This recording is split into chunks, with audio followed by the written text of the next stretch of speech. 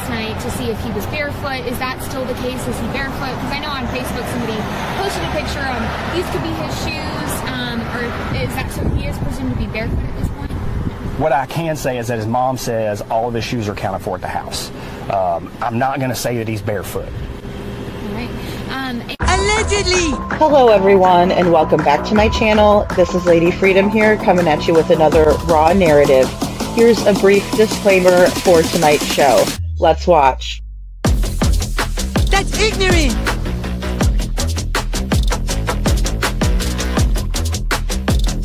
Allegedly, that's ignorant! Ignorant!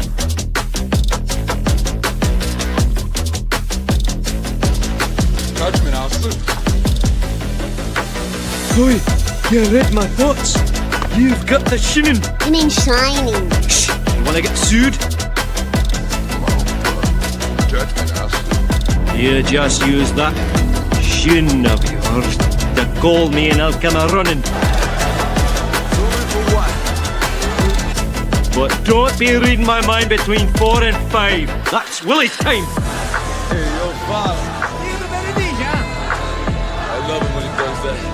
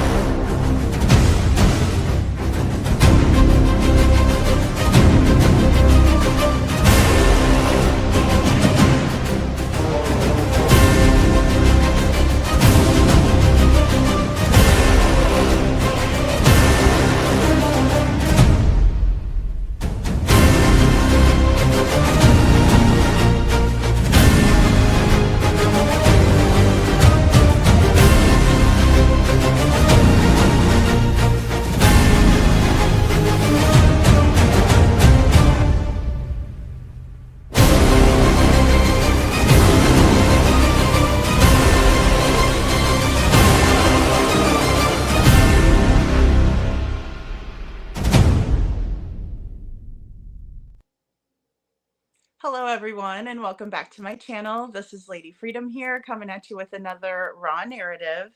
I see Hope Floats here. Happy Friday to all of you guys. Mally Cat, good to see you. We have Shelly Ann, Perfectly Imperfect Boy Mom, Limelit Girl. We have Show Poodles, G of Twins, MS, Benny Bong. Thanks so much for being here, guys. Hey, Holly S. Good to see all of you guys. I hope you're having a good Friday. I know we are right at the end of it. I have 5 more minutes since I'm Eastern time, but I'm sure wherever you're coming in from, you're having a great Friday. And I planned a pretty good show for us tonight, I think. I'm kind of on a time crunch because I'm trying to read through the RICO is a little bit more difficult because you have to click into each document. The other one, I was able to pull it into a PDF format. And for some reason, I wasn't able to do that. And so I kind of gave up on it for a little bit, but I might try it again later. So we'll see. Hey, Cinderella, good to see you. And so, you know, I'm trying to kind of get through it. I only want to pull in kind of important details that I can kind of present to you in, you know, an easier way. So, you know, we might present it and I can pull them up on the screen if you want to read along. I haven't really quite figured out how I want to do it, but I don't know that I want to read the entire document because it is quite long. I think it's over 100 pages or so. And so I just kind of want to pull the important stuff out and then, you know, discuss that rather than reading through the whole entire thing. But I don't know. What do you guys think? Do you want to hear me read that whole thing? Please say no. And hey, Detroit Rock City, good to see you. Yes, I know. You're finally on time. I was a little late today. I'm so sorry for that too, guys. My apologies. I looked up, I'm like, oh, it's 11:47. But I had bought like a little necklace with a little charm on it. It's really tiny. It's really tiny, and I lost it somewhere right before the show. I went to put it on, and it just like slipped off the other end. So yeah, that was what happened right before the show. Hey, Blessed, and yeah, I was having a hard time before the show. We'll just we'll just put it that way. Hey, Sammy S. Rather. Cinderella says, "I agree with you. Just giving highlights." Okay, good. Yeah, I just don't want. Thank you, Detroit.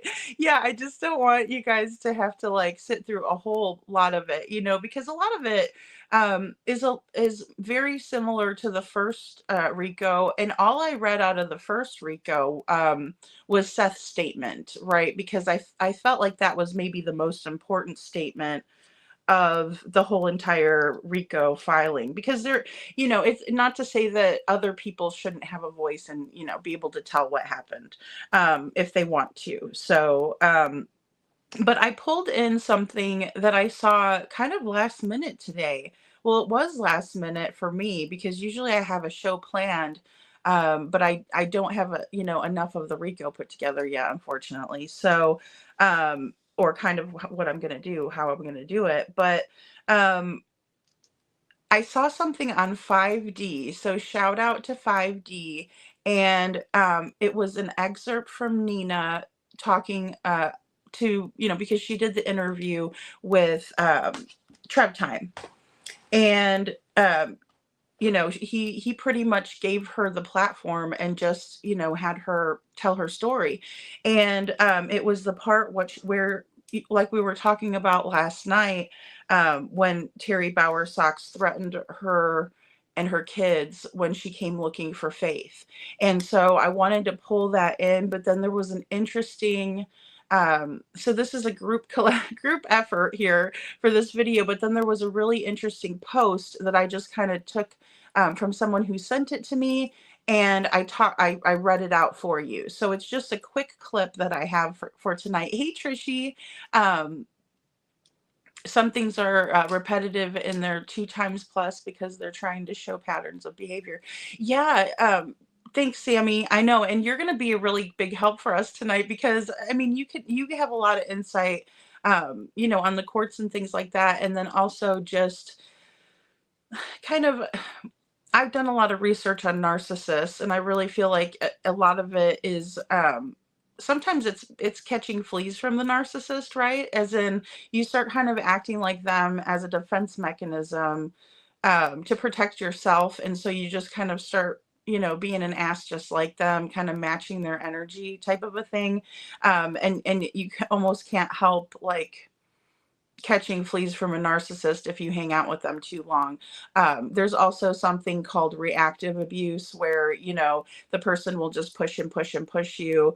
And then you blow up and it's like, that was the reaction they were looking for. Right. So it's very toxic behavior.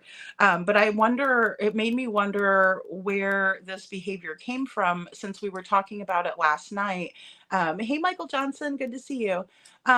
It just made me wonder, where did this behavior come from? Because Chris did say that he was physically abused when he was a child and that he knows the difference between disciplining and physical, ABUSE. So, and he also said that he's, not, he was taught not to hit women and that he taught Sebastian not to hit women. Yeah. And so in that case, in that scenario, it really made me think about, where this all came from, because I do believe that a lot of the behaviors are learned. And then also when you have a narcissistic mother, like Kathy Bowersox, in my opinion, who, is a flying monkey, an enabler, Chrissy can do no wrong, that sort of thing. It really fuels the fire, in my opinion. And I wanted to know what you all think about it. So I thought it'd be interesting to discuss it.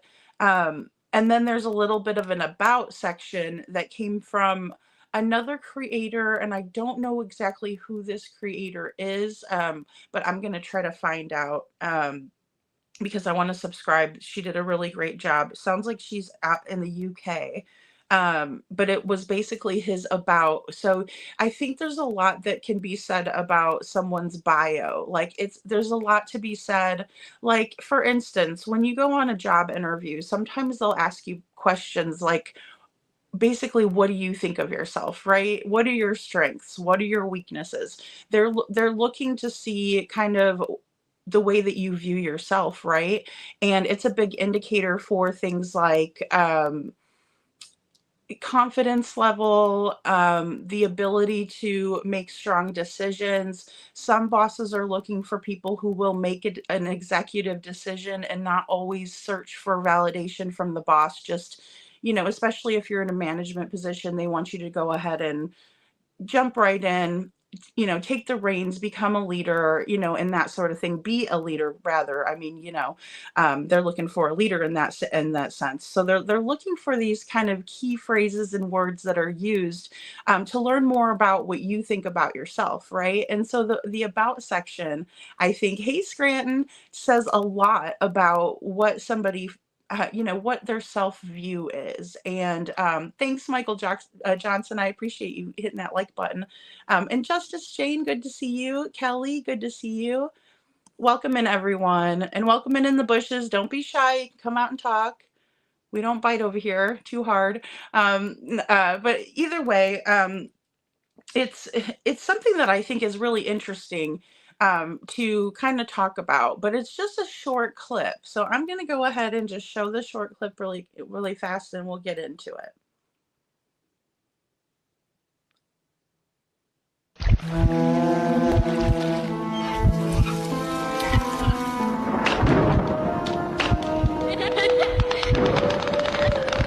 I go to Kathy's house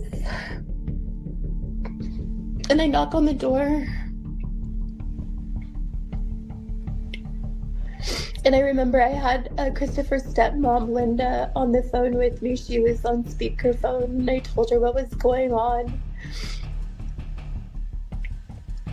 Little did I know everybody was in on this. And Terry answered the door, which is Chris's stepfather. And he told me that I need to get off of his fucking property. And here little Noah, who's 3 years old, and my Isabel is 7. And they're standing behind me. And I said, please tell me what's going on. I said, where's Faith? I said, please give me my baby back. And he told me, get off my fucking property. And he took out a green and black baseball bat.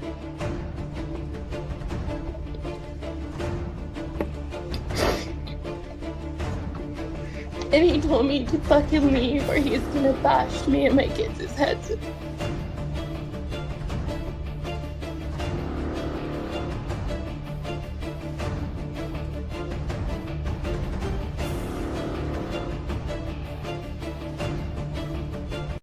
On April 28th, 2017, Terry A. Bowersock Sr. writes, so sad, ... Please put this on your status if you have dated, known, worked with, or related to, are married to, or divorced from, or have children with someone who suffers from being a damned idiot. We all need to understand being a damned idiot is real and must be taken seriously. You could be sitting next to a damned idiot right now. There is still no known cure for being a damned idiot, and sympathy does not help. Sometimes a piece of 2x4 to the back of the head helps, but not a lot. But we can raise awareness. 53% won't repost this because they don't know how to copy and paste. Well, I know how to do a lot more than copy and paste, Terry. I can make a whole ass video about it. You should be ashamed of yourself threatening people online the way that you do, and then turning around and trying to act like the victim. It's been alleged that Terry Bowersox likes to threaten women and children, just like Nina's account of being threatened by him. And we also have accounts from his former coworker who alleges that he liked to talk badly about his wife and his grandson, Sebastian Rogers, in the break room. He liked to call him words like the R word and say that he was an idiot too. Well, I'm here to tell you, Terry Bowersox, that you make me sick at my stomach. You are nothing but a bully, in my opinion, a low-life bully, and you need to get better hobbies, just like the rest of those bullies out there. If you think you're so tough, Terry Bowersox, why don't you go down to the bar and pick out the biggest guy that you can find and see how you fare with him? Why don't you leave children and women alone? Anyone who knows the truth knows that guys like you always try to pick on someone smaller or someone that you perceive to be weaker than yourself.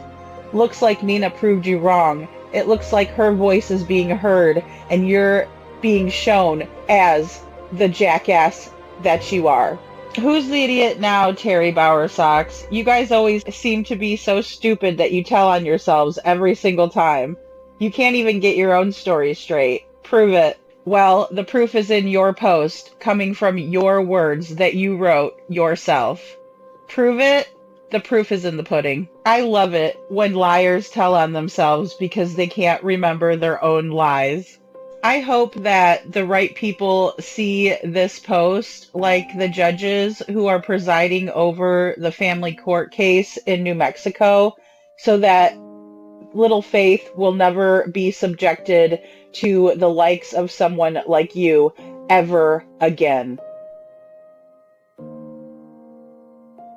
Here's what Terry Bowersox has to say about himself. I am a licensed A&P mechanic by trade. I have almost 20 years of heavy structural repair and modification experience. Most of my career, I've traveled the country as part of numerous specialized repair and modification teams. I have now taken my experience and started Precision Driven Solutions LLC to help customers and technicians alike.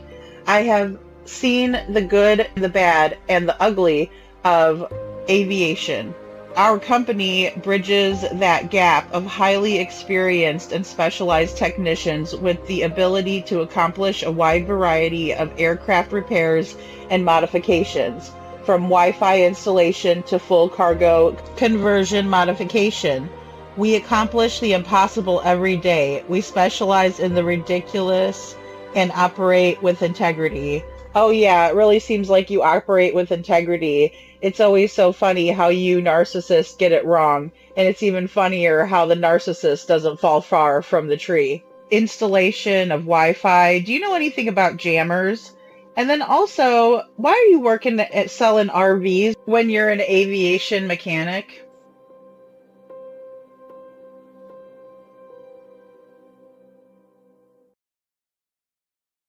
Okay, guys. So just a few questions at the end there because I'm not, it's really confusing to me. And that's, I guess, the connection on how he would have known someone that had a private jet, maybe, right? Just a kind of a lot to unpack right there. Because to my knowledge, what he was doing working at the RV center, whichever one it was, didn't have anything to do with aviation or mechanics. So, and I just wanted to say hi to Baba Rose and Kim. That was hilarious, kind Kim. I agree. I agree. He has definite Biff vibes, right? Oh, Mally Cat, thank you so much for gifting a membership. If you got a membership from Mally Cat, make sure you say thank you and welcome into the Dragon Tribe. And Sammy says, ooh, not so hard to access. Andrea's ammonia. I don't. I mean, I'm wondering about a lot when it comes to, because for a while, I won't lie, I'm not gonna lie, I really wasn't making a connection on how he could have had access to a private plane, and I was kind of not disregarding anything, but I also was like, well, I mean, maybe they were going to Alaska for different purposes. You know what I mean? Thanks, Kelly. Thank you so much. this family are just evil, and I think they're above the law, and they do think they're above the law. I agree with that, because he was also alleged to be conversating with a police officer and then bragging about like how he has these connections, which, I mean, police officers are regular people. They're going to have friends that aren't police officers, right? That doesn't always mean that they're doing something nefarious, or that they're involved in anything bad. They're just friendly with people who are in law enforcement. I'm sure they have a lot of law enforcement friends, because of course that's kind of what we all do. At whatever profession we're in, we're going to have friends in that field, right? But it's still something that you wouldn't typically go around saying like, my cop friend's going to get me out of trouble for doing something bad, or anything like that, so shower in holy water. I watched a little bit, speaking of holy water, I watched a little bit of Josh's The Lab last night. After I got off a live, and he was critiquing like a T-Rev live or something like that. reminded me of That reminded me of that, Detroit. That's so funny. Let's see. I saw another comment up here. It is heartbreaking, Trishy. It's so heartbreaking to hear poor Nina. I bet she just can't wait for this emergency petition to go through, or hopefully it's a speedy thing for her too, because I know it's tough. And it's just, to me, it's a no-brainer, but I don't know what the judge is thinking, and I don't know how many judges have actually been on this custody battle, because when it goes on for years and years like this, it's not always the same judge, right? It's different judges, it's different lawyers, it's different, because you think that maybe you're out of, you're in the clear with the narcissist, and then all of a sudden they just take you back to court. They want you to go back to court with them. And we kind of heard Nina talk about going back and forth. Oh, that's so sweet, Kelly. I'm so glad. Oh, Kelly says I've been wanting a membership. Oh, that's awesome. I wish they didn't. It's good and bad that they land on random people. Like, it's good. It's kind of funny. So people were saying, shake the bushes, and stuff like that. Like, I guess if somebody buys like a lot of them at a time, and then you can start seeing everybody that's in the bushes. But I think it's kind of neat that, people do get them randomly. But then again, I wish you could like gift it to somebody, like a friend, like send a friend a membership. I think YouTube needs that. Ooh, okay. Limelight Girls Gaming. Oh, I hope you win, Limelight Girl. I hope we're giving you good luck. And Baba Rose says the 2x4 that Reverend Donna spoke of is making more sense. She said popcorn tooth. Oh, Edgar hurt Sebastian. Oh my goodness. Oh, Baba Rose. I was wondering, because the other creator that I had snapped the about section of Terry Bauer Soxes and read out, she had mentioned Reverend Donna in her post, or excuse me, in her video, because I didn't listen to it. But gosh, it's so eerie sometimes, the things that people get right. Suzanne says their karma will eventually catch up with them sooner or later, in my opinion. I believe that too. I think that a lot of times the karma does catch up with them, but they're so like crazy that it just like makes them more mad when it does, and then they just keep wreaking havoc, is kind of what I've seen happen before. Of course, sometimes they move on to other people. Aw, Mally Cat. Thanks, Trishy. Hey, Crafting in True Crime. Good to see you. Good to see you. Hey, Kaika. Good to see you. Thank you for sending me the picture of Mr. Stepfoot there. And I'm thinking, it has a lot to do with maybe both sides, because see, here's the thing. When Nina recounts, what she went through when she went looking for Faith the day she was served, and she shows up to Kathy's home, and she's met with Mr. Flying Monkey Socks at the door, and he tells her, and her children are 3 years old and 7. So little Noah is 3 years old and Isabella is 7 years old. And they're standing behind their mother, and their mother's standing at the door. And Terry Bower Socks grabs for this black and green baseball bat and says, "If you don't get off my property, I'm going to bash you and your kids' heads in with this baseball bat." I mean, what the hell? Like, does that make him feel big? Because to me, it makes him look like a big P word. So either way, I think it might be all of them, because she also says that she was on the phone with Chris's stepmom, and she had her on speakerphone, and that everyone else was in on it, but she didn't know that at that time. But she was like, she must have called Chris's stepmom for some sort of moral support, because in the interview before this, she talks about how she that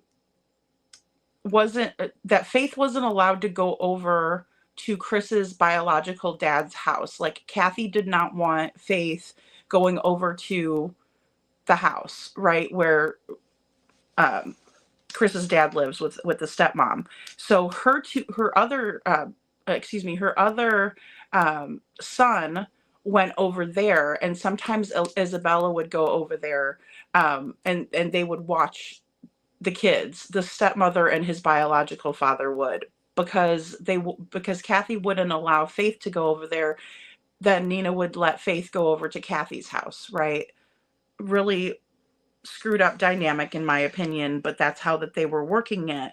So is there a reason why Kathy doesn't want, is she just being vindictive, right? Let's just put it this way. And if you guys want to do like a 1 in the chat if you think she's being vindictive, or if you want to put a 2 in the chat if you think that there's a reason. But I was just wondering if there was a reason, like Chris got abused by his dad when he was little, like physically, right? Because he was talking about that, and he did say that in an interview when he was asked, the interviewer asked him, did somebody do this to you when you were little? And he said, yeah, they did. And I know the difference between ABUSC with a child and disciplining them. And that was kind of, in the conversation.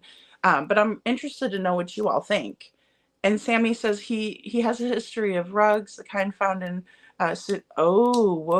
he may have lost ability to do airplane mechanic stuff. I have to do some research.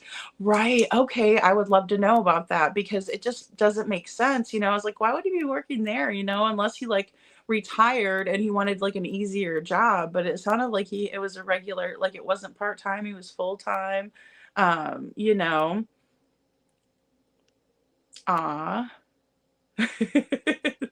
Perfectly Imperfect Boy Mom says, yes, I was gifted a membership from a channel I never came out of the bushes for. Wasted membership. Well, and I've also heard that like people that don't even watch the channel could get a membership too. So I mean, I guess it would bring somebody in to watch or something. Maybe that's what YouTube's thinking. Hey Donna, good to see you. Good to see you. Happy Friday, everyone. And Brandy and Indy, good to see you. Good to see you. Good to see you. Okay, so you guys think it's 1. I got 3 ones. 3 ones. Thank you. Yeah, because I'm just curious to know what you guys are all thinking. If you think something different too, like there's also maybe another reason for it. But I think Mama Socks is very vindictive. I do think she is. And I think that she's very controlling in a sense. So I was wondering if she was deliberately keeping, I find it to be odd that Chris's biological dad would be okay with watching Nina's other children and not like being able to have his granddaughter over, because that's like special. It's special, right? Hey, Sorta Morta. Michael's not really sure. I mean, I'm not 100% either. I'm just kind of speculating because I don't know. I think the I think step flying monkey socks came into Chris's life a little bit later on in his life. I don't know that he was very little, but I don't think he was also terribly old when that happened. I think he might have been like, maybe 11 or 12. I don't know. If you guys know exactly when, definitely let me know. And Brandy and Indy says KP maybe 2, CP a 1. Thank you, Brandy and Indy. I know it's just hard to tell. I mean, it's just hard to tell. And Katie was in on that kind of stuff too. According to Nina, she was in the mix, right? Because Katie is allegedly a woman who Chris was talking to, but when he was caught, he didn't say, "Yeah, I'm having another relationship," or "I'm interested in somebody else." He said that the person on the other end of the texting was, baby, calling him baby, was was a person who is attracted to the same sex that they are, right?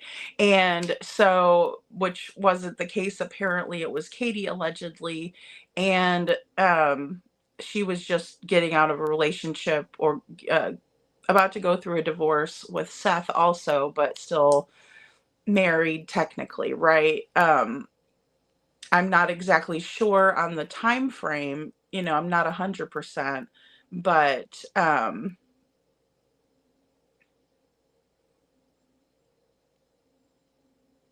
old arrest in 81 for possession of, okay, yeah, yep, out of Davidson County. No kidding, Sammy. And when you get into, I'm not saying that some hardcore rugs are better or worse than others. I hate to spread that message because I don't think that that's responsible.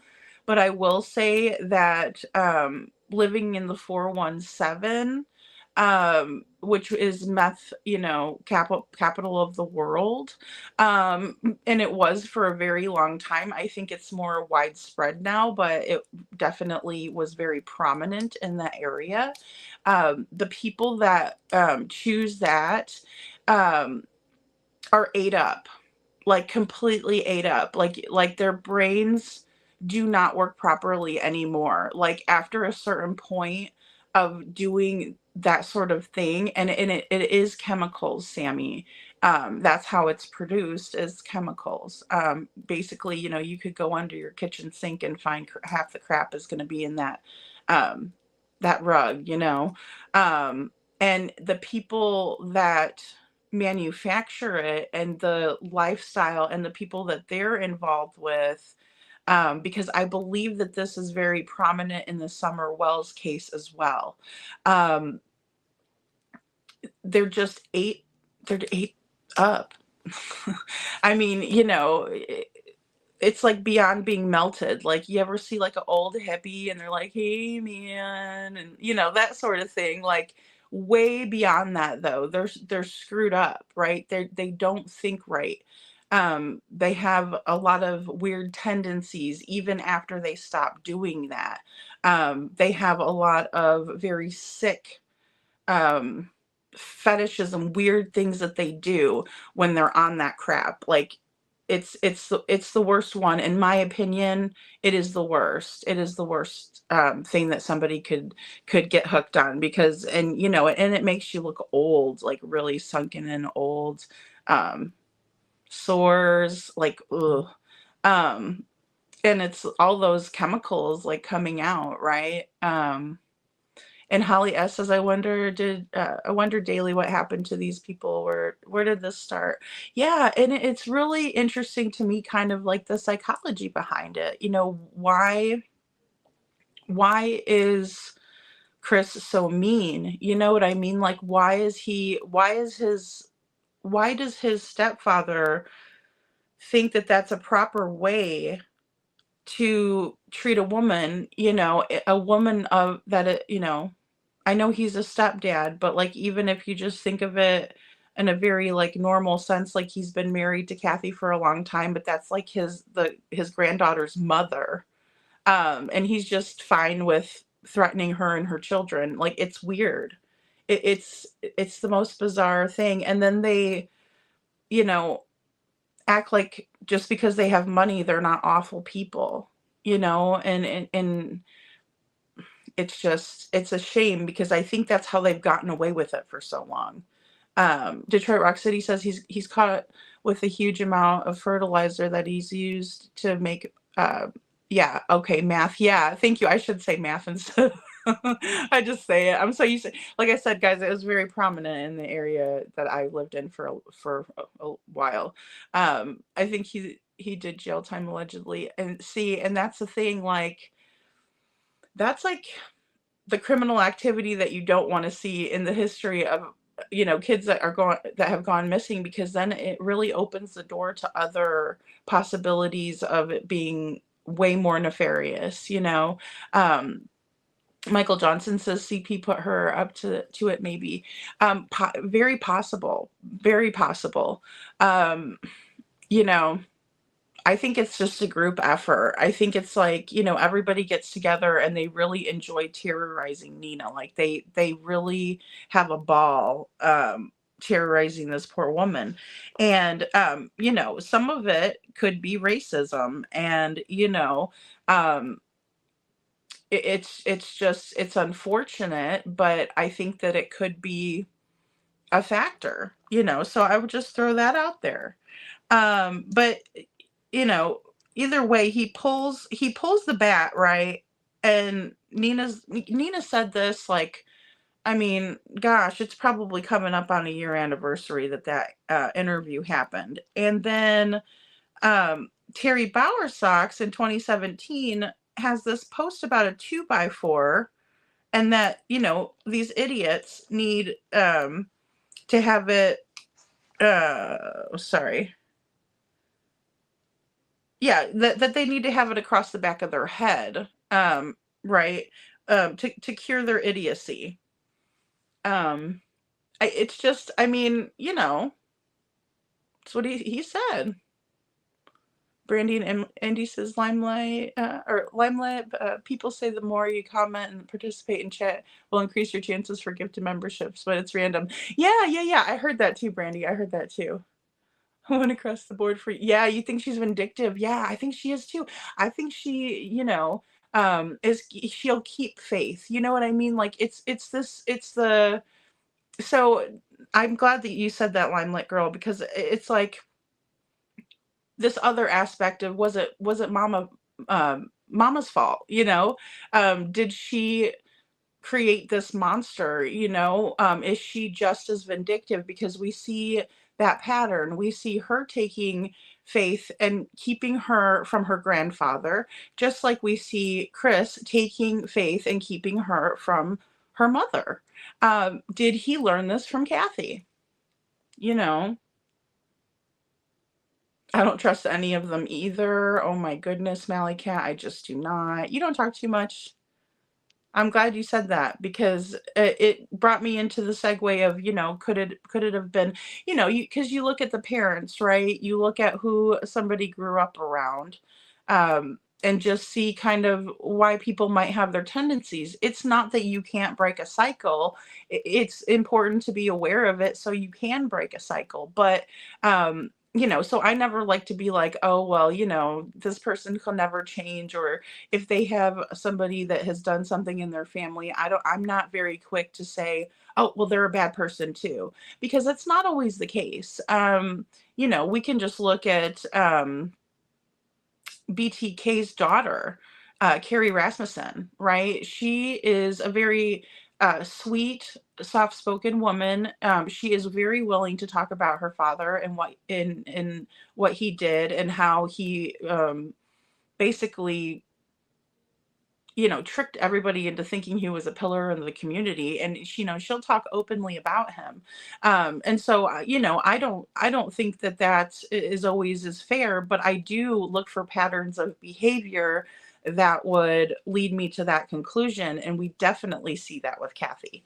Kaika said, I did send you a screenshot of a white car, green hoodie, so-called got into and drove past behind the white truck. Oh, thank you, Kaika. I didn't see that. I will look at it. Thank you so much. She had already planned to take Faith away from Nina, in my opinion. Oh, yes, Detroit. Because remember when Nina was talking to when Nina was doing the interview, she said that she was talking to a friend of hers, and her friend was like, yeah, they're going to try to take Faith away from you. And she's like, no, why would they do that? And she's like, no, they wouldn't do that. And then lo and behold, they were planning to take her. I believe her. I do. Crafting in True Crime says, my ex-husband, who's very much like CP, had a girl call his cell phone. I answered, and she had the nerve to ask who I was. Oh, God. I said, girl. Crafting. I said, girl, you can have him. You can have him now. I don't.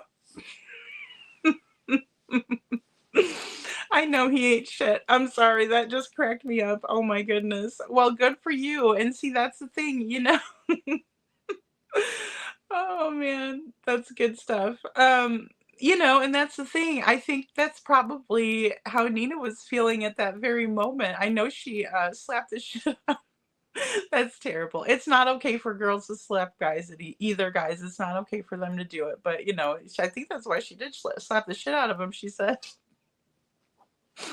Oh, goodness sakes. And and this that's part of like the reactive abuse. I feel like I really do feel that way. I think that um that's the pushing someone past the point, right? Because here she is, just had his baby, and somebody's calling him baby, and it's not her, and she knows that it's not like a person who likes the same sex as them.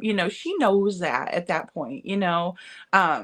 And Sammy says, I missed the question with the 1 or 2. I tried to go back, but then I got all confused. Oh, no worries, Sammy. So I said, do you think that, for one, it was, do you think that Mama Socks is vindictive, keeping Faith from the biological grandpa?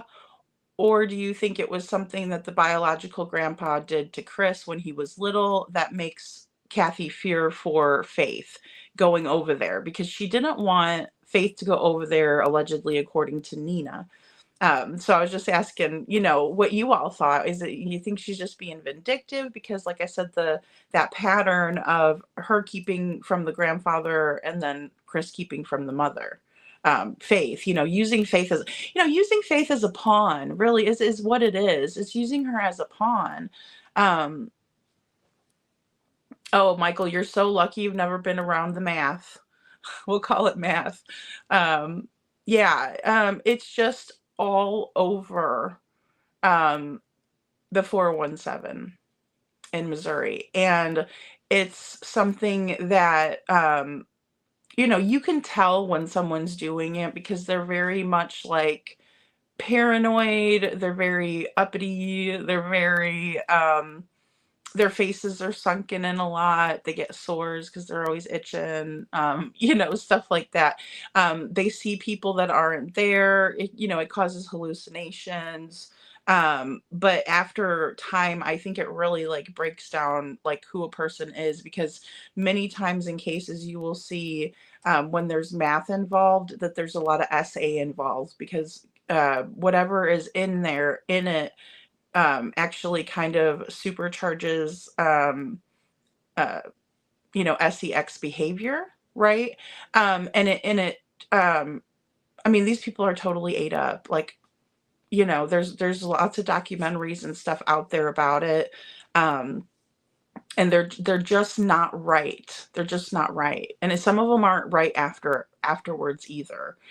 They still have those nasty tendencies and stuff like that. And I believe it was very prevalent in the Wells case. I really do.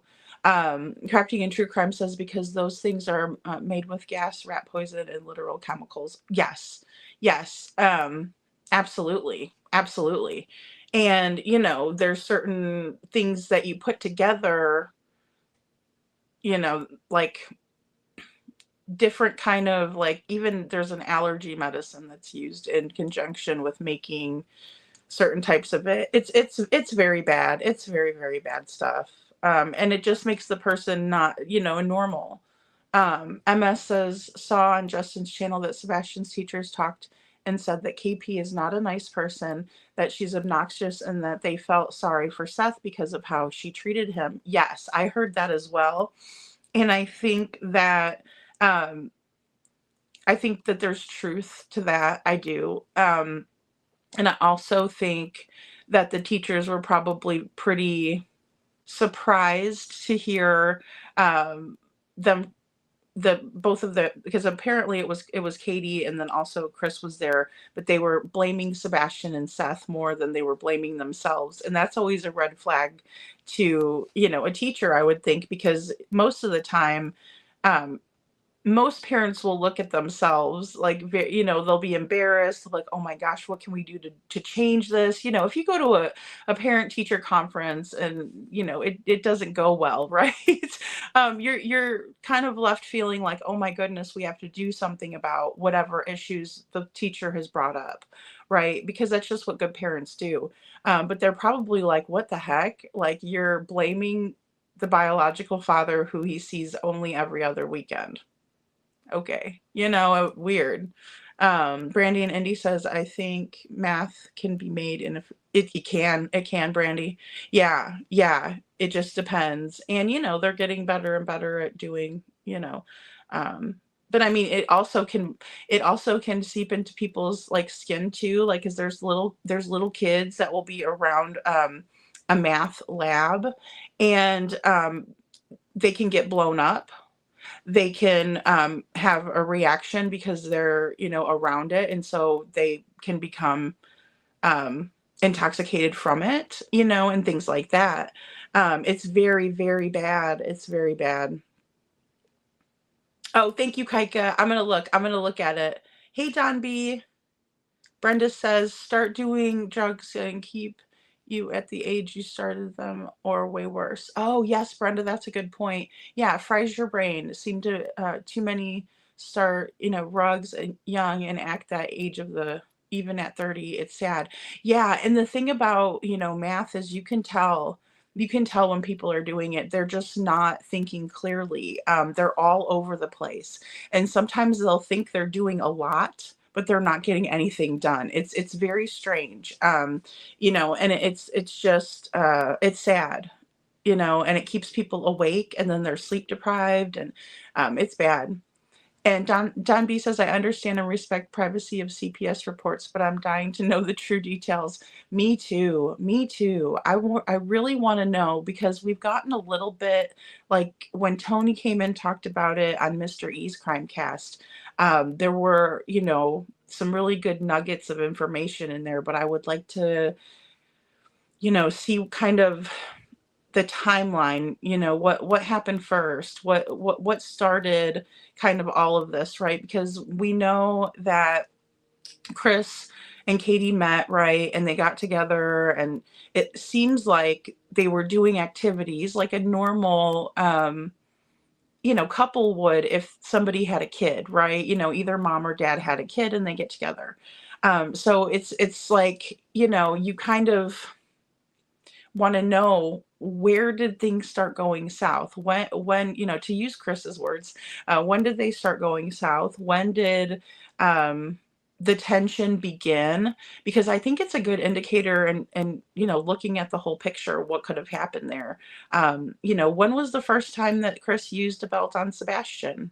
When was the first time, when did he start yelling at him and stuff, because those things don't happen in the beginning. Any of us know when we first start dating people, you kind of date your representative. And, if you've been married for a while, which Katie was, got together with Seth when she was young, and got married young, and had her son young. I've been there, and so I look at that and I think, well, she probably was not really ready for the dating scene as fast as she got into another relationship and then married Chris. So all of that is important to me too, Don. I would really like to know, just for, to create a more accurate timeline of events too.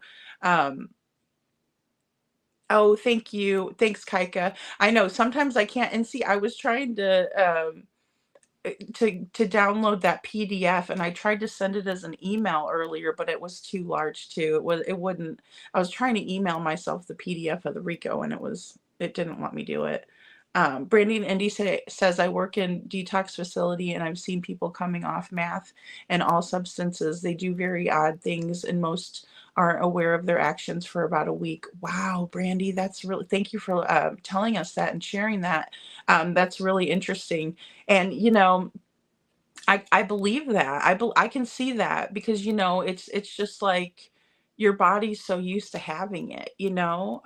Thank you for sharing that. That's really helpful, to understand it, because I know a lot of people don't probably even understand, if you've never been around it, like Michael said.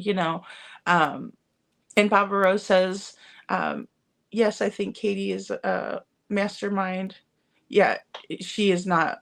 Yeah, I don't think she is innocent at all in this. You know what I mean? I think she holds all the information. I really do.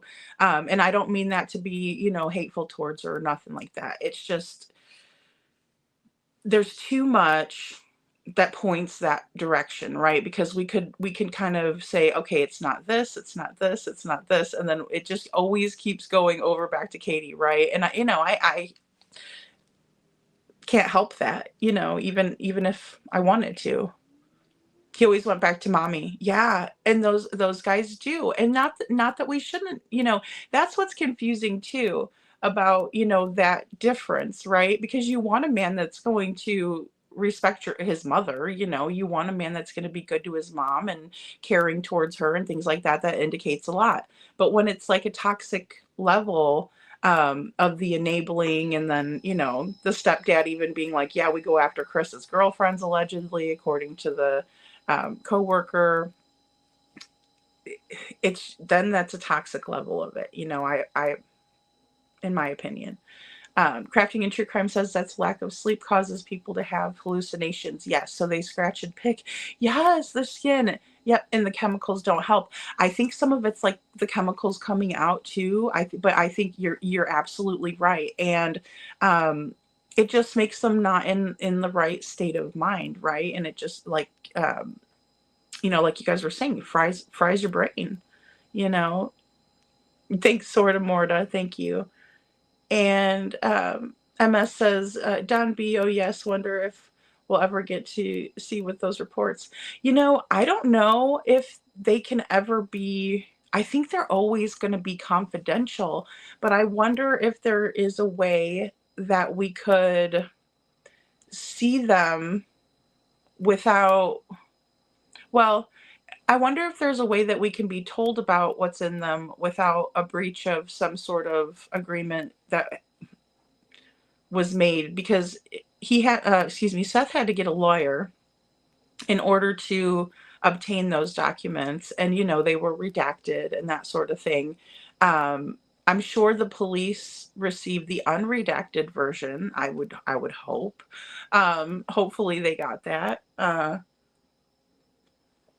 But I'd be interested to know what are some of the things that are in, what are the key points in there that would indicate what maybe could have happened to Sebastian. Because if there were things that they were doing, like, one of my fears would be if they were striking Sebastian and they hit him too hard, right? Or if they were striking Sebastian and he got hit in the head, or he fell and hit his head. Those are the things that really bother me and make me worry about it.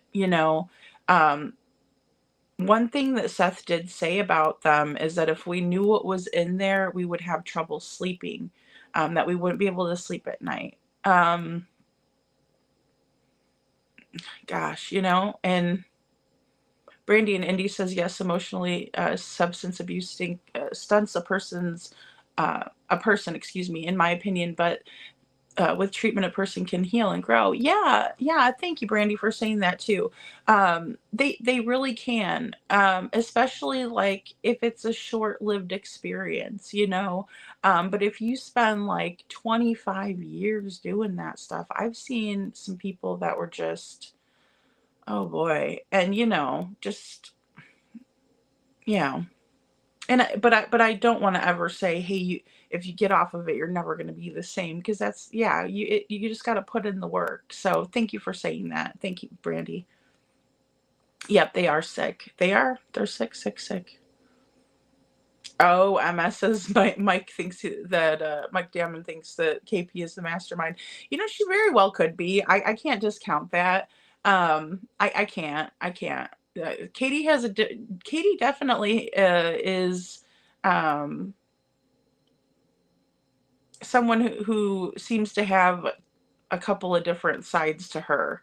Not to say that, human beings aren't complex. We all are complex beings, right? Yeah, but yeah, I can see her probably masterminding a lot.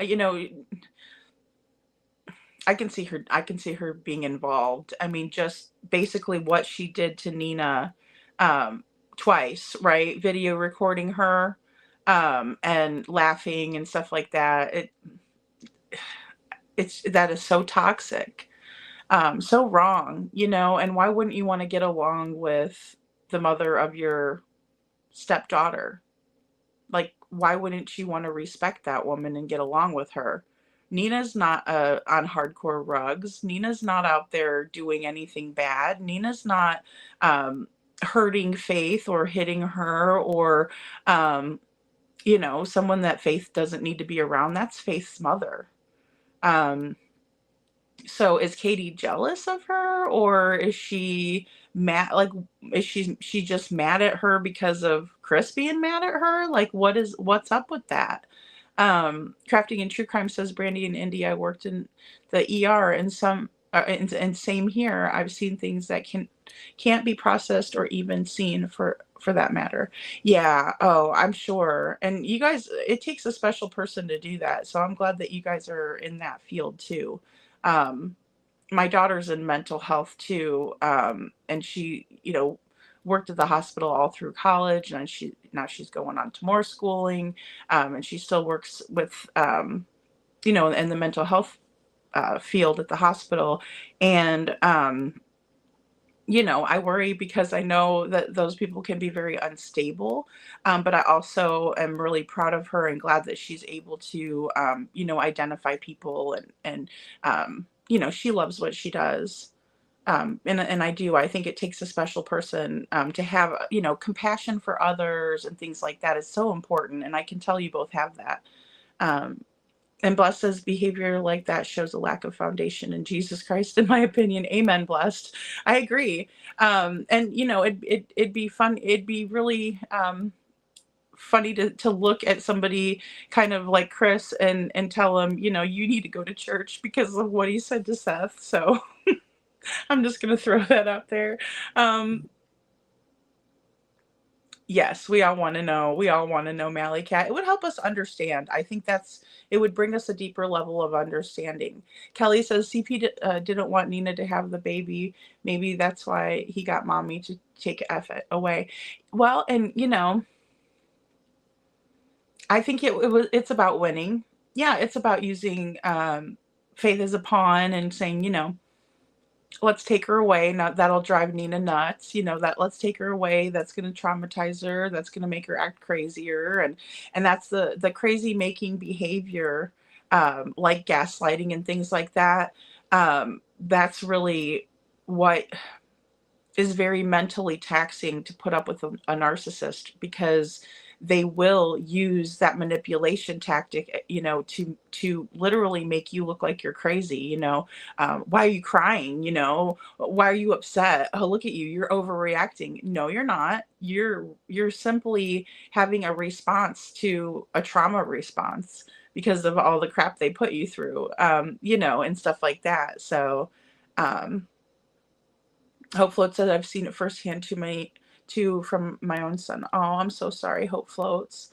Yeah, and I'm so sorry to hear that, because it hurts. It hurts when it's somebody that's close to you. I've had really close friends and stuff like that some of the best people, and then all of a sudden they started running with like a bad crowd. It's weird to say that, because it was even, in my 30s that I knew a couple people that all of a sudden I was like, oh, I see what's going on. Like, you're not yourself because you're doing this. And it is so sad, and it hurts. So I'm so sorry. Brandy and Indy says, Baba Rose, I agree. And CP doesn't really catch himself when he goes on off script or contradicts himself. Yeah, but KP does. That's telling, in my opinion. Oh, that's so true, Brandy and Indy. Oh man. Yeah. Katie, and I will say that Katie definitely had like an oh shit moment in that interview when she says that Sebastian was supposed to turn 16, and and then she's like, oh shit. I mean, she tells on herself really bad. She just really, it's painful almost. If I wasn't so much on Sebastian's side, I might be like, oh, ouch. But and then Trishy says, Carla, oops, maybe try to rephrase your comment. Oh, okay. Oh, yeah. I don't know what you guys posted up. Hey, Adam Forever 21. Happy Friday. Happy Friday. Yeah, just be careful, because sometimes, guys, I did have to block some words. So there's certain words that we can't use. I like pre-blocked them. And it's just because I don't want anybody disparaging others, and so I try to put as many of them in there, but I don't want to stifle your free speech. I have a struggle with that. Oh, thank you, Carla. That's so sweet of you. Thank you very, very, very, very, very much. I'm too bashful to put that one up there, but that really makes me feel good. So thank you. I really, really appreciate that comment. That was so sweet. Yes, it is. Brandy Baba Rose says KPX Sophie. Well, and the accents, like in the first interview, well, I will say the one with Duchess, and then the WSMV4 with Holly Thompson when they were in the house. In my opinion, Katie was using like a more Southern Belle kind of accent. Now, when you live a lot of different places, you might pick up some of the lingo and things like that. And when you're in the Navy, you go a lot of places. And so I couldn't discount that, but I also realized that like she totally abandoned that like kind of sweet Southern, I'm just a nice Southern lady, kind of thing. And then she lost it. There was a couple of times where I did hear her Chicago come out, and that's just because I'm from Chicago. But like I heard her Chicago come out, and I don't know how long she was stationed at Great Lakes, but in Crafting and Truth Crime says, Brandy and Indy, congratulations, same here, 14 years plus. Aw, that's awesome, guys. That is awesome. Yeah, and it might just been, yeah, the Vindictive MS says that's the worst. And it might just be some of the words I blocked too, guys, because I was trying to be good about blocking. I think I'm going to try to get one of those bots in here. I don't really like AI having too much control, but, maybe we'll try it. And Mally Cat says, I really try to give people the benefit of the doubt, but it's been so hard with this bunch, in my opinion. I know, Mally Cat. I do. I try to look at it at least from a couple different perspectives, or try to, like, look at it from their shoes. But it's it's real difficult. It gets more and more difficult as things come out, like what we read, excuse me, what I read for you guys today. I had never seen that post before. And then, like I said, somebody had sent it to me, and then I went over and it popped up into my feed from 5D, and I was like, okay, well, let's take a look here. And I thought that's really interesting. Let's talk about it tonight. Um,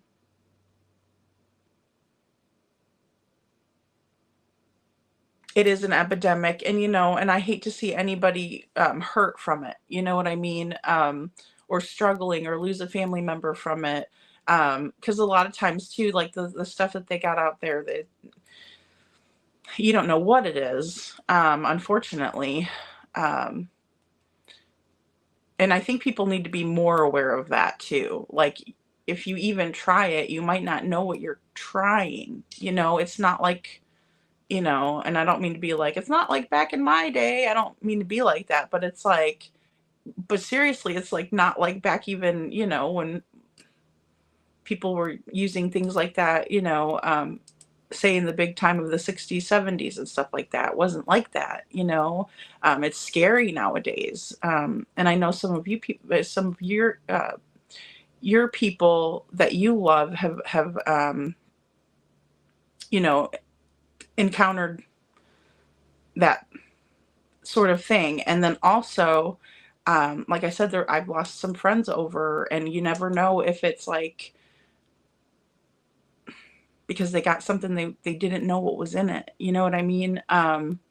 It's just really sad. And CB says, how can CP be a witness at the Fernandez versus Seth smear court appearance? He wasn't even there as far as I know.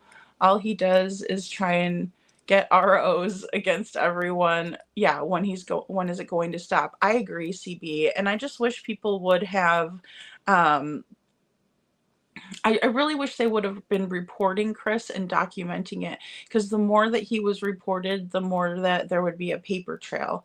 But I didn't know he was going to be a witness in that Fernandez crap. I had no idea. That's the first time I was hearing about that.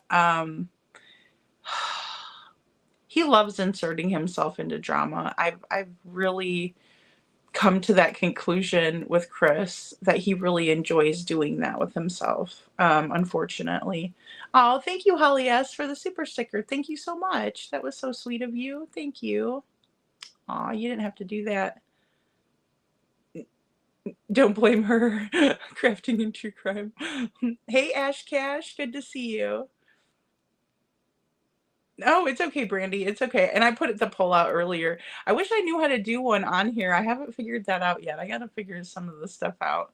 Crafting in True Crime says, same as Nina. My daughter was 3 months old, and I had no family nearby. And he traveled for work, so was only there 1 week or so. Honestly, I was already done, but that was my way out. Yeah, and see, that's another thing. Sometimes it is... you're on your way out. It's not like you're sticking around, but you're kind of in a position where if you've been with somebody for a while, it's kind of hard to just cut ties automatically, right? You got bills together, you have different things. It's not so easy, you know what I mean? And so that's understandable. But I'm glad that you got out, and I'm glad that anybody who's ever been in that kind of situation, I'm always happy to hear when people can get free of that.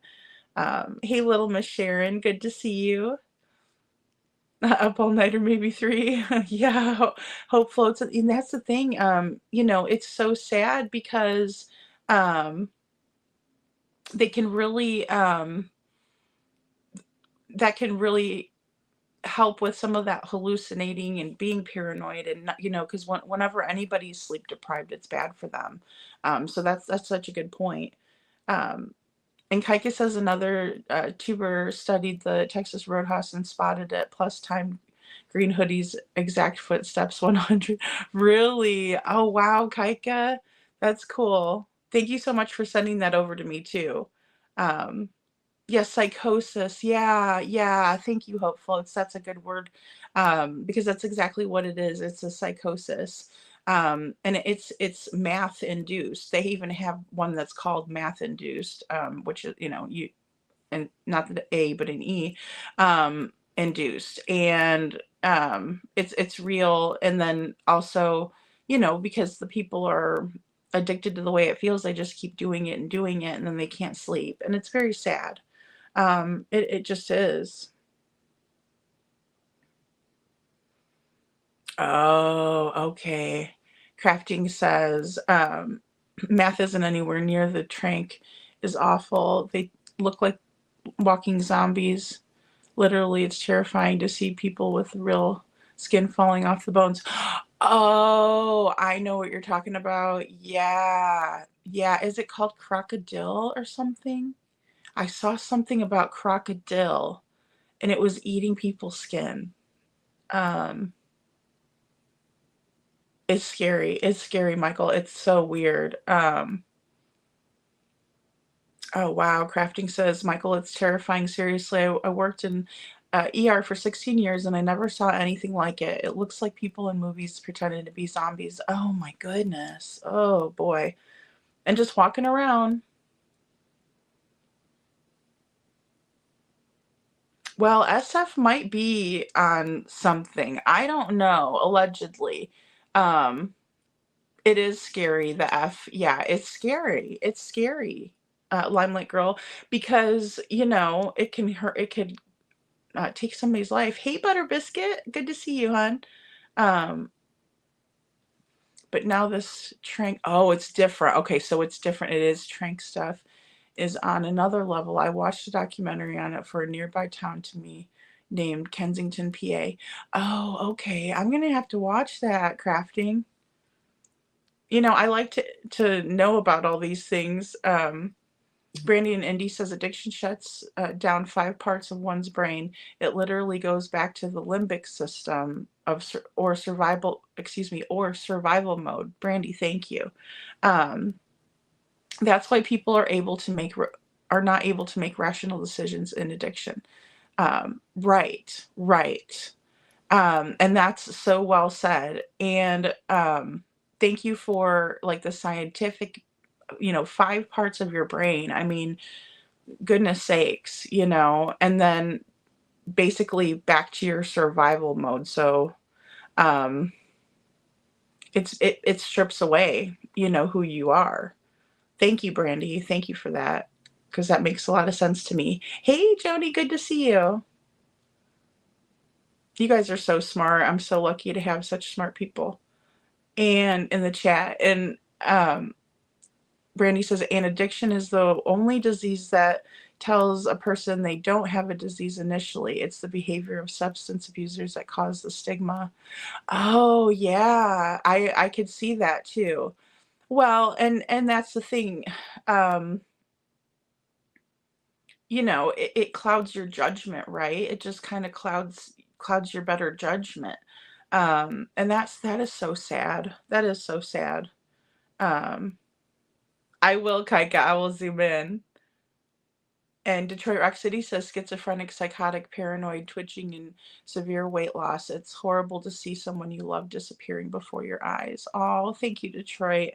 It is. It's and just changing who because if it was like a buddy of yours, too, um, it's like, "Oh, where'd my friend go?" If it's your son or your daughter, it's like, "Oh my gosh, where did my son and my daughter go? Like, how do I get them back?" And a lot of it, I believe, comes from trauma.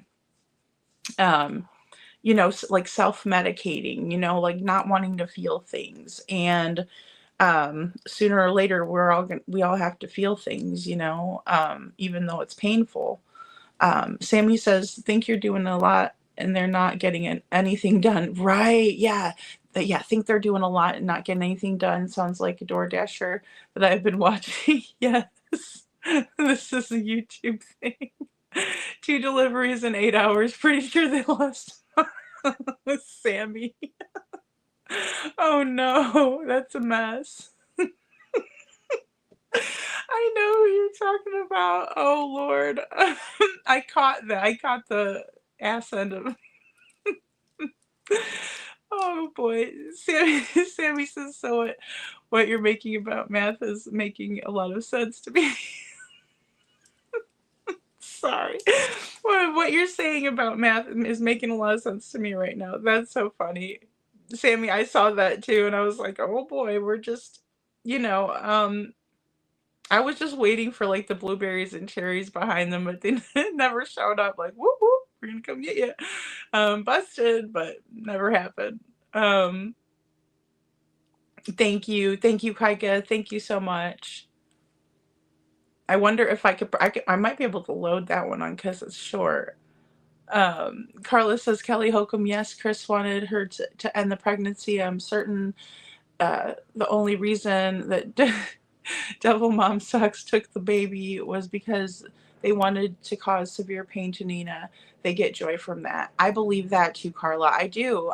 They wouldn't do it and laugh if they got enjoyment out of it. You know what I mean? Because another point that I wanted to make, so I'm glad that you said that too, is that typically if people have to take custody away from the other parent for any reason, most normal people will feel awful about that and kind of want to figure out if they can get that person help first. Like, say it is something like what we're talking about, right? You know, somebody is in active addiction. It's a bad deal, and you know that you can't leave the children in that environment, right? You got to get them out of there. It's not a good situation. Mom's not 100%, dad's not 100%, right? You would think, as the other parent wanting the best for your child, that you would get that other person some help, some resources, or let the family courts know, like, hey, this person needs resources, right? Let's get them better. Let's get them off the shit, you know, or whatever. But in this, you see them taking great joy, like you said, in it. And to me, that should be the biggest red flag for the family court system. If you have people coming in there laughing and joking, like, you know, I mean, come on. Like, it's like sometimes they're blind, in my opinion. Yeah, because she continued to allow it. Right, right, exactly. Limelight girl, exactly. Hey, Ann Reynolds, good to see you. Good to see you. You're not late. You're fine. You're fine. Butter Biscuit says we can't ignore the fact that they were looking for ways to get Sebastian replaced out of their home. Maybe Seth maybe Seth taking him once the school year ended wasn't soon enough. I know. I fear that too, Butter Biscuit. I do. I fear that too. I feel like maybe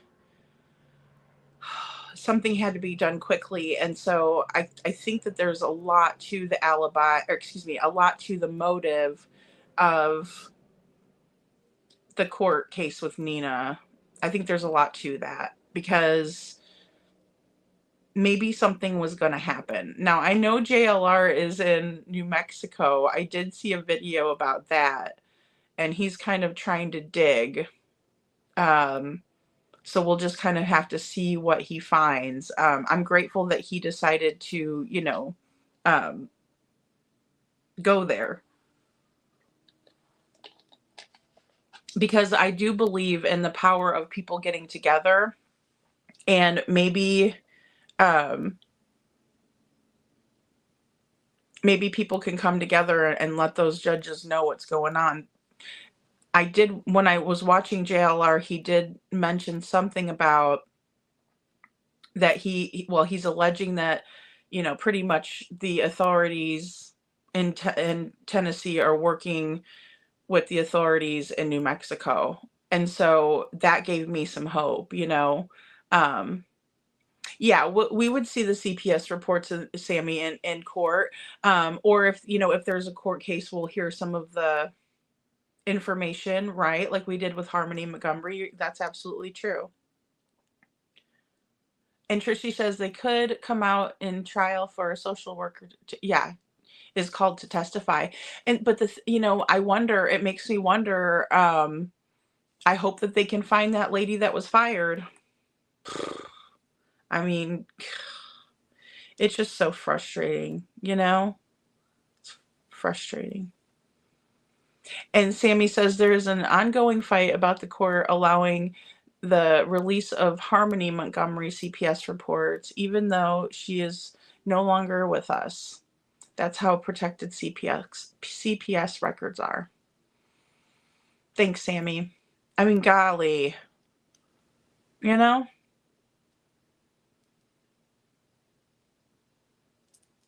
How are we going to find her if we don't know these things? You know? Brandy and Andy says, yes, Seth said things were bad and he got things situated, but then things got better. So Sebastian stayed with CP and then things got bad again, in my opinion. Brandy, you know, that is a really good point because, you know, we do see that cycle. It's always a cycle of abuse. It's always, you know, gets better. That's the calm before the storm, right? And then the storm hits and then it, you know, kind of levels off and then gets better and then the storm hits again. You know, it's a vicious cycle.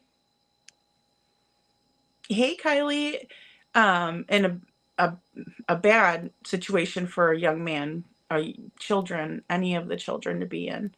And Sammy says some people have them and there have been leaks about what is allegedly in there, and I don't know if it's true. Yeah, Sammy. So thank you for bringing that up. So Seth got a lawyer to get these CPS documents, and only the biological parents can obtain them through a lawyer, allegedly. And so he did receive those, but then he was seeing someone who went into his phone, and this was in the RICO filing, the first one.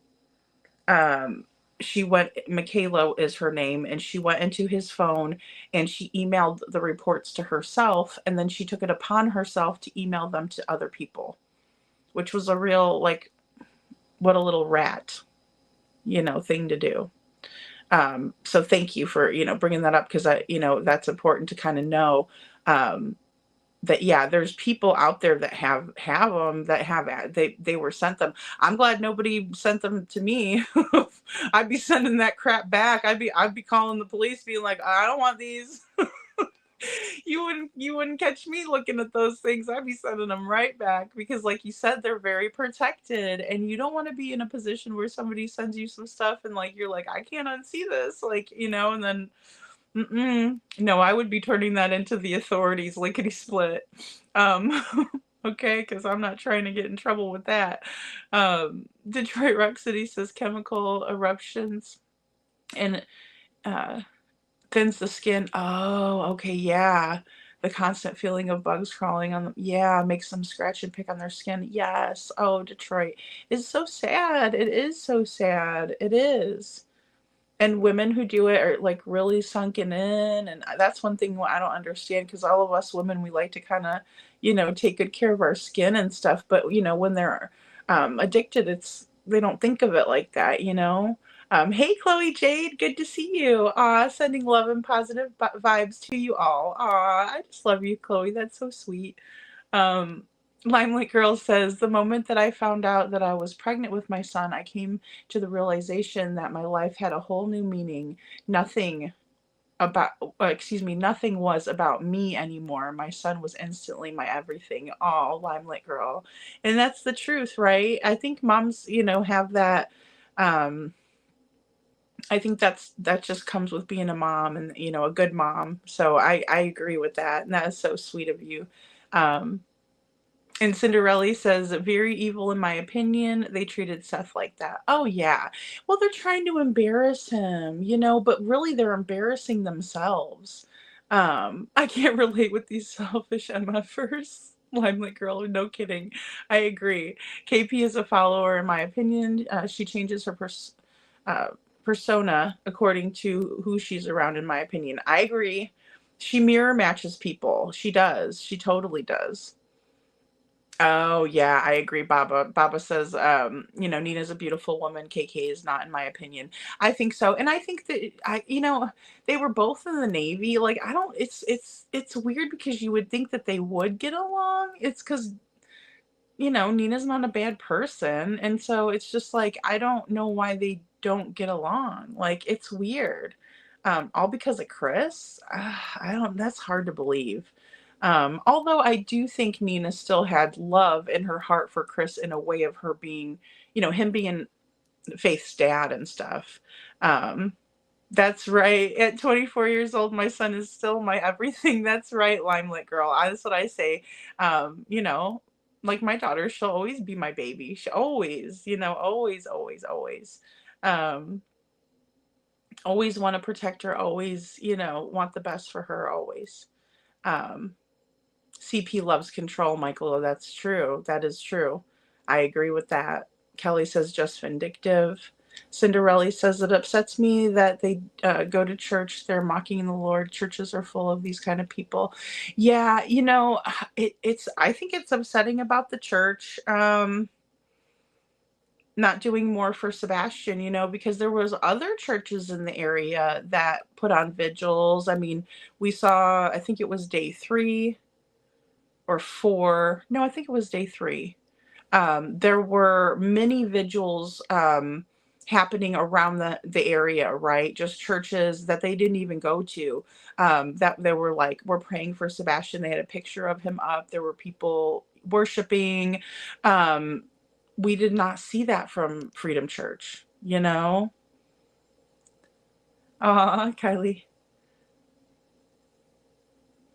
So it's just weird, it's just weird.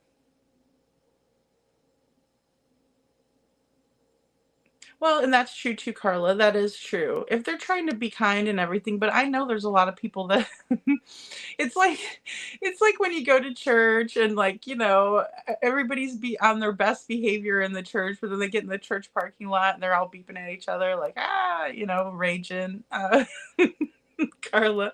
But I do agree. I do agree that, church should be a welcoming place. But what's funny about what you guys are talking about, and I think the lore lads mentioned it, was that like even the Ramseys were like, oh, we're not allowed to go to church, like, isn't this the place where we need to be and stuff like that, which is like, yeah, but I don't know that anybody wants to sit in the same pew as you, which what isn't very Christian like either. I understand that, but you're like going, oh, is Ohio cold, Kylie? Oh my goodness.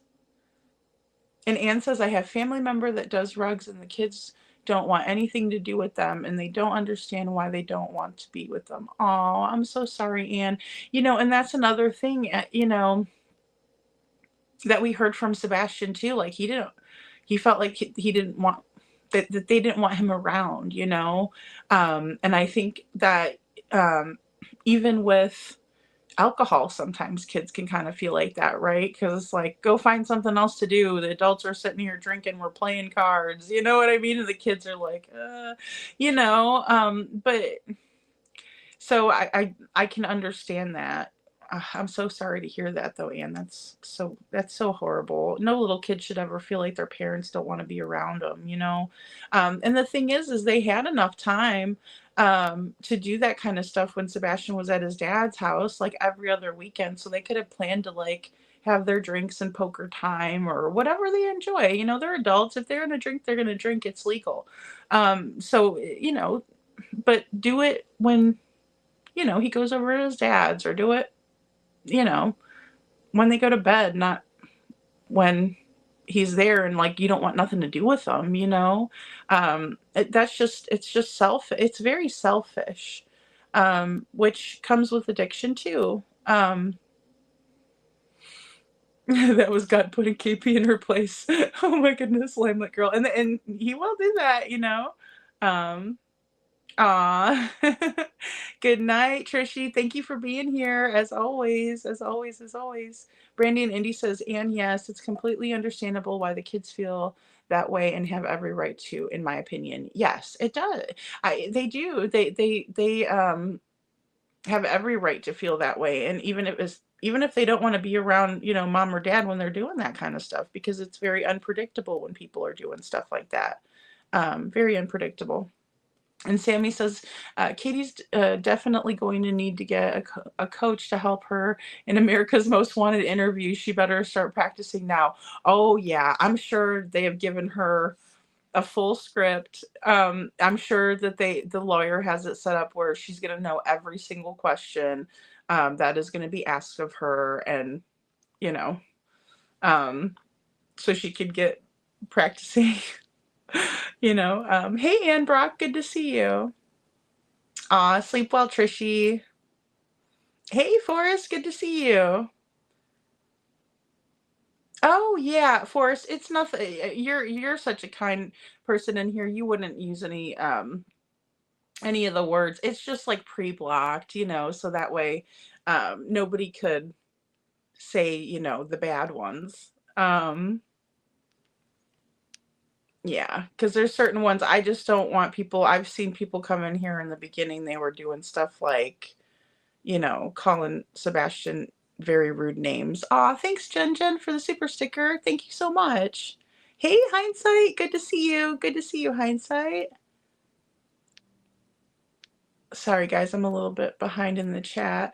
Yes, I watch a YouTuber that helps people out in Phoenix, and they are all like walking zombies. It's so sad. Oh, man. Ash Cash. Oh, my Lord.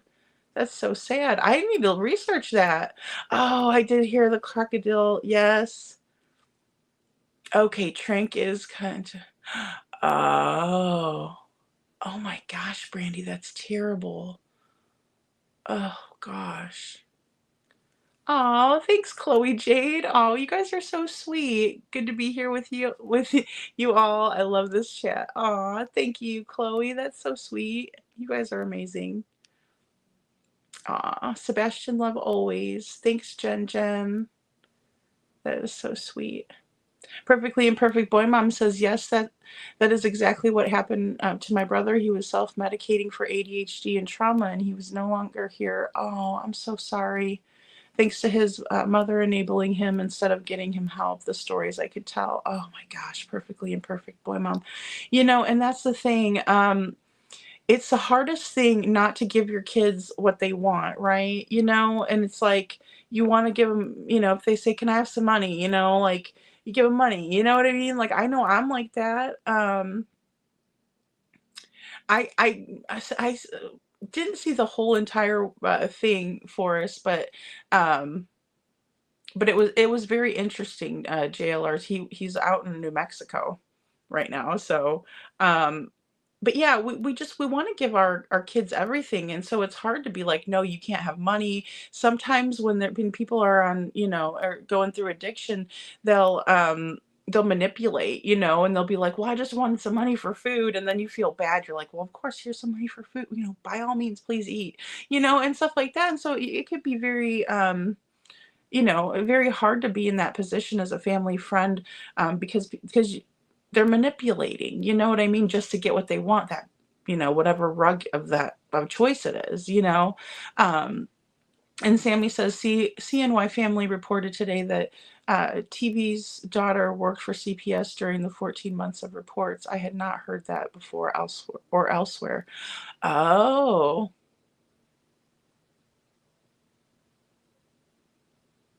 I never heard that either. I'm speechless. No kidding, Sammy. I'll have to check. I like CNY. I like her. Interesting. Yeah, they were smiling, laughing. Yeah, Nina was in the Navy, cracking in true crime. As far as I know, they all were serving.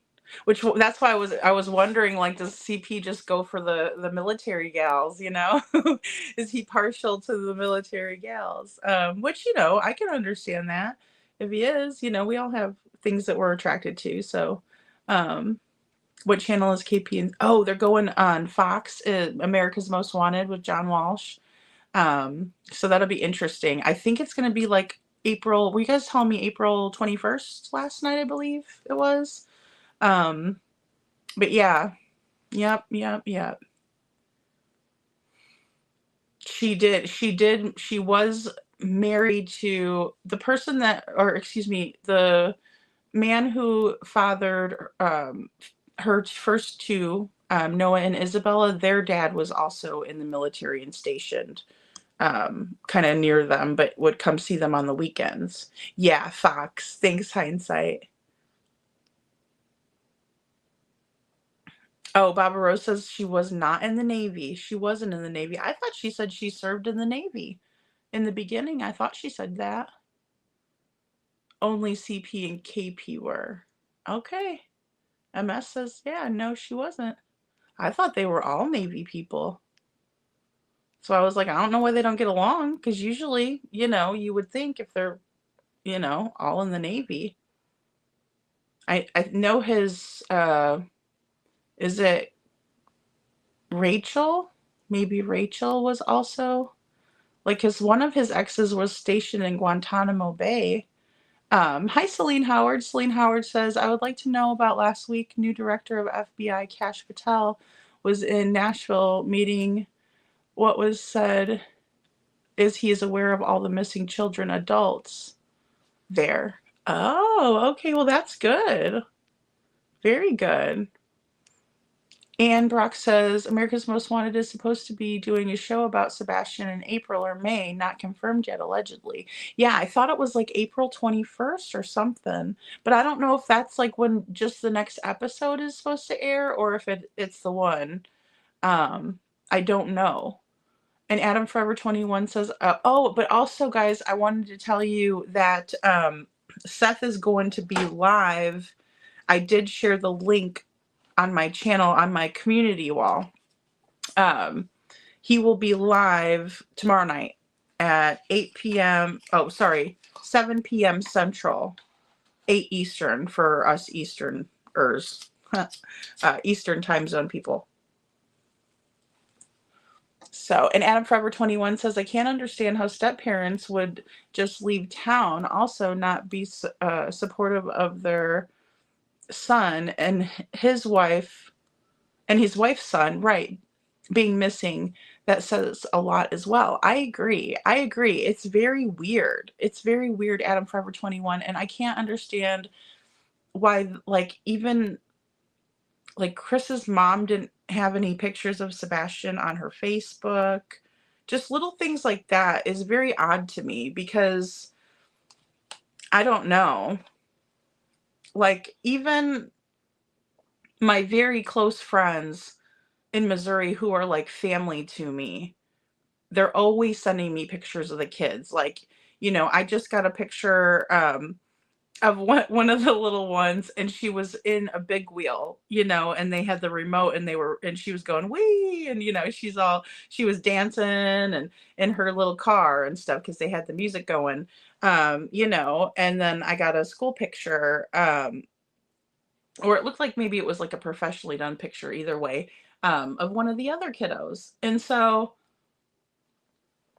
like, it's weird that she had pictures of everybody but Sebastian. It's just weird to me, because I don't know. To me, I just think that if you're a proud grandma, you're happy to see those pictures and have them and show them off. And Crafting and True Crime says, Lady Freedom, speaking of poker games, did you see the pic of the watch guy I emailed you?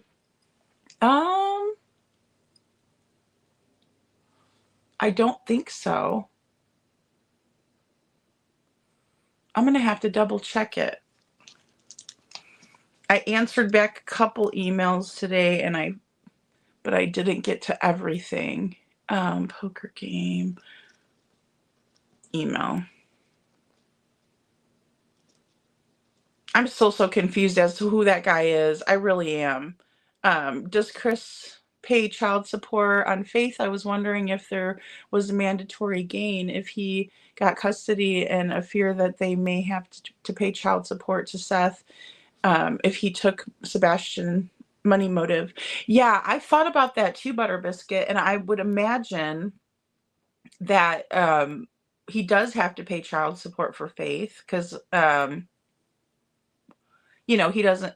Nina seems to have majority custody, And then, so that would be the best of my knowledge.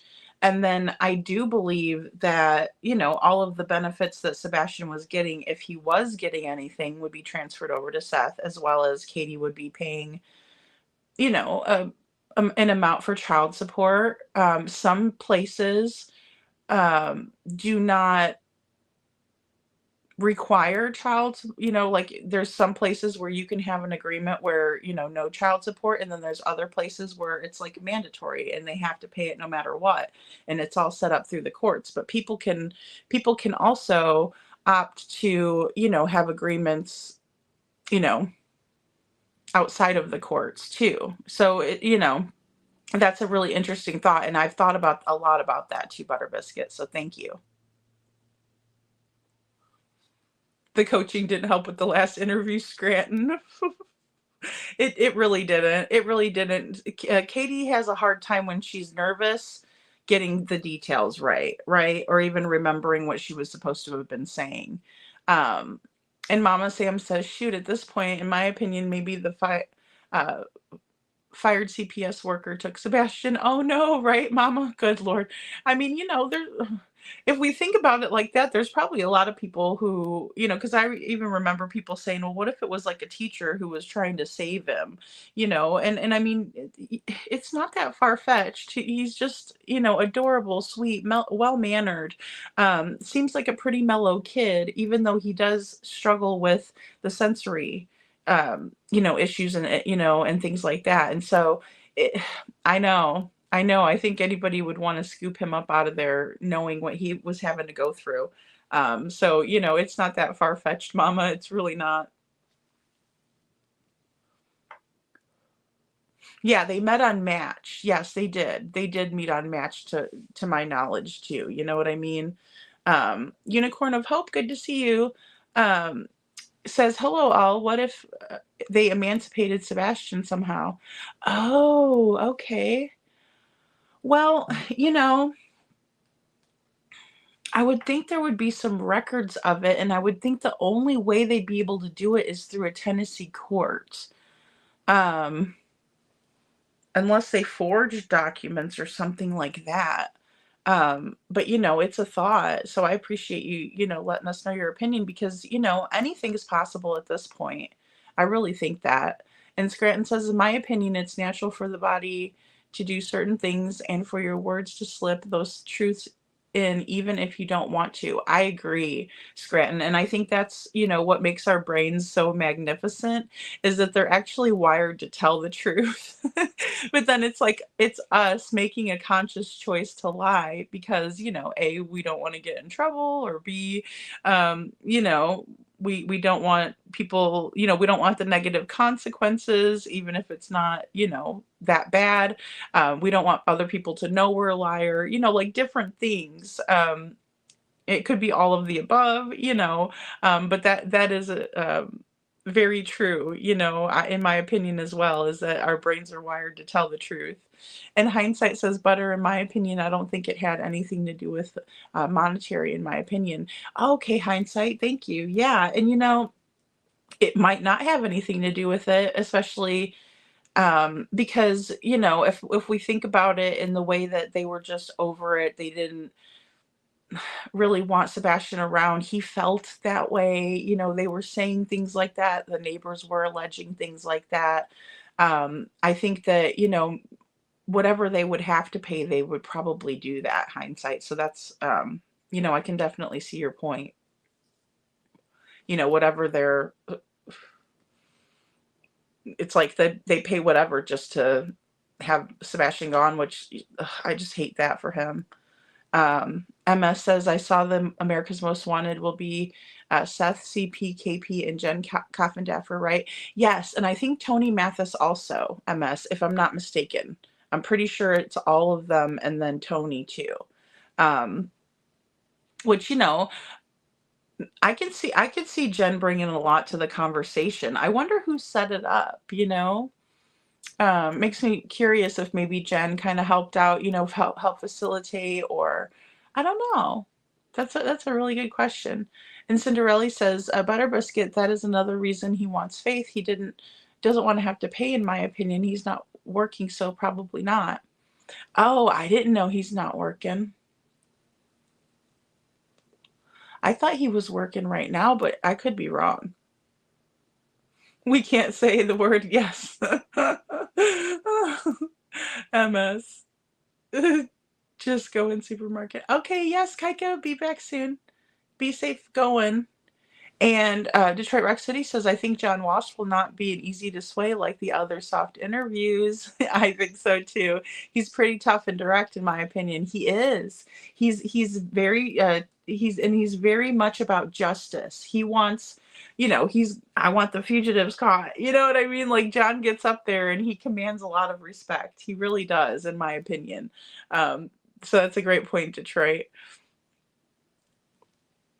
Yeah, oh, hindsight. Yeah, I understand that too. In my opinion, his mother wants Faith more than he does.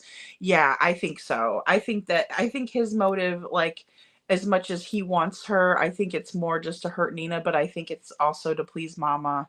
Mama really wants, Faith. She wants to be able to mold her and craft her into who she wants her to be, unfortunately, which is a scary thought, in my opinion. Scary thought to even have Faith around that Bowersox creep too, in my opinion. Carla says CP is not working. Oh, thought he said he had work because he doesn't have a GoFundMe page. He did say that so many times, Carla. Oh, good Lord. He was just going on and on about that, wasn't he? To everybody that would listen, he's just like, oh, I got to go to work because I don't have a GoFundMe. And it's like, well, then start one. But you're not going to get anything if you're not out there searching, because that's why people are donating, so they can help with the search efforts. Hello, Chris. Allegedly, in my opinion. Sammy says Cinderella's scary sounds like family in there. Yeah, everywhere. Yeah, and unfortunately, it's just like a group effort, I think, like how Nina said. I really do. Brandy and Indy, if you haven't seen Gabriel Fernandez's case yet, don't seek it out. It will infuriate you and emotionally damage you. In my opinion, it was awful. Yeah, it's so bad. Reminds me a lot of like Maddie Soto, Butter Biscuit says Cinderella, in my opinion, it's money too. Yeah, and I mean, money is a time classic motive, right? It really is. It really is. Oh, okay. Crafting and True Crime says CNY put out an update. She said it's not the daughter, it's a family member. Oh, okay. I don't know about her update, or I don't know. I didn't know that she put anything out yet, or I didn't go look. Sometimes you give your children too much, as it can give them a sense of entitlement, and that's unfortunate. I agree with that, Forrest, 100%. I do. And, I think it's really important to make kids earn things, because if we always give them everything, it also kind of doesn't prepare them for when they do need to take care of themselves. So thank you so much for your comment. I agree with you. It was a very interesting interview session, in my opinion. Ooh, I need to go look at it. Maybe no one has seen it yet, but it was posted a couple hours ago. Oh, okay. Okay, CNY. I still was going to check CNY out anyway. Thank you. Hey, Tori Banks, good to see you. I've heard TB's daughter does work for DCS, and also her husband. I can't confirm it. Oh gosh. See, that's a scary thought right there. It's like they're infiltrated into everything. Like every time you turn around, this one works over here and this one works for this. It's like, this one worked for the sheriff's office. And yeah, he won't have to pay then. I don't know. Limelight Girl says, I don't know Nina was in the Navy either. Well, I thought she said she was in the Navy. I was under the assumption that they like met, or not met because they were on the dating site, but I thought that they were both in the Navy, and that's kind of like a common, you usually put that kind of stuff on your dating profile. You know what I mean? So maybe I was just assuming it. And it seems like Chris likes to go for the military ladies, but I do know for a fact that she said her daughter and son's father was stationed, was active military. So maybe Nina just likes the military type. You know, maybe it was the other way around. Unicorn of Hope says, yes, that's why I was thinking that maybe the CPS worker and his mom emancipated Sebastian somehow. Oh, I see. I see, Unicorn of Hope. Thank you. Yeah, that would make sense. I mean, they would be able to maybe file that paperwork, or fudge the paperwork, you know. There are photos of Katie taking a man down and training in the Navy. She can, so she can fight a man. Oh boy, ooh, Butterbiscuit, really? There are photos of Katie taking a man down and training. I've never seen that before, in the Navy, so she can fight a man. Damn. Oh man. Katie or Kaika says, yes, it's true about CP's sister working with CPS. Once again, another crooked, corrupt connection. Oh, yikes. I know, right? That's the first I've heard of that. So that's interesting information. Detroit Rock City says CNY corrected her statement after and said it was a friend of TB's daughter. Oh, that worked for CP. I gotcha now. Thank you, thank you, thank you. Okay, so allegedly at first they thought that it was one of the close family members, but it was a friend rather. Okay, than TB's daughter. Gotcha. You know, but see, they have those friends in, you know, high places, or maybe low if you're going to go that low to do something crazy like that. Perfectly Imperfect Boy Mom says, I know Nina said she met him on a dating app. Yeah, she did. Most definitely. I know that for a fact. I guess I was probably just thinking they were both in the Navy, you know. Seth was not. No, Seth was not in the Navy. I know that for a fact. He's just more of like into the law enforcement aspect of things. Yeah, I met him on a dating website for sure. TN Nurse says they met while CP and KP were in the Navy. Yeah, that's when they were both in the Navy. That's right. Yeah, that's my understanding, TN Nurse, is that like so Chris must have been on a dating website while he was married to Nina still.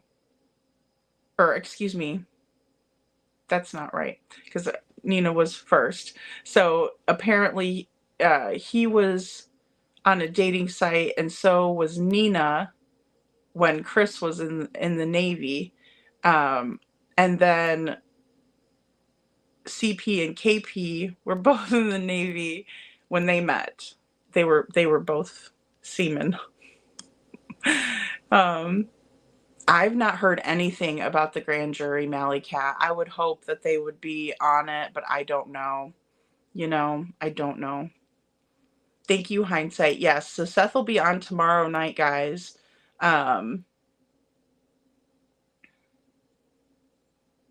That's funny. Cinderella. I've said it before. I would not want to tangle with KP. I think she would take Chris, allegedly. You know, I don't know. And maybe they get physical with each other. I don't know. It's alleged that in the CPS report she was afraid of Chris. So that's why I'm like, it's just very conflicting. Ash Cash says, I believe Nina said that she met Chris through a dating app. If I'm not mistaken, she did. Yeah, she did. And Jacob said April or May today. Thank you, Sammy. Thank you. I didn't get a chance to go watch Jacob at all. Was CP and KP OCD? Everything had to be better Crocker like. Possibly. Well, and you know, it's kind of like in the military, you know, or after people get out of the military, sometimes it can go both ways. You know, they might still have that very neat, you know, lifestyle. Some people will just grow their hair out, grow a big beard, you know, not keep up with that kind of the way they were taught and things like that. Thank you, Hindsight, for dropping Seth's link. No, Nina and Seth never served in. No, Nina and Seth never served in the military. Thank you, Crafting and True Crime. And here's Seth's link, guys. Definitely go over there. Please subscribe, like his videos and lives. He's going to be live tomorrow night. I'm looking forward to it. I hope that he's able to put good information out like he does, and keep spreading awareness about his son. And I hope he can get some healing off of doing that, and feel the love from everybody that supports him a lot.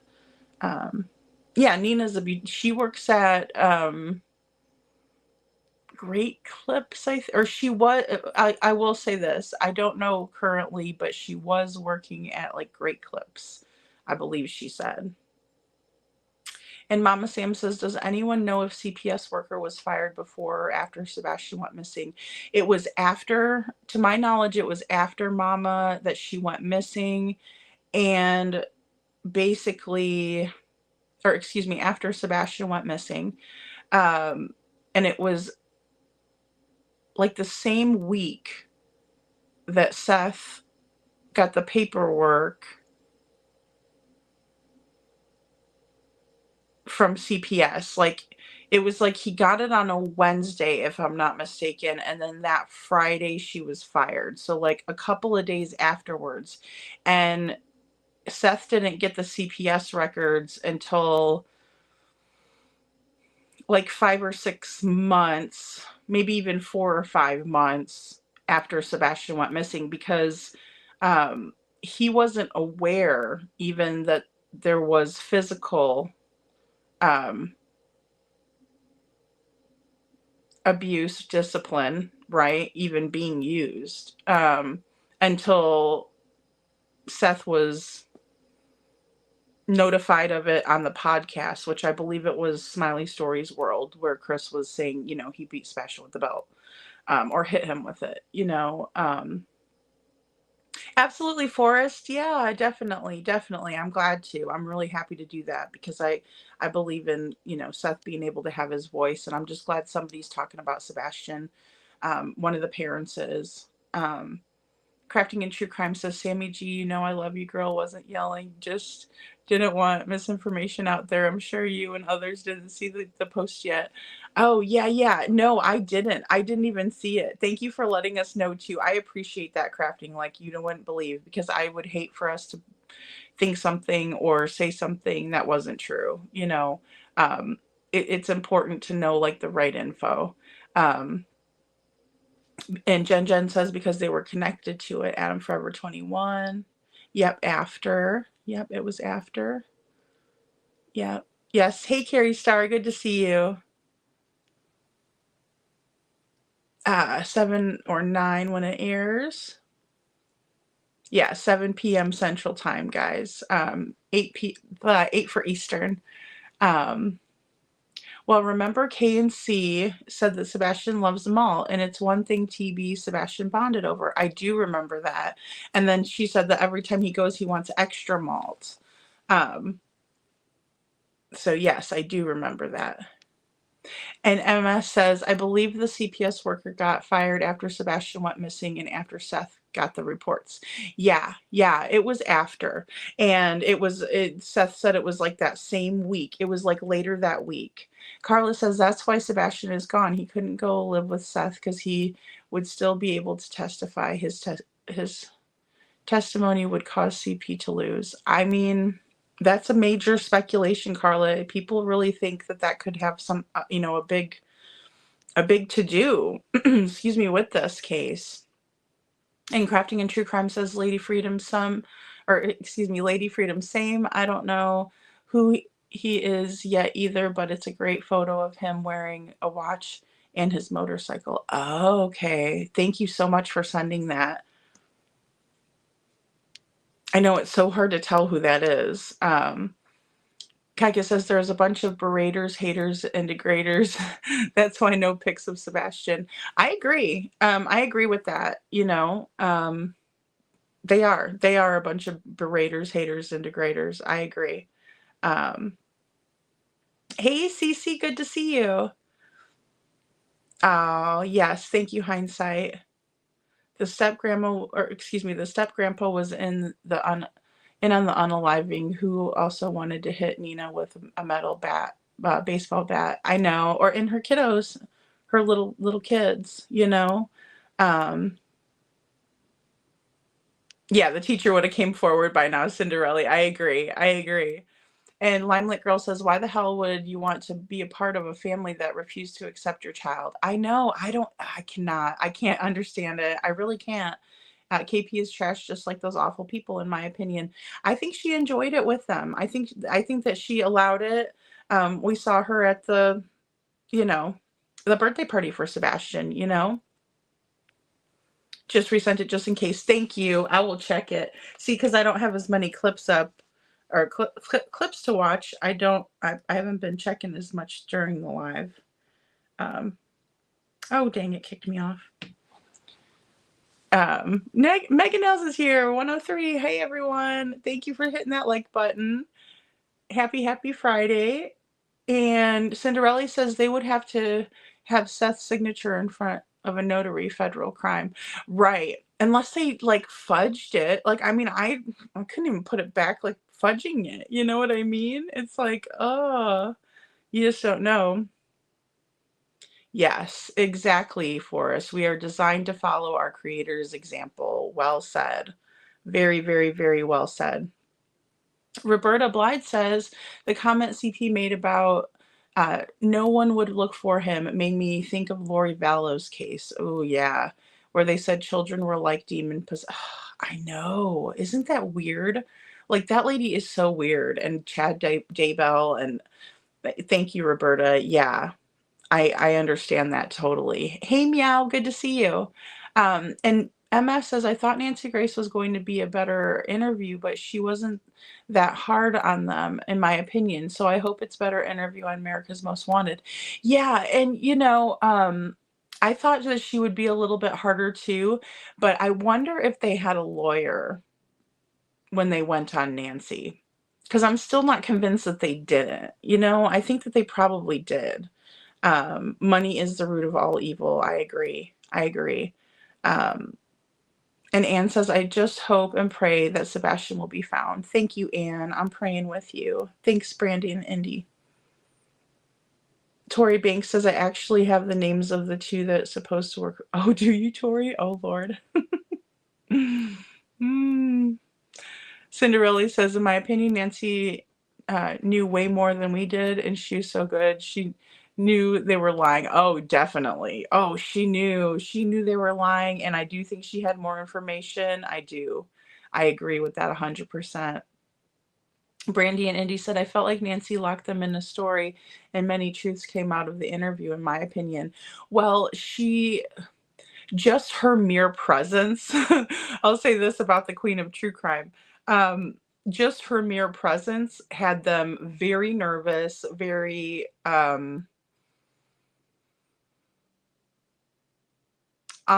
alert, right? Anxious. They're you could tell they just her presence was very worrisome and bothersome to them, I'll send it to you, Limelight. I will definitely if I could, I might even be able to upload it too. I might even be able to get that uploaded onto here, because if I don't have too much stuff, if I don't delete them off, it takes a little bit. It'll be like, oops, you can't put any more on here. So Rachel, Vanessa, Katie, Nina, who was the other one? Stephanie. Yes, Stephanie, I think, was the first one. I know I have her picture. Oh, well, it was the one where he was in the Navy. They were in the paper. Their wedding announcement was in the paper. Oh,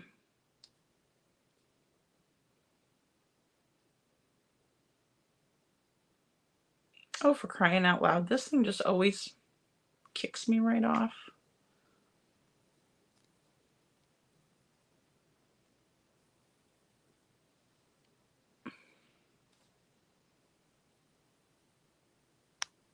Okay, sorry about that, guys. Hindsight says the voice of KP we hear is not the voice that others hear daily, allegedly. Right. I agree with that, because, I think a lot of people were shocked. Even her second cousin, Yeda, was like, that's not Katie. That's not the Katie I know. She also said that, and I believe her. I don't think she was trying to disparage Katie. I think she was just trying to help find Sebastian. I really do. Detroit Rock City said they had to keep the house pristine for resale value because it belongs to Mommy Socks, allegedly. I mean, that's a strong possibility. That is a strong possibility that, they wanted to make sure that they can sell the house, No, not acting, Bubba Rose says. And Forrest says, Detroit, really, I guess Chris was in planning and I heard in the Navy. Yeah, yeah.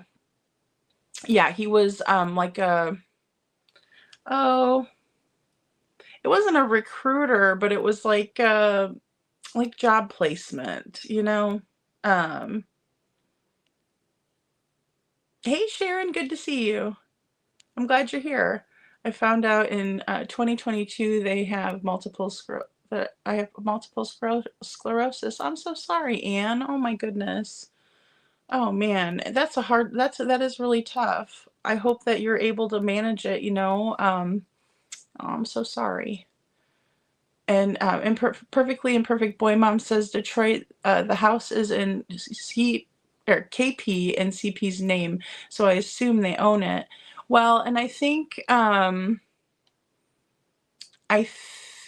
they do own it. I have not looked at the assessor's records, so I can't say. But I would assume that if they're both on the mortgage, yeah. But you never know. She might have had something to do with it. I don't know. The accent is inconsistent in my opinion. Yes. I want to look at the witness list. Where can I find it? Do you have a doc number? I do not have a doc number, and I don't know if, well, JLR said it's public knowledge. You can find it. But I don't know, because I would think that if the witness list was visible, he would have showed it. I don't know if it's like visible or not. No, I wish I had the list. I would just show, if Sebastian was on there, I'd show it. I really would. Mama says, in my opinion, they need to go back to the house and luminol it. Yeah. Yeah, I wish they would have done that, Mama. I really do. And maybe they did and we don't know about it. Because, the only people that might know that is Chris and Katie. I wish they would have made them leave the house and they would have done a proper investigation, in my opinion. Right, not a public, thank you, hindsight. I didn't think it was, because, JLR just showed like the witness part of it, like witness doc, and then the house is in KP's first. Yep. So that gives her more power. It is in KP's first. That is true, Forrest. Thank you for, the reminder. Because, yeah, I did hear that someone that looked up the assessor records did say that. MS says, Ann Brock is so sorry to hear that. Sending love and prayers. I hope you have more good days than bad. Oh, that's so sweet, MS. Thank you. It was Mom Sucks money. I don't know. So many conflicting stories. I know. Well, maybe she did help out with the down payment, It's very possible. Crafting and True Crime says, hindsight 2002. Oh, okay, thanks. I wasn't sure. Lady Freedom asked, have you guys even seen the list? So I thought it was like the other court pages. We could see. No, gosh, no. I wish I did have it, because, guys, I would tell you. I would. I mean, Aw, Anne.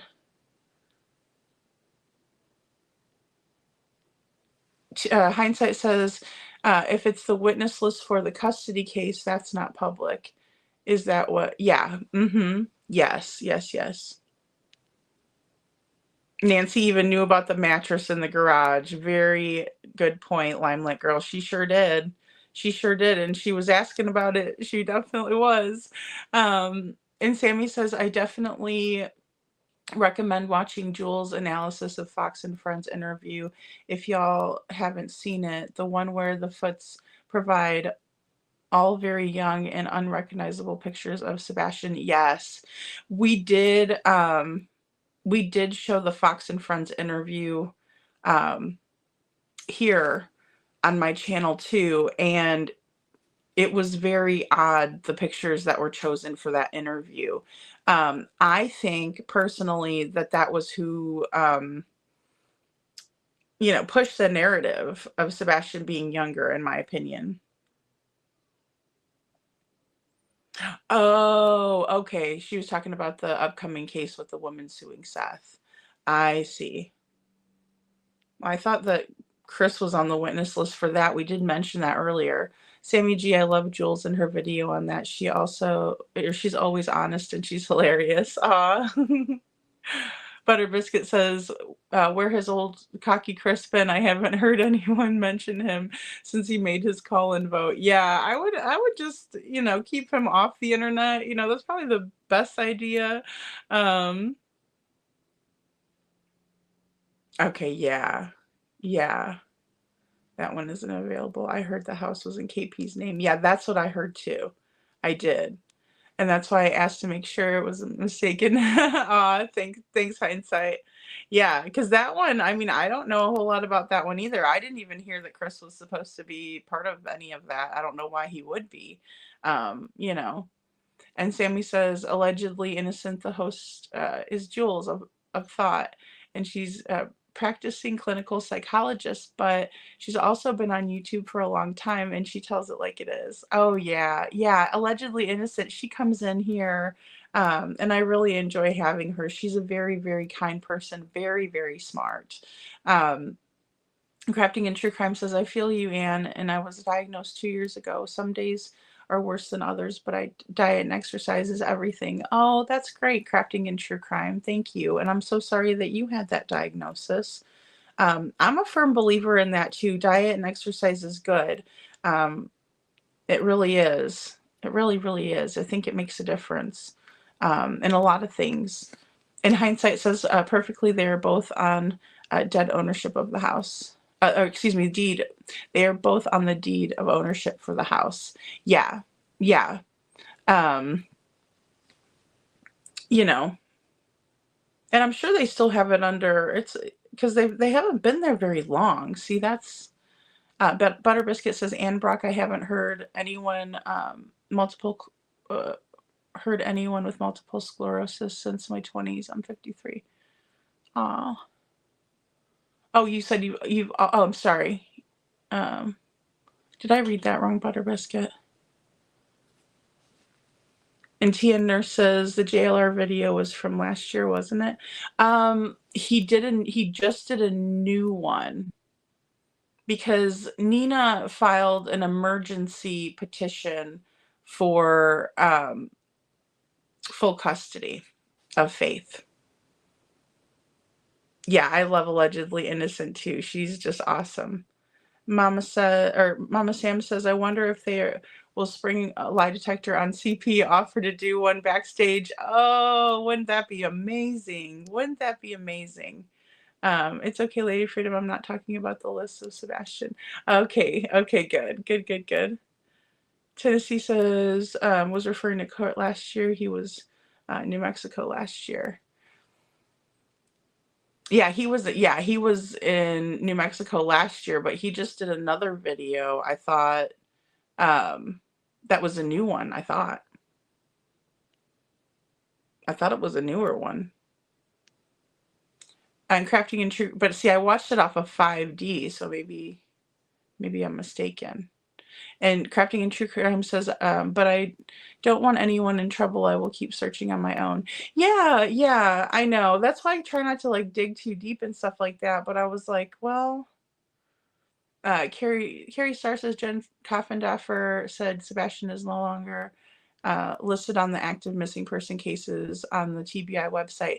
Yeah, I heard that, and then I watched Smiley. I watched her live on the replay, and she called in and they confirmed that he's still on there. So then I was like, what?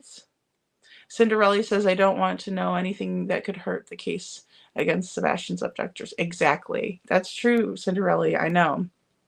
Wait, I was thinking maybe you watched that here. That's right. Yeah, yeah. I try to pull in stuff here and there. Usually I'm better about clips. I just haven't had the time to edit and do all that stuff. Um, I haven't seen the assessor's records. KP is first, or excuse me, Tori Banks says, I have seen the assessor's records. KP is first buyer and CP is second, but they don't list a lien holder though. Oh, okay. That's interesting. Trust me, he watches all the streamers. It's a long list. Criminally culpable Chris. Limelight girl.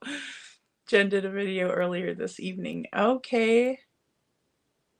After Smiley's? I wonder if it was after Smiley's. Yeah, Tori Banks says Smiley called a TBI after Jen's live, and Sebastian is still on the missing website of TBI, and the lady told Smiley so was Summer Wells.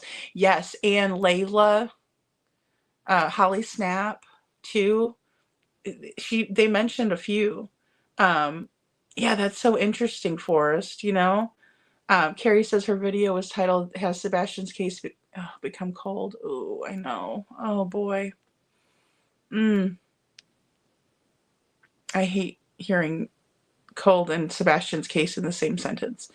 Butterbiscuit says, wow, 3 of us in the group have multiple sclerosis in this group. I was diagnosed in my 20s. I am 53 now. Aw, Butterbiscuit.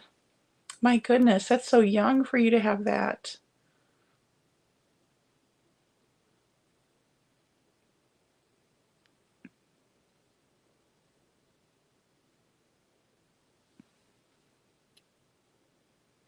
Okay. Tori Banks says, that's my theory. Also, hindsight. That's why I said assessor's records don't pull that out. Okay. Carrie Starr says, all I can say is that we need to pressure local LE to call in the FBI and hand over the case, in my opinion. Yeah, I think that could do something. I just think the FBI needs to take it over as well. I think they've done as much as they can do, but I think it would be best if they did that, in my opinion, you know. Hindsight says, lady, as of 10/28/24, the custody case closed remains as same until he files another motion, allegedly. Oh, okay. Okay. See, I thought they had another court date coming up. You know, I trust her words too, Forrest. I really do. I really do. You know, because she's former FBI and yeah, I'm gonna have to go watch it though. I haven't watched it. Chris has since had those custody records sealed. So you can't, so they're not public records, so you can't even look up their divorce in public records. That's weird. I wonder how he had them sealed. Because usually that's just public knowledge, you know, like you can go look up people's stuff. Tori Banks says, Jennifer types in the end of a chat, his case isn't cold yet, for all of us to keep his name and picture out there. Yeah, I mean, I heard this, you know, this call with Smiley. Hey, Lil Redo. So that's what makes me wonder, because they told her, they're like, yeah, he's still active and everything. And they do need to go back in luminol, in my opinion, to his room and his bathroom. Oh, okay, Carrie. So, Jen says the case is lukewarm. She says, oh, God, that just makes me sick. That's interesting that she thinks it's lukewarm. I wonder what led her to that conclusion. Do you guys know? Hey, KJ Mac, good to see you. And Forrest says, Carrie, I think that testing has been done because remember a few months ago there was a Fed truck in the yard for a few days, and I heard Feds is cover up for FBI. Sharon says, in my opinion, didn't Mama Socks follow the judge home because Nina got custody of her daughter? She definitely blasted him all over Facebook and called him all kinds of stuff, and but I don't know. She probably did. You know, I'm sure she did. Emma says, lady, about how long ago did you do this show about Fox and Friends interview?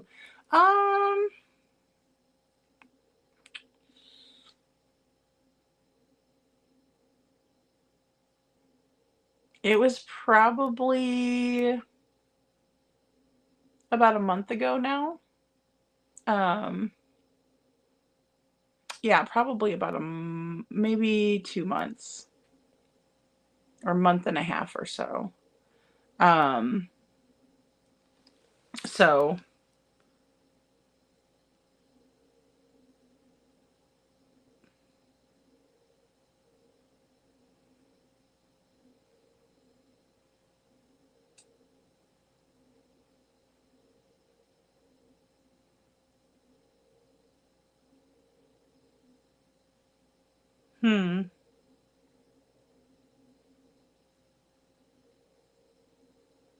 okay, here's the guy.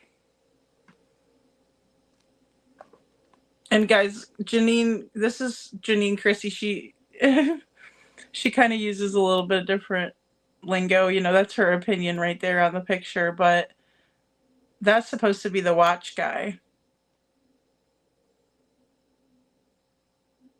And then he's got like a motorcycle. And Sammy says, so y'all have systematic skin and connective tissue instead of brain and spinal. Just started a chemo treatment, which is why I'm on YouTube. Oh, I'm so sorry, Sammy. I didn't know that. Oh my goodness, girl. I'm praying for you.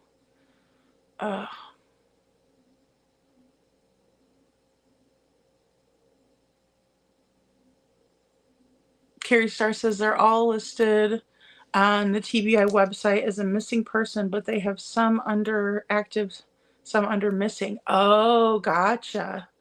Okay. Well, I remember looking it up, and then like his link wasn't working the one time when we looked it up. But I was assuming that they got that fixed. But she said that even if the cases, the lady told Smiley, like even if the cases do go cold, they'll still keep them active on the website. Like, because she said that Sebastian still has like an active Amber Alert, which I'm sure, you know, I'd be surprised if he didn't. Aw, Tori, thank you. Oh, Butter Biscuit, thank you so much for the super sticker. That was so sweet of you. Aw, thank you. Okay, so this picture, Crafting, did you send me this picture? Yes.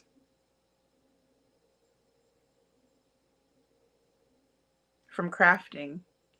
Which I guess well, and she could tell you. I guess it was on Janine Chrissy's. Did I say that? Do I say her name right, Janine?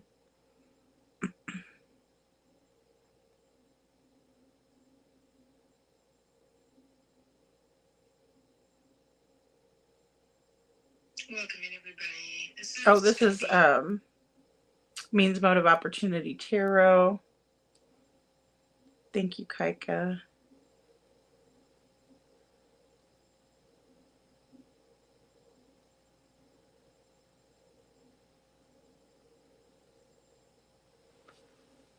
Oh, good, Kaika, you're back. I was just looking at the emails. Okay, in hindsight says, lady, I just looked at the filing, still nothing since 10/28/24.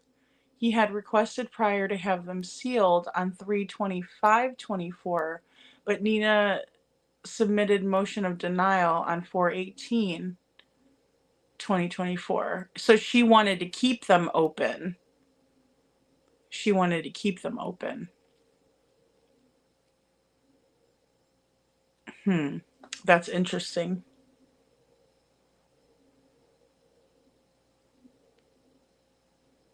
I didn't even know you could get divorce records sealed. Like, I don't know who he thinks he is, but normal people, it's usually just out there, you know? Ah, good question, Detroit. Let me take a look. He did in the other one.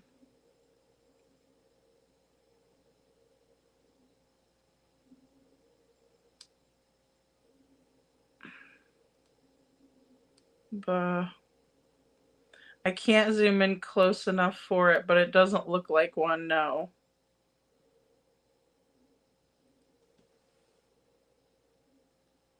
I believe it was on his left ear. Sorry, I had to do that thing where you...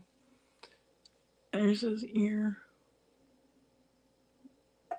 Doesn't look like one to me, but I can't tell if there's like a hole that where like an earring would be, you know, like that he just doesn't have one in, which is possible.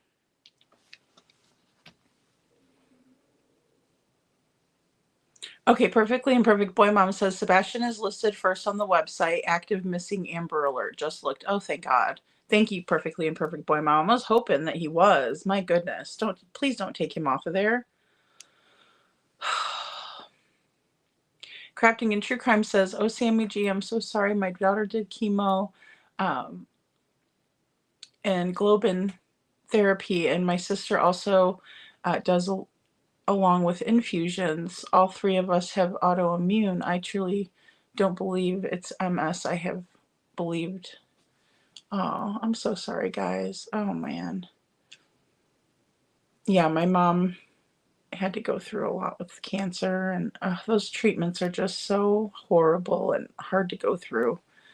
And Carrie Starr says, CP said he sealed the custody case records going on in New Mexico. I know he, was it Nancy Grace that he said, I'm working on having those sealed or whatever? I do remember him saying that. I just didn't know that you could do that. Like, connective tissue too, but still in testing phases for 3 years now. Oh, wow. Well, I'm praying for all of you guys because I know that's got to be so tough. Lil Redo says, I'm just asking to find out how and when the picture was acquired. Just don't want to deal with haters about pictures. I know, Lil Redo. Well, shoot. Whenever they sent me the picture, the one that you're talking about, I asked several times. I was lied to the first time. Oh, I found it on X. Oh, magically on X. Baloney. Yeah, got it from Justin. Forrest says Jennifer also said circumstantial evidence can be stronger than evidence. Yeah, it really can be. And that's what there's when they say there's no evidence, I always get a little bit bothered by that, you know, because I don't think that's true. I think they have a lot of evidence. I do think they have a lot. And hindsight says, Carrie, he may have tried again after 1028, but not showing such. Okay. Yeah, and I mean, I've just never, but there's a lot of things that are happening lately that I've never heard of, like, you know, a guy getting a restraining order against a guy, you know, so much victim playing when they're not really victims. And Tori Banks says, Forrest, yes, that's true too. Yeah, she wants the truth out there, Perfectly Imperfect Boy Mom. Exactly. And that's what's so difficult, you know, because it's so hard to like get the truth out of the of these toxic people. You know what I mean? And it's probably driving Nina crazy that she can't just, you know, have the truth be told. But lady, because it's not divorce records he's requesting, it's custody. Yeah, but I would think that would be in the same thing, right? I would think. Like, I would think you could just go and look up anything that was on, like, current or I don't know. I'll have to go look at it. If you look up the case under his name, nothing shows up, but if you look under her name, it pops right up. Strange. Oh. Maybe that was the way to remedy some of it in the court's eyes. Like, we won't put you, if you search Chris, you won't find him, but if you do Nina. That's interesting. That's interesting.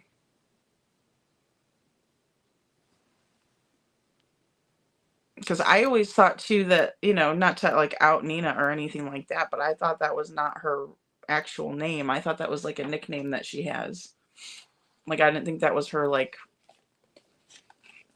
full, name.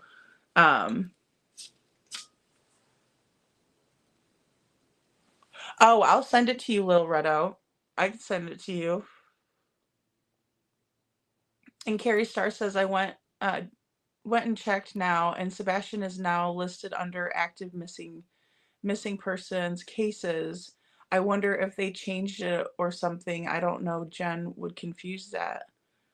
Yeah, and maybe it was a glitch when she went to go look it up too. I don't know. That's so strange. I don't know why that's going on with his case. That's what upsets me, is because, like, even when I was trying to click that link and I realized it wasn't clicking, and then somebody was like, well, that's been like that for a long time. And I'm like, well, why? If it's been like that for a long time, what are they doing in this kid's case? I mean, that's what makes me so mad. Poor Sebastian. I just don't understand. I really don't get it. And Forrest says, I think it read TBI that Jen was talking about. I thought it was the TBI because that's who Smiley called. So I think you're right, Forrest. I think so. Yeah, I thought she did emergency filing for, and maybe that was on an old JLR, but I thought she just filed for that. And I was like, well, good for her, because he's going to have her during the summer per their parenting plan that they had last I knew. I certainly wouldn't want to be sending her over there. I mean, I'm just a bystander, and I don't want to see her have to go over there again. Well, maybe if you're involved in a high-profile case, Carrie, maybe. Exactly, Lil Redo. CP lies, so who knows if they're sealed or not sealed. Right. And who knows if he wasn't just trying to puff his chest out at everybody, like, I'm going to get those sealed so you can't see them. Well, so what? Don't act like a jerk and then, get worried about people seeing stuff. And Crafting and True Crime says, Little Redo, you mean the pic she just showed? I found it in Facebook short under Janine Chrissy. Okay, thanks, Crafting. We need to know the origins. I'm like that too, though, Lil Redo, and I always ask that kind of stuff. Always. And I did with that other photo because I wanted to know where it came from before I was, because I always try to consider the source, or I always do. There is no try, right? Only do. Hindsight says, Lil Redo, as of current, they are not sealed and no motion approved to do so. Right. Yeah. Thank you, Hindsight, for clarifying that too. Yeah. I don't see any judge that would do that. I mean, he thinks he's special. Chris thinks he's so special that he's, everybody else's divorce is out there, but his is sealed. Come on. Get over yourself, Chrissy Poo. Sammy says, thank you, darling. I know everyone has something, but y'all keep me going. Aw, Sammy, we just love you. You keep us going, too. I love having you in the community. And Crafting and True Crime says, Lil Redo, it's labeled 325.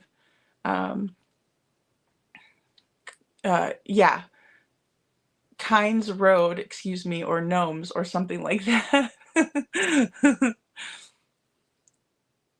I am counting on them having evidence. Me too, Cinderella. Me too, me too. Me too, me too. I think if they lived in another state, they have been arrested already, in my opinion. I think if they weren't so well connected in the towns that they live in, you know, Gallatin, if there wasn't so many connections, if they weren't in the military, I think they would be too. I really do.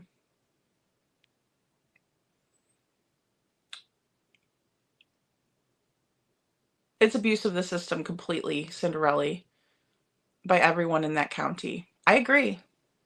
You know, it really is. And that's very apparent, you know, and then also in the RICO, it was stated that there were people that were not supposed to have had their phones and that the bailiffs took everybody's phones, but somehow people were getting live updates.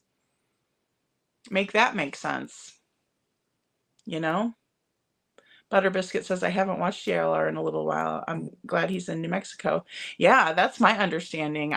You know, that's why I watch, or when I played 5D's clip that they played yesterday. Was it yesterday or was it the day before?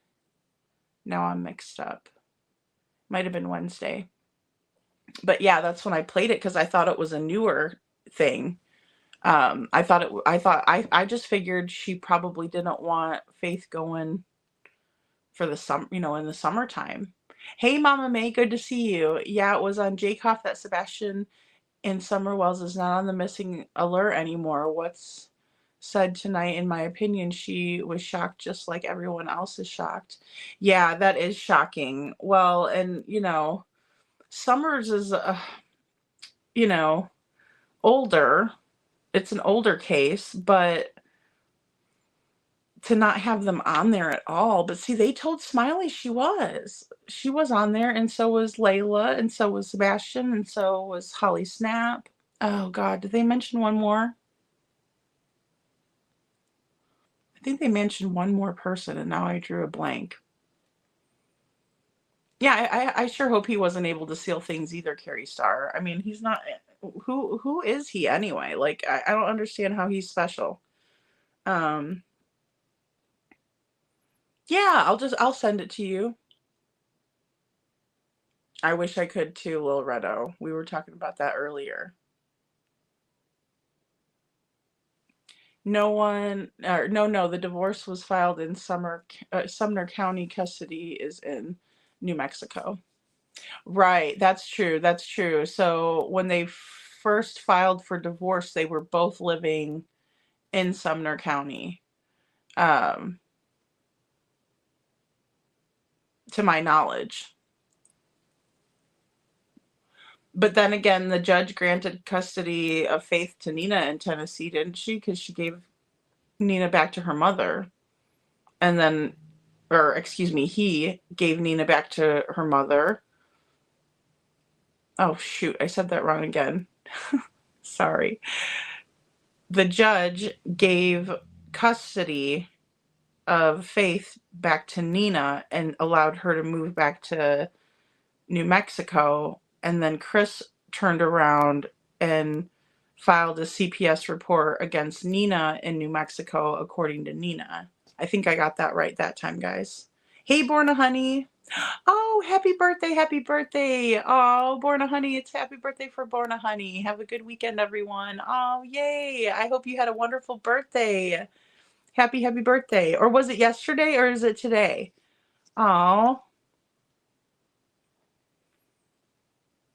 I don't want that picture, Little Redo. Are you sure? I already sent it to you. No, I'm just kidding. I didn't.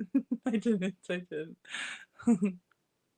Hindsight perfectly. That's correct. Aw, thanks for the birthday wishes, guys. Does anyone have the figure in custody records? We're talking about possibly there's nothing since, you know, October 28th of 2024. And that there was a filing to, you know, seal the documents, but it was denied. allegedly.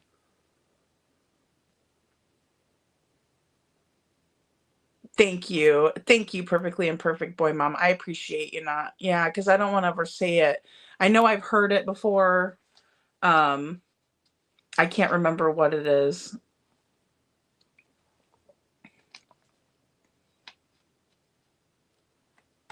Oh, yeah, Julie might know because of the family tree.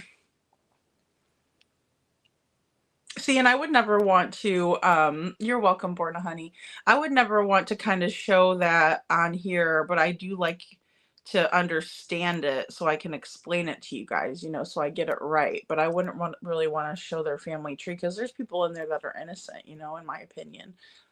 Some, in my opinion, are not. Cinderella says, why does Sebastian's disappearance not have anything to do with Chris getting Faith right, Chris? Oh, I like when you guys say that because it's so hard for me to say. It's funny though. These people need to be on a list to not be alone around kids. I agree with that, Cinderella. I do, especially after hearing how violent they can get with people. And Mama May says, meaning the TBI missing and exploited kids, Sebastian and Summer Wells is not on their list anymore. Shocking, in my opinion. It's completely shocking. It really is. I'm so surprised that I'm just surprised. Carrie Starr says maybe Ellie has a back channel page that they use that she looked at or something. I don't know. Well, yeah, you know what? That's a very strong possibility, Carrie. That's true. Or that could, excuse me, that could be true.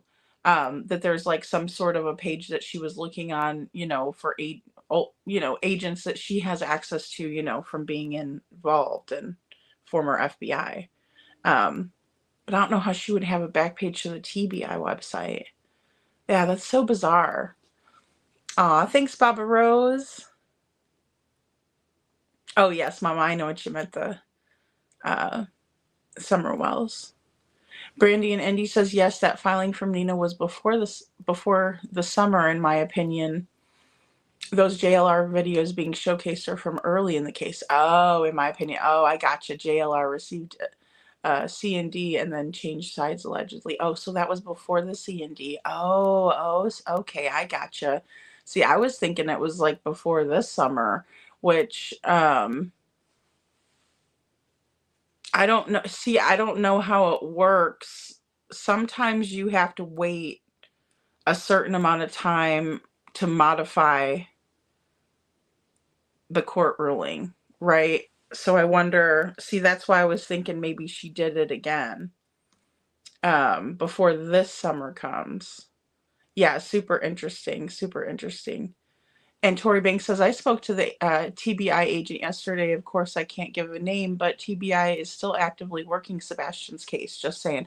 I believe that. I do believe that, Tori. I think that they're actively working it.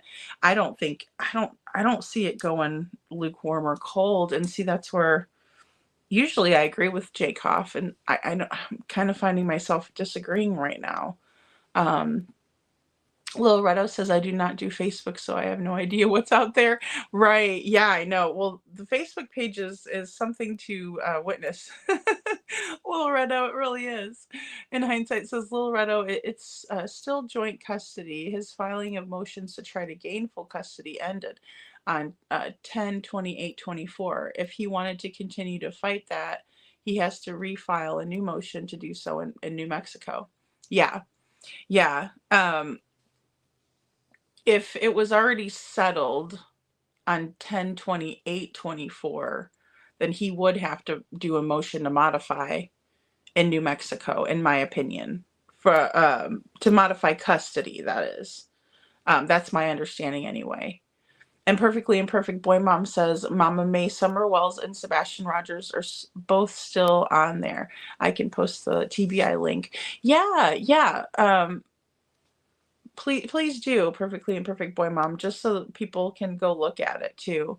I hate to think that they would.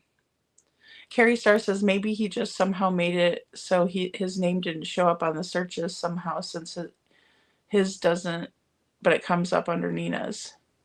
That's what I was thinking too, Carrie. Like maybe there was some sort of an agreement where the judge just said, "Well, when people search you, it won't be on there, but when they search Nina, it will, because she wants the records to be public and he doesn't."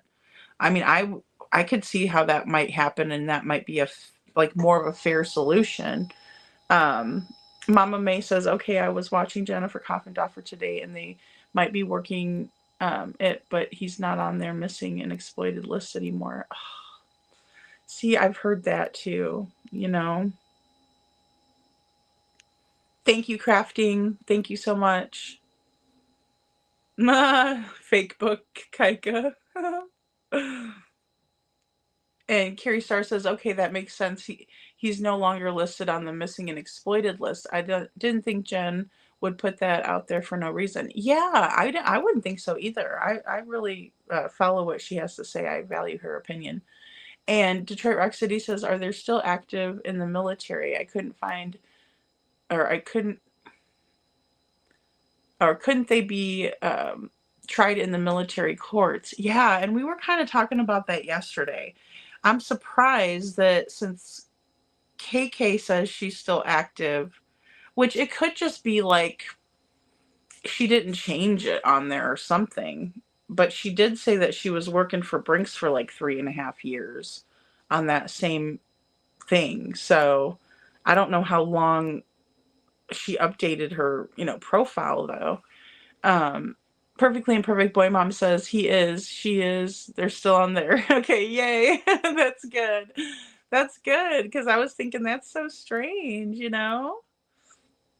Born a Honey says today. Oh, good. Happy birthday. Oh, I hope you have the best day. I'm so glad you're here. And Loxy says, welcome in, Loxy. Why is there an extra arm in the photo of the two kids? An extra arm in the photo of the two kids. Oh, are you talking about in on the background in the bubble? In the probably the bubble. You're probably talking about that. I'm guessing. Thanks, Brandy and Indy. Wonderful. Born a Honey. Happy birthday. 29th. Yay. Hey, Brenda. Good to see you. Thank you so much for being here. Cece says, "I don't know who would want to admit that they're connected to this family." Yuck. I would have to deny that relationship. They are slimy, and who wants to be connected to them? Not I. Not I at all. And they probably seemed better in the beginning, Yeah, Sammy, I think you're right. Seems like 5D is going back through her old JLR. I'll put up custody case, see what's up.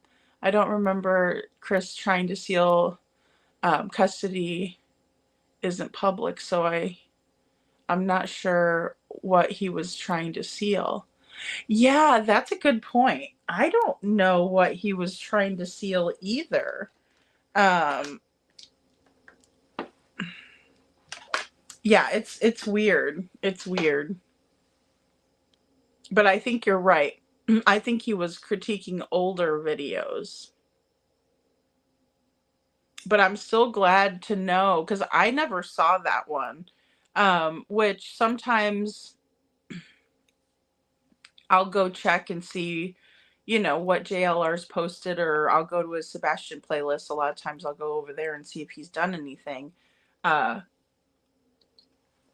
lately, Yeah, I would still love to see all the docs too, Lil Redo. I would. And Baba Rose says, Detroit, they would hang in the military court. Wouldn't it be funny if they went to Gitmo, where his ex was? Right, that moved her out and put her stuff in a storage building. Oh man, Baba Rose. That would be sweet justice. Aw, thanks, Kaika. Aw, you're welcome. You're welcome, Born a Honey. And Lil Red says, I would never put any of that out in the public. If Sebastian was in fact on a witness list, I betcha it would be everywhere. Just my best guess would be it would be everywhere. And Cassie Roku, good to see you, Cassie. Cassie says, Chris lied on those court documents. Chris said he was cleared. JLR showed it. Yes, I did see that. I did see, and I took a screenshot of it, which I think I still have it in here somewhere. But apparently he told them that Sebastian's still missing and that they were cleared right before, you know, they had their summer visit with Faith. And I do remember that too. Hey, good morning, Tony Fire. Good to see you. JLR turns my stomach, Brenda says. Well, and I just never saw that one, because I just go wherever people are talking about Sebastian, really, and I just assumed that she was trying to put that in before summertime of this year. Carrie Starr says, I checked all the sections of the TBI website, missing and exploited, active missing, and he is still listed there. Oh, thank God, Carrie. Thank you so much for checking that. I just can't imagine why they take him off. And Hindsight says, Cassie Roku, it was actually his attorney completing the answer motion on his behalf and included excerpts from news articles stating no evidence of foul play. Oh, that's interesting. So his attorney was put in the answers to the motion and on Chris's behalf, and included excerpts from news articles stating that, like, so he was like, when Craddock came out and said no foul play and things like that. Detroit Rock City says, Barbara Rose, if they are still collecting any benefits, they would still be considered military. Oh, good point. Good point, Detroit Rock City. That's very true. Yeah. And, once you're military, you're always military, unless they, dishonorably discharge you or something like that. Brandy and Andy says, hindsight. Okay, that makes sense. Yeah, it does. It does make a lot of sense.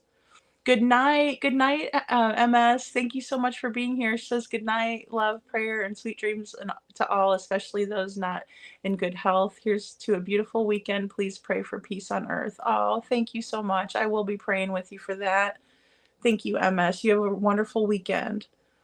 And Crafting in True Crime says, Lady Freedom, the way Jake Hoff explains how cases go cold is when there are no more active leads to follow or avenues to investigate, plus the $50K tip, and still nothing. Yeah, I can see that. I understand. I thought they still were having leads come in, though. I guess that's why. Oh, man, that's too bad. And Carrie Starr says Seth and Tony made it sound like they were progressing with things, so it doesn't make sense. I guess we will have to ask Jen where she got this info from. Yeah, and I was just assuming she maybe looked it up on the site. Yeah, I don't know. That's a good question. It would be perfect karma, Baba Rose. I think they do too. I thought he got disability benefits and stuff like that is what I heard, I thought. And Tory Banks says, I'm not saying his case is hot. It's probably lukewarm for sure, but they're still working on it. And so is Sumner County. Right, exactly. I know. I just hate even hearing it go to lukewarm. But I know that that's, bound to happen after a while. Unfortunately. So in her opinion, she sees it as lukewarm because it's being investigated actively, but no active leads. Oh, so she was saying there's no active leads. I gotcha. Yeah, then I could totally see. Yeah, I can see that then. I can see that. Usually it doesn't show up under a person who filed. Oh, Lil Redo says usually it doesn't show up under the person who filed the action? Typically it does. Like it'll say petitioner or respondent. Lil Redo, I agree. I think I think they know where he is too, Little Redo. I do. And Detroit Rock City says, my niece is on medical retirement, but she still has to follow military rules in order to collect her benefits. They are strict about it. Okay. There you go. Give me 1 second, guys. I'm just going to grab a drink, grab a tea really quick.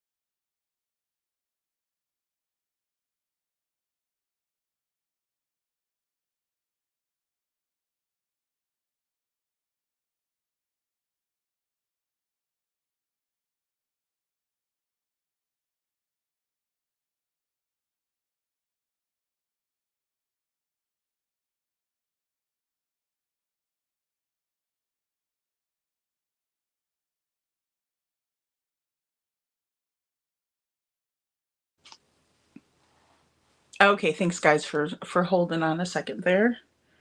So that's a lot to think about right there. That they have to be now. If Katie's is in fact active and then they're receiving benefits, then they're to follow the rules. That's really interesting, you know, because in that regard, then they would have to be, you know, they would be accountable through the military still, I would think.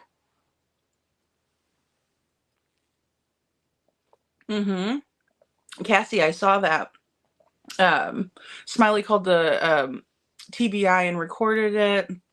Said he was still on here and could be, you know, a glitch. Right. They did say that. And they also said Summer was on it too. Which, you know,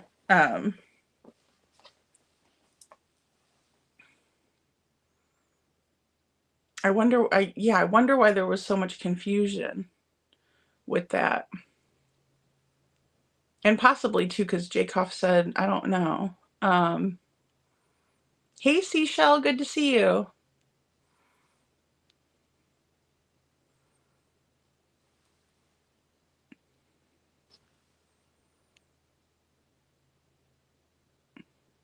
Yeah, that's true, Baba Rose. He was not even there, and how can he be a witness? He puts his nose in everything bad. He does. He does.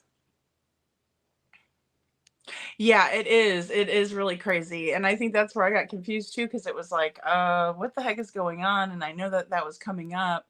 Cassie Roku says, thank you, hindsight. It's so crazy. Many lawsuits, PORO going around. A lot. And I can't even get through this RICO thing. It's a lot.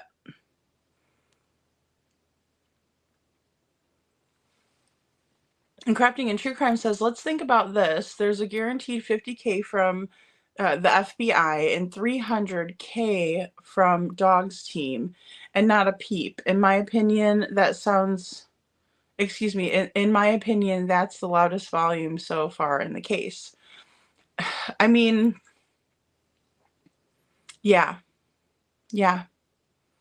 And no one's come forward, you know, with anything credible, which is very frustrating. Super frustrating. And Lil Rado says, you have to realize Seth has hope he can't admit that his child is coming home. As soon as a parent admits the child is not alive, people stop looking and they move on to the next living child. I agree, Lil Rado. I do. And I also think, you know, Seth has a lot of faith. I really do. I think he's trying so really hard to keep the faith, right? And I think that he deserves to, you know, to have that. And hindsight said, or excuse me, crafting says hindsight.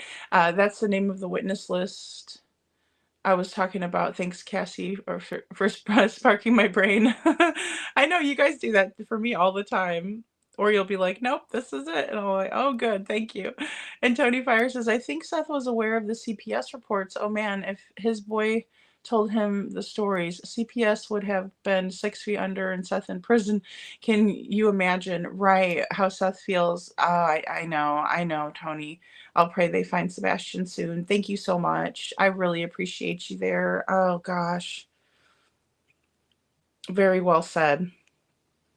Detroit Rock City says Baba Rose CB's friend is the one who served Nina's papers, allegedly. Yes. Yes. She was a friend of her, like a lawyer friend of hers, you know. And Brandy and Indy says, crafting agree, but CP and his YouTube goons are spreading the rumor that the reward is not real or people won't get paid, in my opinion. Yeah, and the thing is that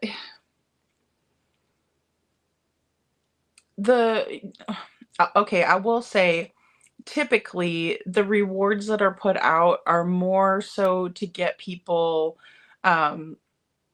to talk. Now, there's usually a lot of stipulations on them, like the person has to, for instance, be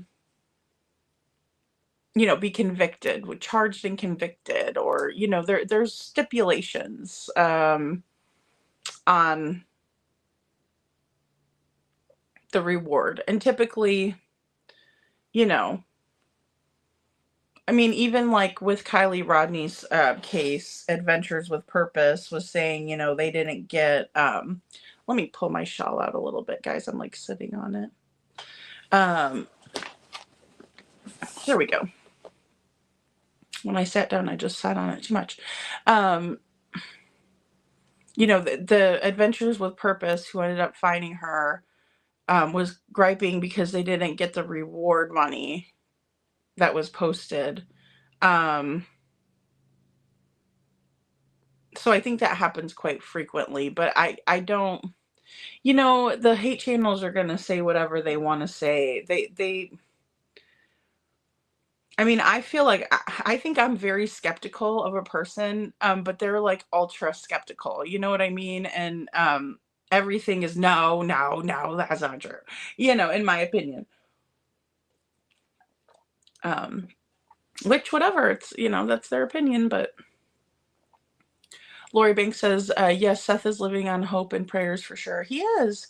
Yeah. And I think I would do the same thing. Keeping hope alive. I appreciate every time he says, keep the faith and things like that. I think that's important for us all to remember. I'm excited too, Cassie, because it's gonna bring so much more awareness to Sebastian's case. Like, it is going to bring it into everyone's home in America, right? I think it's a very, very positive thing. I really do. And Baba Rose says, Little Retta, we can never give up till Sebastian is home, one way or another. Oh, I agree, Baba. Thank you. Yeah, we can hope and pray. That's right. We can only hope and pray. Crafting and True Crime says Brandy and Indy, exactly, but there's still $50K from the FBI. Right, exactly. I believe so. Lil Redo, that it's all pre-recorded. I would think that maybe they might be scheduled to record it soon, or if they haven't already.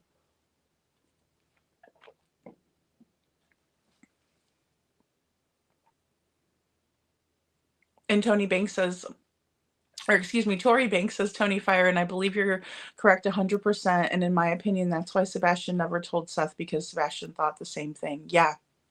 Yeah. And we talked about that last night too. It's it's one of those things where he knows that his dad would take action, in my opinion. I really do think that. And I think that he was just didn't want to get anybody in trouble. He just wanted it all to stop. And hindsight says, Lil Redo, yes, it's done Thursday, allegedly. It was done Thursday, allegedly. Okay, thanks, hindsight. Thank you so much. And Carrie Star says, I agree, Tony Fire. He didn't tell Seth to protect his dad. He's such a sweet boy. He is. He's so sweet and thoughtful and loving. And Lil Redo says, Baba Rose, I did not say we give up, but I'm merely saying that's what people tend to do. Yeah, I understand what you're saying, Lil Redo. It's kind of like one of those things where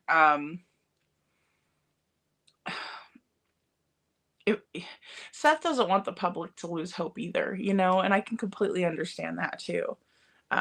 Thank you, Brenda. Thank you so much for sending a $4.99 super sticker. Thank you. That's so sweet of you. I really appreciate you. And Detroit Rock City says they gave her random drug tests and she is now not allowed to have an active criminal case. If she fails a drug test, she automatically loses her benefits. Oh, okay. Yeah. Wow, I didn't know it was that serious. Like, I didn't realize that they would do stuff like that. It's interesting. And KJ Max says whoever is involved isn't motivated by money.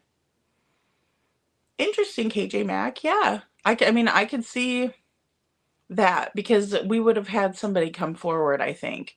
Because like you said, if they're motivated by money, that 300,000 would look pretty good. Even the 50,000. Money motivated people, sometimes they don't even care how much it is, as long as they get it. Thanks, Sharon, for thanking Brenda. Tony Fire, amen to that, hindsight says. And Tony Fire says, Tory Banks, that is so sad. If only he rather do tell. Maybe Seth would have made an emergency plan to get him away, and then he could fight for permanent custody. Oh, I know. I know.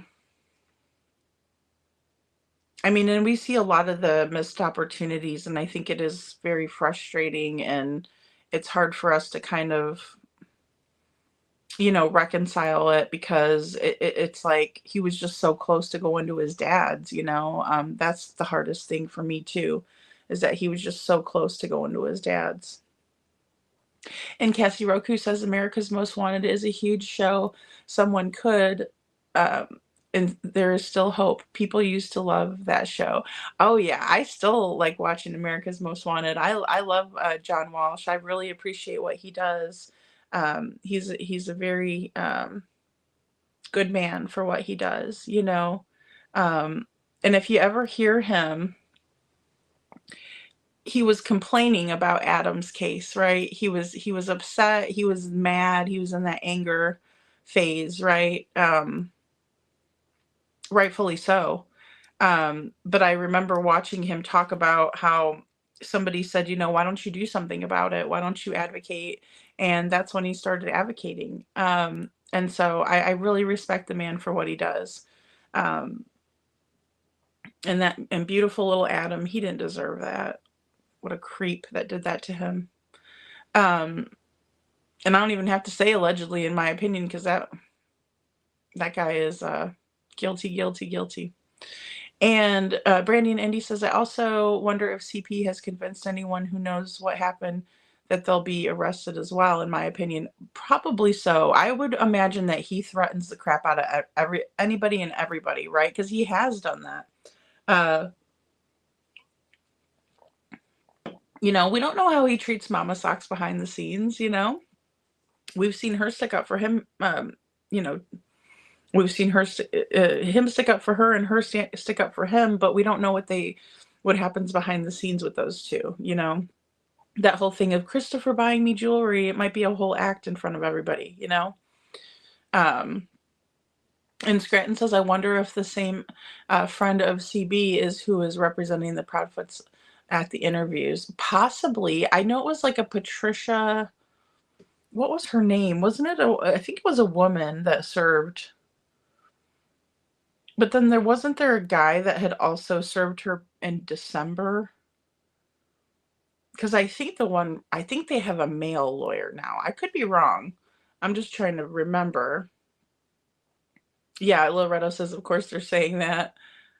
Carrie says, we need to have a dog pull out a PSA or put out a PSA.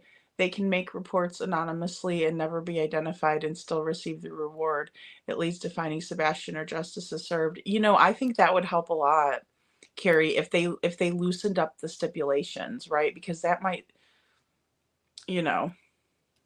cause someone to come forward. So I think that's a great idea. And Barbara Rose says, Scranton, I do not think she is a criminal attorney.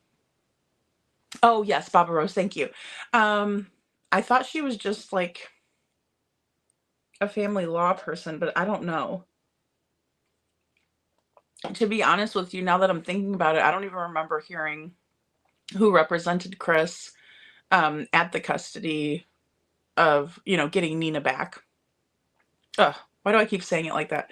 Getting Faith back to Nina, like originally in Sumner County. And Crafting and True Crime says, I don't blame them. That's money they deserve, and they could have used it for equipment in other cases, so it's messed up they didn't get it, in my opinion. Yeah, I was bummed out for them too, because they do such a great job, and they found so many people. And I mean, of course, I don't like that Jared guy. Really, but yeah, Doug Bishop and Josh Cantu are good people. I follow them still. And Lil Redo says, look, hate me, whatever. In my opinion, the reason Dog is involved is because originally the plan was to do a comeback show for Dog, but then something else happened and the show was not done. Oh, I didn't hear that. Oh, I don't have any knowledge of that happening. I think he's more or less, oh, I'm drinking a Arizona green tea, Scranton. That's always been kind of my jam. Like the ginseng and honey ones, which I know I should probably just like make brewed iced tea, like green tea. It's probably better for me, but I really like the ginseng and honey one. And I never realized it, but I guess you can drink these warm too. But it says great hot, and I've never I always just drink it cold. I think I will say that from my opinion of why they brought Dog in was to breathe some life into the case. And that's what I thought they were doing. And I figured, he would be kind of like the big name that came in to draw attention to the case. And then also, he is doing like interviews for Seth. I think he's just trying to help, any way that he can help. But I didn't know he had a show that wasn't supposed to happen. But I also think that it was more or less like to breathe some life into things, because that was about the 6-month mark when Dog came on, and then the FBI put the flyer out with their reward, and I think that he's part, well, I don't think he is part of it. I know he's part of the At Night Intelligence Agency, and he's like pretty much giving those services to Seth pro bono, from my understanding, but I could be wrong. I'm surprised too, Scranton. I'm glad. I think it's a positive step in the right direction for them, though. I mean, I will say that, and I've always said if they start acting right, I'll support them. But if they're doing wrong by Sebastian, making fun of him and stuff like that, oh, forget it. Forget about it. And Hindsight says you are absolutely correct. There are guidelines that have to be followed, as with anything legally. Money, I'm praying, is not a factor for the value of this child being found. Oh, amen, Hindsight. It's just enough to make you sick. just thinking about it, you know? I mean, it's like, oh gosh. It's like you just want to jam you know, like Katie was doing to Seth. Look at this picture. You know what I mean? It's like, look at him, would you please? Um, it's so frustrating. And Carrie says, I saw a clip where Clue was talking about people in town recording. They think it was Dog's team, I think, but really it was, oh, America's Most Wanted. Probably so, Carrie. Okay, I didn't see that clip. Um, that's interesting. And Detroit says, Scranton, there was someone in the camper when they did that interview. It sounded like a woman. In my opinion, could be her, or the last interview, a man walked out while they were on camera, in my opinion. Okay, Scranton. Yeah, I thought there was someone in the camper too. I agree. I think there was somebody in the camper with them. It was awfully loud. Like the background of the Nancy Grace interview when they were in the fifth wheel was loud, in my opinion. Like there was some stuff going on in that camper, allegedly.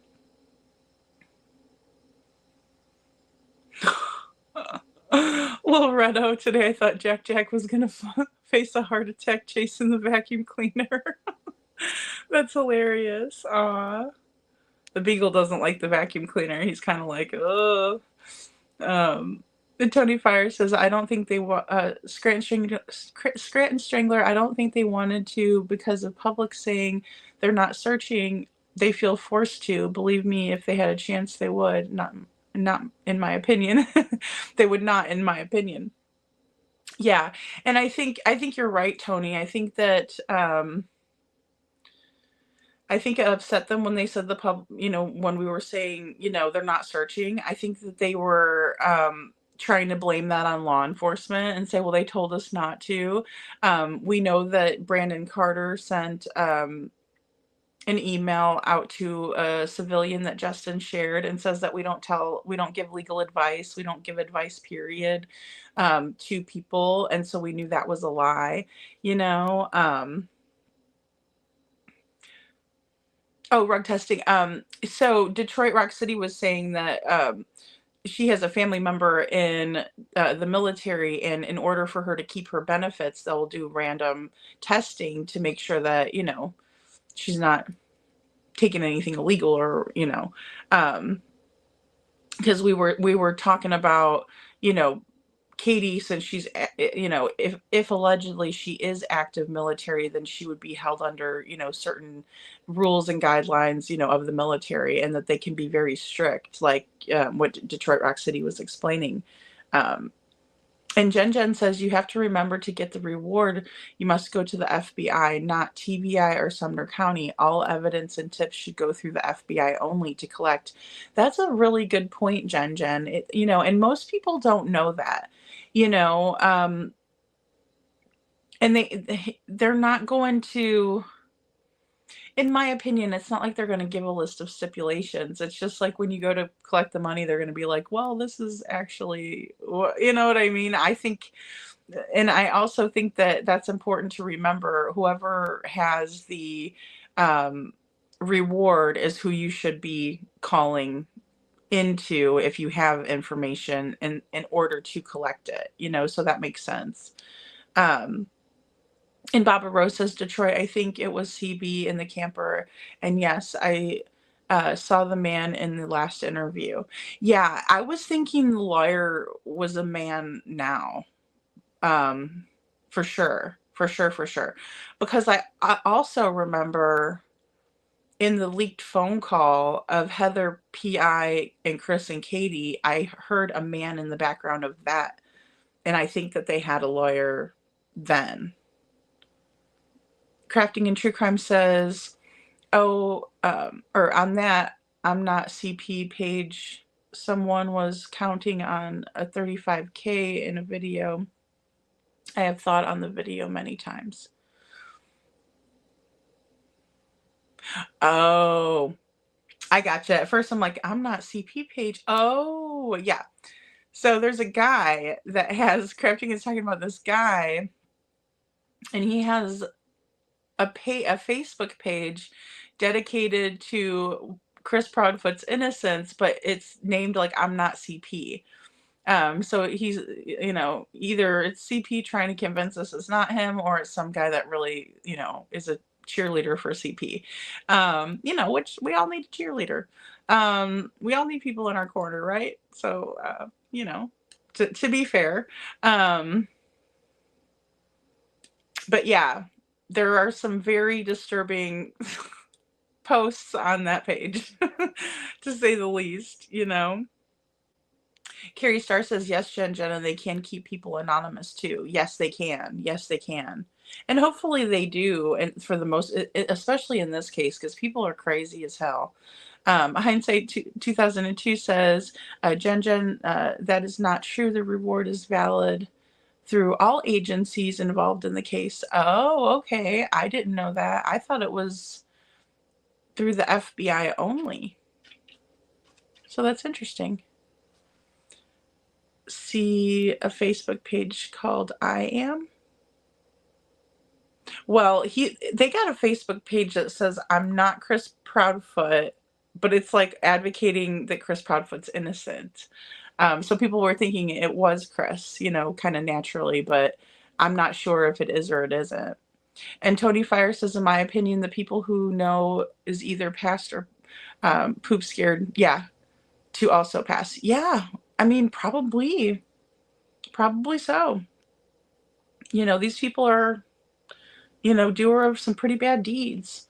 And Limelight Girl says, unless Mama Moneybags Bowersox is willing to pay more. Well, and you never know. I mean, if she, I don't know how well-to-do they are, but it seems like an aviation mechanic would do pretty well. Maybe they used to have better money than they do now. Real estate agents make really good money. I'll just say that. I mean, I even worked coaching real estate agents, and I made really good money. I sold real estate leads, and I made really good money at it. So like anything you do in real estate, you're going to make a butt ton of money. Plus, you also get referral fees from other agents. So say there's an agent that doesn't work the county that their buyers are looking in. If they give you that client, or if you give that client to somebody else, they will pay you a referral fee. So, Kathy could be finding buyers for other agents and giving them to them, and she still gets a kickback from that, long story short. So there's a lot of money to be made. And Sammy says, Sebastian is not listed here. tn.gov/TBI. Okay. And their missing persons page. Oh, see, he should be listed everywhere. I don't understand why he's not listed. That doesn't make any sense. And Tori says, Tony Fire, I can remember being 15 and so scared to tell my daddy because I thought my dad would lose it. Yeah. I'm so sorry, Tori. And that's the thing. I mean,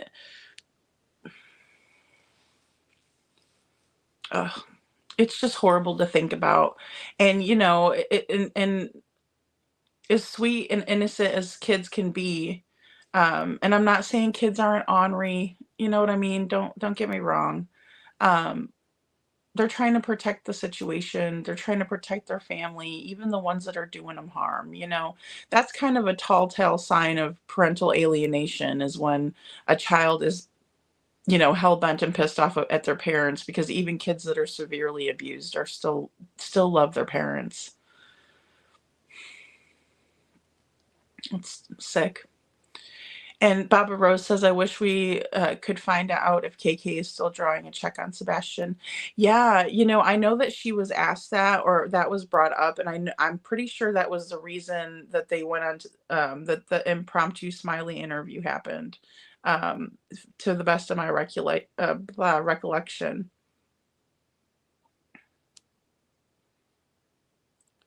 And Barbara Rose says, Little Redo, I emailed Dog, and he emailed me back and said he was going to find Sebastian, and Dog's son told me he was coming to Tennessee to find Sebastian, so I have to hold on hope for Seth. Oh, that's awesome, Barbara Rose. Thank you for sharing that. Thank you so much. In hindsight, says Jen, either are the same. I can assure you of that. Anything received by the agency properly dispersed. I would think it would be too. I agree with you, hindsight. I would think that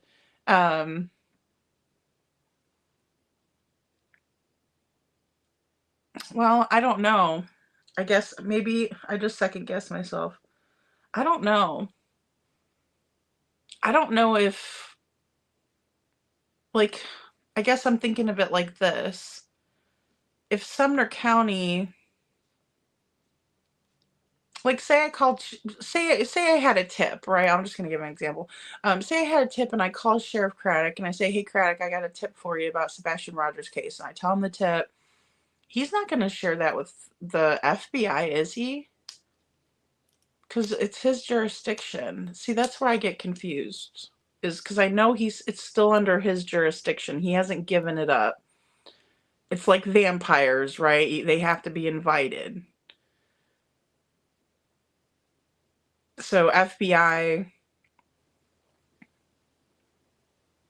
to my knowledge, is working with Sumner County, but it's still Sumner County's jurisdiction, was my understanding. So do they still disperse the leads up, or I wonder how that works? Because now you guys got me thinking like really far into it, and now I think I might be confusing my own self. Lil Redo says, "I love dog too, but so many actions are not making sense."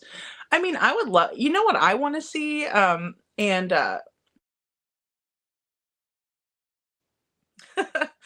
oh God, I'm gonna get myself in trouble for this one. I want Dog to go knock on the. Oh my gosh, I can't believe I'm gonna say this. I want Dog to go knock on the Proudfoot's door, and then after he does that, I want him to go down to the Bower Sox, knock on their door real quick, just to scare him a little. I'm just kidding, guys. I know, and I know it's frustrating, Lil Redo. I know it is. I know it is. And you're entitled to your opinion, girl. You know what I mean? I don't want to stifle you guys' free speech like that, because if somebody thinks differently, they think differently. And I know we all love Dog, you know. And I think it's just part of any of the speculation, you know. I know that you don't mean it in a mean way or anything. But it is frustrating. And you know, it just is. It's frustrating, and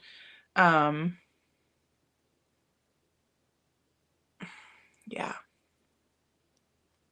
Carrie says, it should all go through the FBI, but if someone is hesitant to speak to the FBI, I hope they would give it to Dog's team and they are working with law enforcement and TBI. Yeah, I agree, Carrie, because I think, and see, that's another thing, like I saw a lot of hating um, towards Dog, like, how come he's putting out a tip line and stuff like that? And it's like, because some people really don't trust law enforcement. That's another positive that I can see that Dog brings to the table, is that there are people out there that literally look at him like, you know, the greatest there ever is. And he is. He's one of the goats, right? And so they would be more apt to call Dog than they would a law enforcement agent. And I'm not saying that's right, right? I honestly feel like you call law enforcement, right? But I also report to Dog too. So anything that I've given to law enforcement, with the exception of the dingling shit that Sebastian was exposed to by Chris, because Dog wasn't in it then. I even tagged Nick the Hat when I put out the Snuggle Struggle stuff about Craddock, right? I tagged him. I said, "Look at this. This is what I found. What's going on?" You know, now granted, that was way before Seth had come out, because, you know, that was around Sebastian's birthday, and said, "Look, I am working closely now with you know, Sumner County Sheriff's Office." And then I said, "Perfect, good. That's what we want, right? We make a stink. If something changes, it changes. Oh, great. Okay, that's why we made a stink, you know." So, I mean, I kind of was just glad to hear that for Seth, and that was all I was really hoping for, you know. Um, yeah, Jen, I'm not sure. I just get kind of confused now. Now you guys got me thinking too much. See what happens when I think too much. Um, KJ Maxx says, with the sea of cases in the world, Dog chose this one. He recognized something in the behaviors of certain individuals, in my opinion. Yeah, KJ Maxx, and I'm just grateful that he did, you know, because I think there's a lot again that he could bring to the table. He's just so well known, you know, and like I said, short of him like going and banging on that door, because oh goodness, I would love that. Um, he's not, you know, and that's all right. Yes. Yeah, and he had and his son had his wedding in Tennessee too. Um,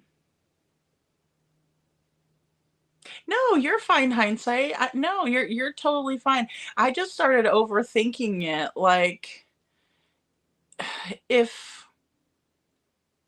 I was to call in a tip to Sumner County, would they give it to TBI and FBI, or would they just work the tip? Because I think that's where I'm just kind of thinking, how would they know? How would the FBI know?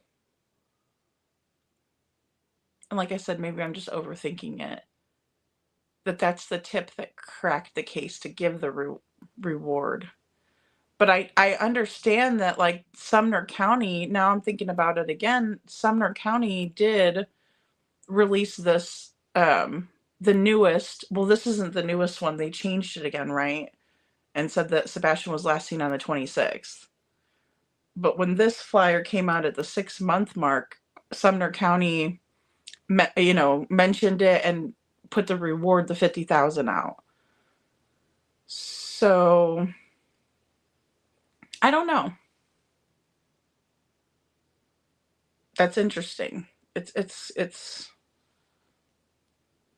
And Lil Redo says, Baba Rose, I hope they do or I hope they do, but what we understand is that they have never looked. And they said that they were coming in the spring. Why wait until the spring? Why hadn't Trump showed up as we were told? Well, see, I thought Trump was just going to mention Sebastian. I didn't know he was going to come to Tennessee. And I could be wrong about that. I do remember them saying it was going to be a big search in spring. But again, they didn't specify on when. Tony Fire says, Jen, I will give it to FBI and to Dog. LE in Tennessee has a bad record with missing. Yeah, I mean, and that's the thing, like, some people would feel more comfortable, so I do think that's very valuable to have Dog there, you know, and have a tip line in case people want to call in, you know, and not call law enforcement.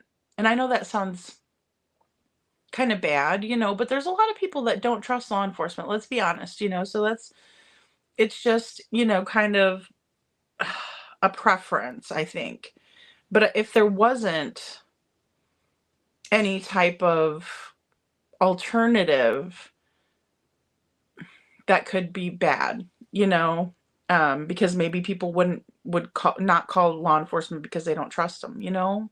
Um, and Kaika says the Proudfoots have crooked, corrupt connection in TBI, in my opinion.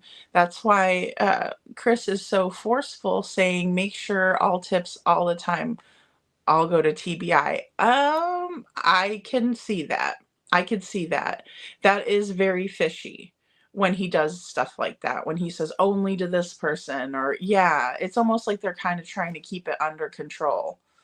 And I don't like that either. So that's a good point. I can definitely see that.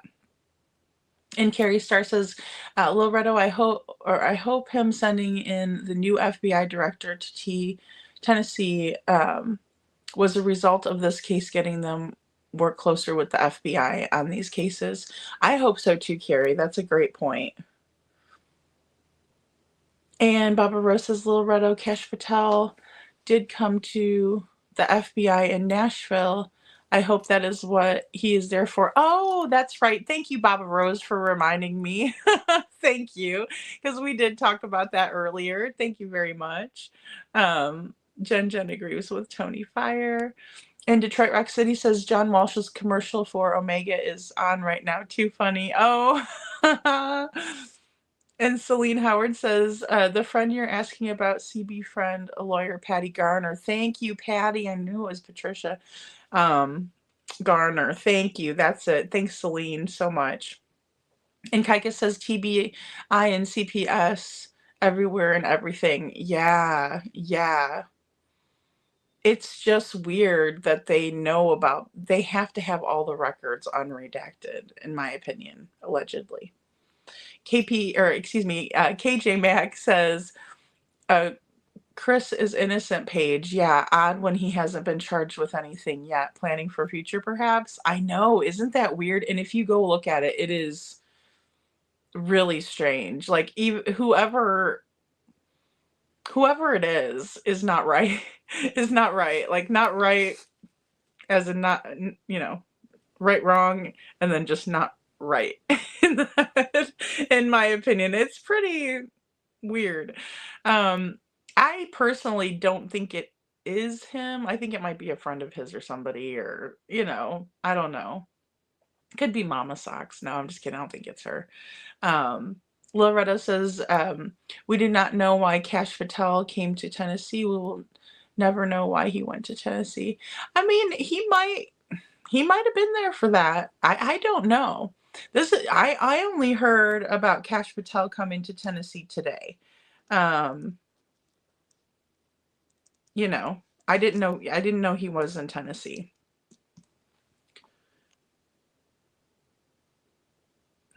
Yeah, he was asked, hindsight, thank you. He was asked if it was him and he said no. Yeah, yeah, that's true.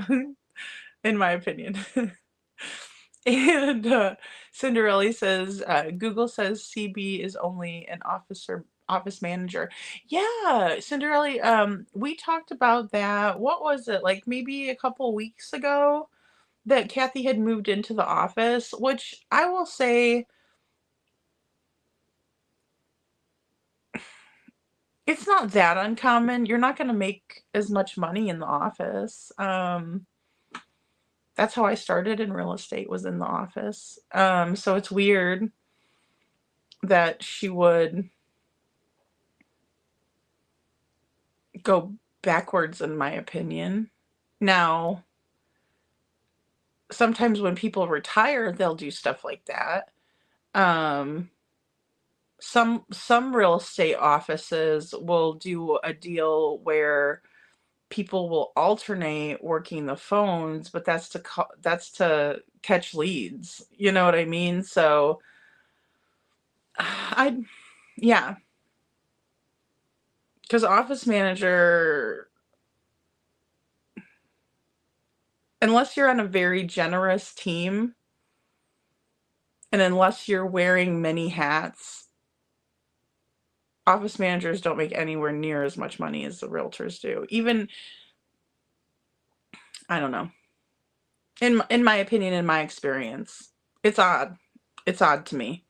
But maybe they're saying, they don't want her out there because everybody knows who she is, and she's not made an effort to, well, let me just put it this way. When you're a real estate agent, your whole deal is networking, right? So you're like, you want people to like you, trust you, because they're trusting you with the biggest investment they're going to make, or with selling a home that they loved and they have made memories in and everything like that. And so again, you're one of your greatest investments, monetary investments, I should preface that. So most realtors have a very warm, welcoming, upbeat vibe about them. They just do. And that's why they're good with people. And that's why they're good salespeople. And that's why typically, you know, they have that vibe. Kathy does not have that vibe. I'm sorry. She is unlike any realtor I have ever known. She just is. She's like a shrew, in my opinion. And you just don't see that. You know. Do they act different when they go home? Maybe so. But Kathy like acts like, you know, that's why we call her Corella, right? She acts like Corella. In my opinion, allegedly. And Carrie says, yes, but we can hope that that's why Dog's son did a recent interview with Trump's daughter-in-law. Oh, I didn't know that, Carrie. That's good news. Yeah, I think we have to be patient too, because, you know, when Trump got in, there was a lot of, he's got a lot of crap on his plate. He was signing executive orders left and right. I mean, he had all those pens. It was a nightmare, it looked like. And Little Redo says, in my opinion, if the FBI had something big enough to bring Patel there, then they would have arrested them already. Yeah, I mean, I think that in my opinion, I think that as soon as they can, they're going to make an arrest in the case. I think they will. I really do. I really do. Now,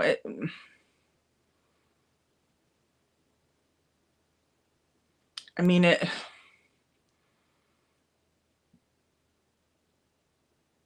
is it going to be anytime soon? I just don't know. I don't know about that. I can't really say if I think it's going to be sooner rather than later. I was hoping it would be. It seemed like there were certain points in the case where I was like, okay, I think something good's going to happen soon. It seems like things are gaining momentum, and we had a lot of, you know, hoopla around the case and everything like that.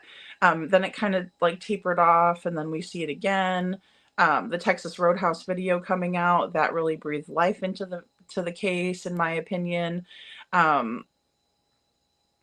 don't know. I'm not sure. I'm not sure what the you know, motivation was for Patel to go to Tennessee. And like I said, I don't know enough about it. This is the first time I've heard about it. So I don't know. I would have to kind of look and see, you know, what's being said. Sometimes we got to read between the lines and stuff like that. But they got antennas and tentacles keeping a looking out everywhere. I think so. I think so too, Kaika. Yeah.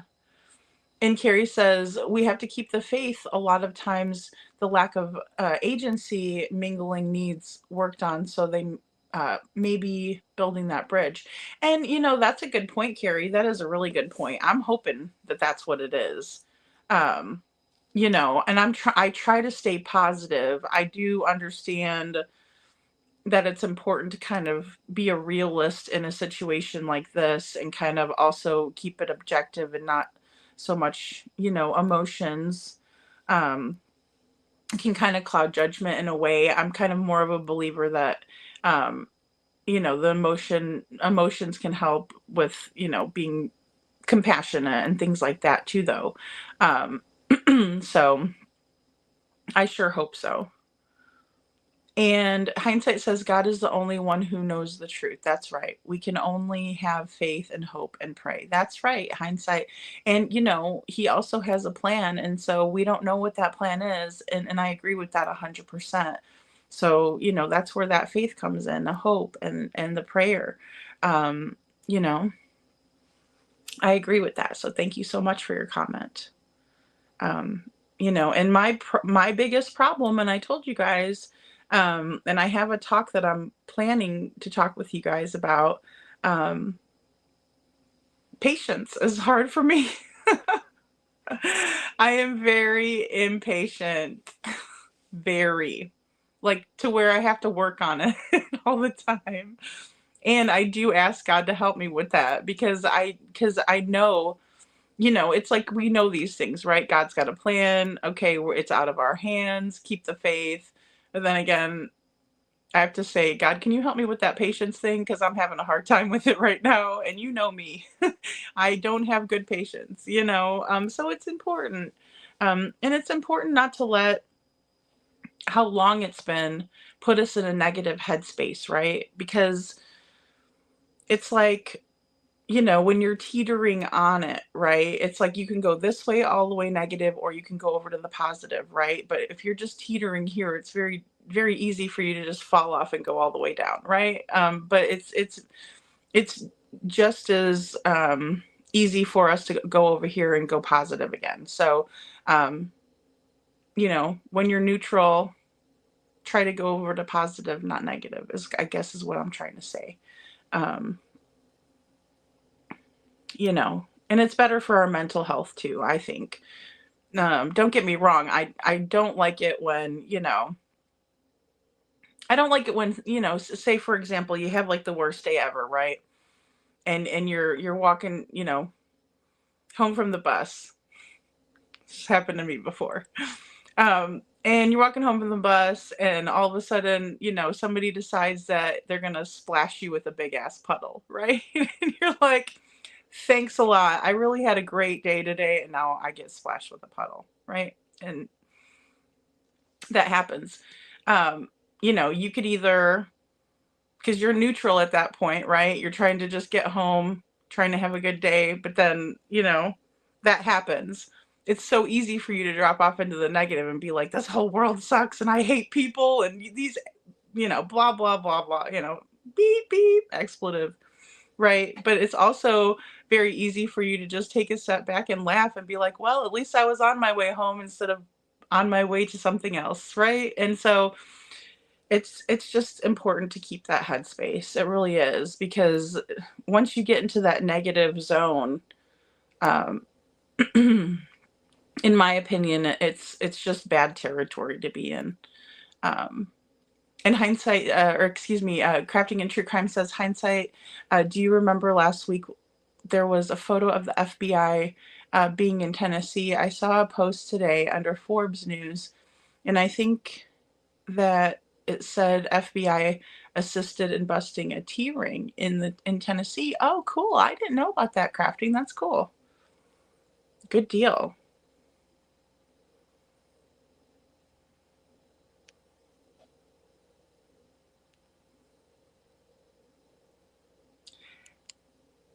And Carrie Starr says it keeps changing. The one type I've got to turn off the autocorrect stuff. I'm sorry, I probably shouldn't have read that one out loud. And Hindsight says, at Lady, it's funded by all agencies and joint for this child. Oh, good, good. That's fantastic then. So yeah, so it doesn't matter which one you call in. You know, I don't know. Do you know what stipulations there are on it, Hindsight, or if there are any? Sometimes they don't put any on there, but I know some of them will say like if arrests are made, or if they're you know, tried and convicted, or that sort of thing. And Baba Rose says, yeah, let's just pray that John Walsh sees through the Proud Socks. Yeah, I hope so. I think he will, Baba Rose. I really have faith in that. And Jen says, Loretto, maybe nobody is handing over what they already have tossed it away, knowing Corruption County. Well, man, I know, and I try not to go too far over there. I mean, I've highlighted a couple of instances where Sumner County has had a lot of corruption, and I think it's everywhere, but you just never know. You just never know, Jen. And Kaika says, they don't want the domino effect, do they? Take one down and they all go down. I mean, again, that's going back to what Jen said. That could be a possibility. I'm not going to rule it out. I certainly am not going to rule it out, because we just don't know. Um, and Lil Redo says, I think about all of it, why all the resources directed at one child, there are many other children in Tennessee. Something is just weird and not mathing up. That's what I see. Well, that's a good point. Um, that is a good point. I don't know. It's something to think about, because and I'm glad they are putting all those resources in. I really am. Um, so I guess maybe that's why I've never thought about it like that. But I mean, I understand there are so many other cases and missing children. Well, I mean, and that's why another reason why I want to talk about summer. Um, and do a good comparison for you guys, excuse me, because I think that um that she doesn't get as much exposure. I know it's been longer, and I think that there are a lot of similarities too. And of course, both missing in Tennessee. Um, so yeah, that is kind of strange. I will say I agree with that. That's strange. And Carrie says, anything I've turned in, I sent to dog and TBI too. So one agency can't hide it from another to keep them accountable. Exactly, Carrie. And that's the reason why I did it too. And I felt comfortable doing it. And I also, um, was very happy to get a response back. So I think it's, I think it's one of those things where I think it's a good idea, like you said, just to hold everybody accountable and just to let everybody be aware too. Um, oh, what was what? Cassie Roku. Tony knows Jennifer and Jennifer knows dog, and here we are. Right, exactly. Networking, know who you know is very important. I agree. Um, oh, it's 221 there in Alabama, Ann. And Little Red says, when you have creators calling Craddock everything but the actual sheriff, it causes people to not trust giving information to local LE, and it's interfering with LE's case, in my opinion. Yeah, and I will say that, there are some very strange connections um, between KP, or excuse me, between CP and Craddock and KP. I guess I could add her in there, Navy, and Craddock. Um, you know, it's a small area. So I think if we didn't even if we were to not even look at the possibility of corruption, we would be doing Sebastian's case a disservice, in my opinion. So I think that it's important to know all the players involved and figure them out, you know. Oh, okay. Cassie. I've done that before too, voice to text. And Jen says, especially when they all play cards together. Well, and that's another thing I think that's so fishy. And then also they're not putting out any information. Um,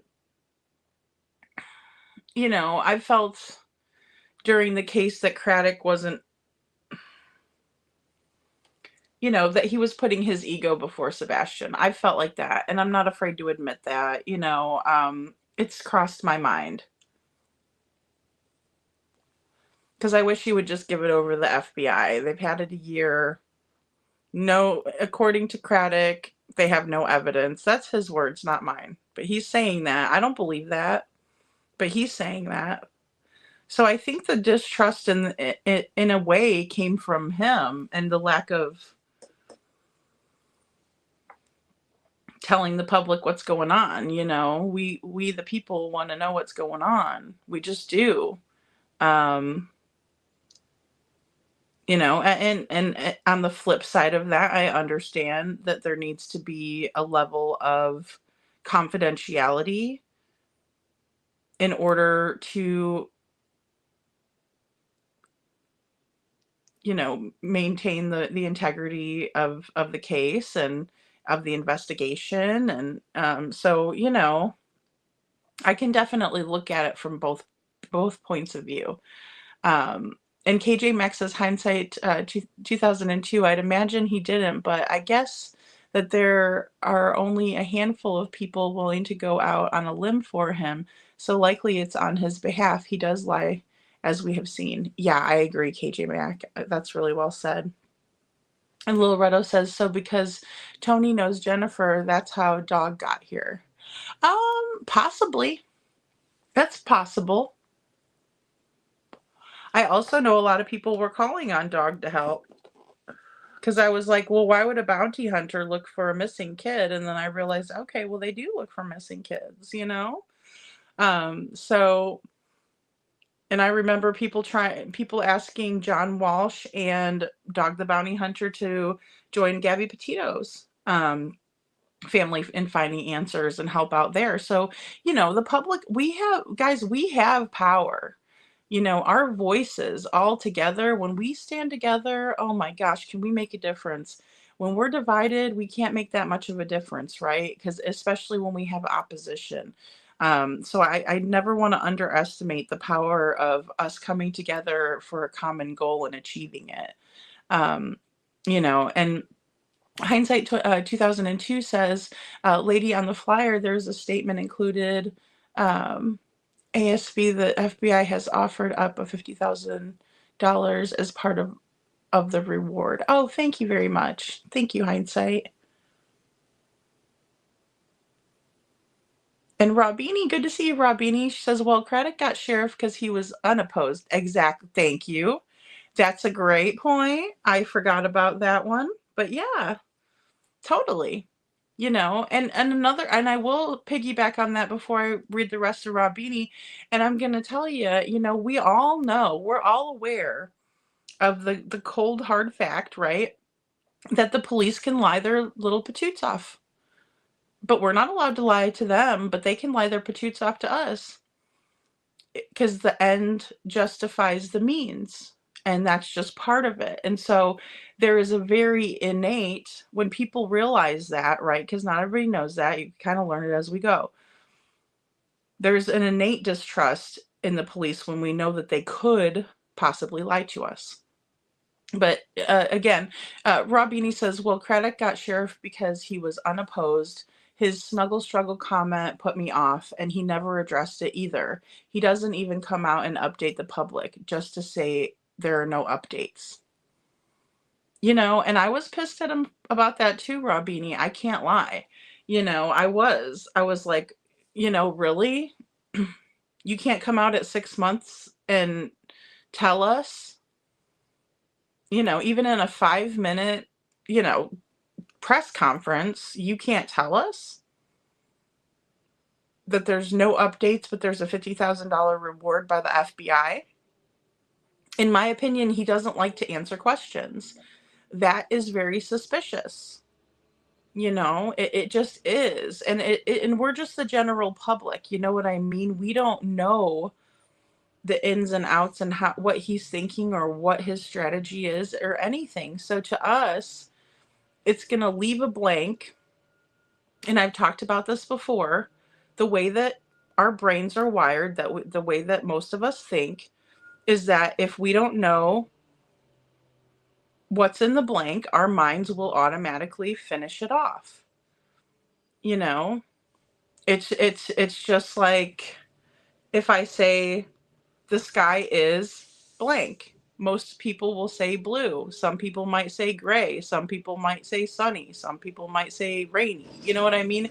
You might get different answers, but it's always like, because I didn't specify, right? I just told you guys the sky is, and then the next thing you're going to do just by programmed responses, right? Blue.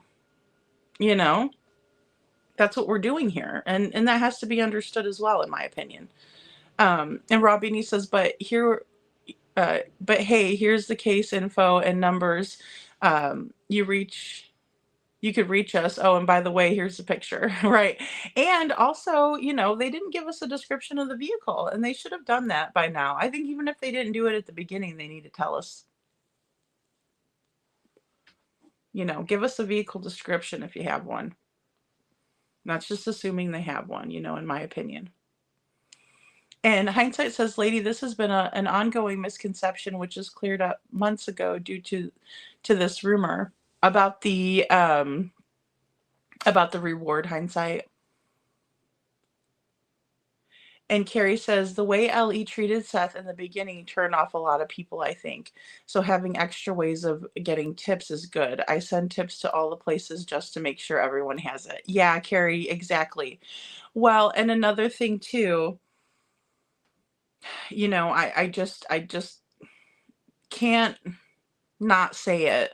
Sheriff Craddock came out and told us that it wasn't even just Sheriff Craddock. We'll just say, let's umbrella and put law enforcement in there. Law enforcement told the parents and everybody else and wanted everybody to believe that the 3 a.m. car was a trash truck. Anytime you lie to the general public and they find out that it's a lie, prepare to lose most people's trust. And I'll be generous and say 60%, but I think it's more probably closer to like 80% of the trust is gone. Just my opinion. I trust Ellie, just not the area, that area of Ellie. Yeah, and I mean, we have to have a trust in them and a faith in them. We do. Because who are you going to call when you need them? When you need law enforcement, you're going to call law enforcement. We have no choice, really, in my opinion. And Lil Red says, I feel like a lot of BS was overstated as an attempt to scare people to see if anybody would talk, but it didn't work. Well, and that could be. They were putting out little clues and things like that from at night, trying to get people, hey, we know this about you. We know this about the poker game, just as an example. And, to see if it would scare them, for sure.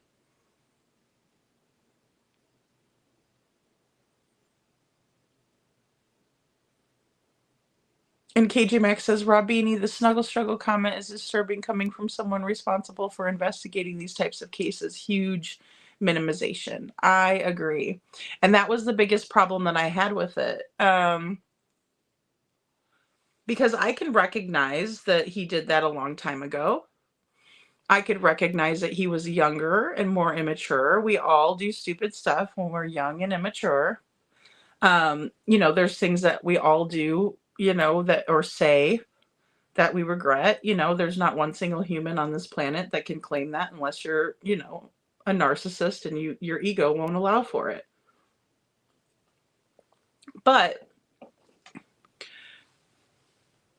I was very upset because if a woman was to go to Sheriff Craddock and say, I was raped, and I don't even care about monetization, honestly. And he thought it was funny or that it was just a snuggle struggle, where does that put the victim? Because I'm telling you, I wouldn't want to take myself, my daughter, my mother, my best friend, anybody to him for that because of what he said. That is a huge, huge, huge, huge distrust factor right there. And I think the people deserve to know. And then they can say, well, he did say that a long time ago, or maybe he didn't mean it, or they can form their own opinions, but knowing is important. I honestly just had a conversation with a good friend of mine today that I look at as a good friend of mine. And they said, I would rather know so I can make up my mind rather than just blindly following, right? I would rather know certain things And I think that's important. And so, it wasn't to like humiliate Craddock, but the reason why I put my video out and I did the research was because I wanted to find out if it was an isolated incident and maybe he was just joking around. Maybe it was a distasteful comment. But there were there were other comments, that pushed me to make the decision to, create the content that I did. And I don't regret it. And I think people need to know. But I do find it disturbing. And then on the flip side of that, or even, maybe even more so, what if a young man had come in and told him that? I've done research on the subject back when I did the video. It's very difficult. Statistically, we can see how difficult it is for a man to come forward and say that. And for a man to have to go in and say that to somebody who might make fun of it. We'll just leave that blank. So no, would I want to tell Craddock something like that personal? No, I still wouldn't, honestly, because I really don't know where he stands on it. And like you said, you made a good point. He has never addressed it. And all he needed to do was come out and be like, you know what? I'm sorry that I said that. I was younger. I was not in a good headspace. Whatever. Make an excuse up, but tell us something. But he didn't. He didn't even address it. He dodged it. Just like I feel like he dodges a lot of this stuff when it comes to updating the public about a case or giving us clues to that maybe we can help solve it. That's just my opinion, And Jen says that's because Craddock is too busy chewing gum at the speed of sound. Robbie, Jen, what's funny is that like I do have that video in my intro. And every time I watch it, somebody said that he was chomping on his gum. And, I honestly, the reason why I don't chew gum is because I do chew it like a horse or whatever. Like I have to be careful because especially like if I'm nervous, I chew. And so maybe that's part of it. Maybe he was nervous. Maybe he would, because I don't think he likes asking or being asked questions, Another thing that I found to be hypocritical and I didn't like, because we're on the subject, is that I didn't like how he was like, share my, all my information. He was all over social media campaigning for himself, but there was never one time that he reposted a missing child's poster. Just food for thought, I don't think, see, Baba Rose, I've heard differences where he wasn't serving at the same, or he served at the same time, but I don't think they were in the same company or anything like that. I really don't. That's my opinion, but I could be wrong. But I did hear something like, oh, they served together. And it was like, well, they might have served at the same time, but I don't think they actually like served together, like stayed in the same barracks or anything like that. I don't think so. And I could be wrong, and KJ Maxx says, Loretto, it's always felt that to me as well, a big tactic that failed sadly. Yeah. And I mean, sorry guys, excuse me. I don't know. I mean, I try to see it as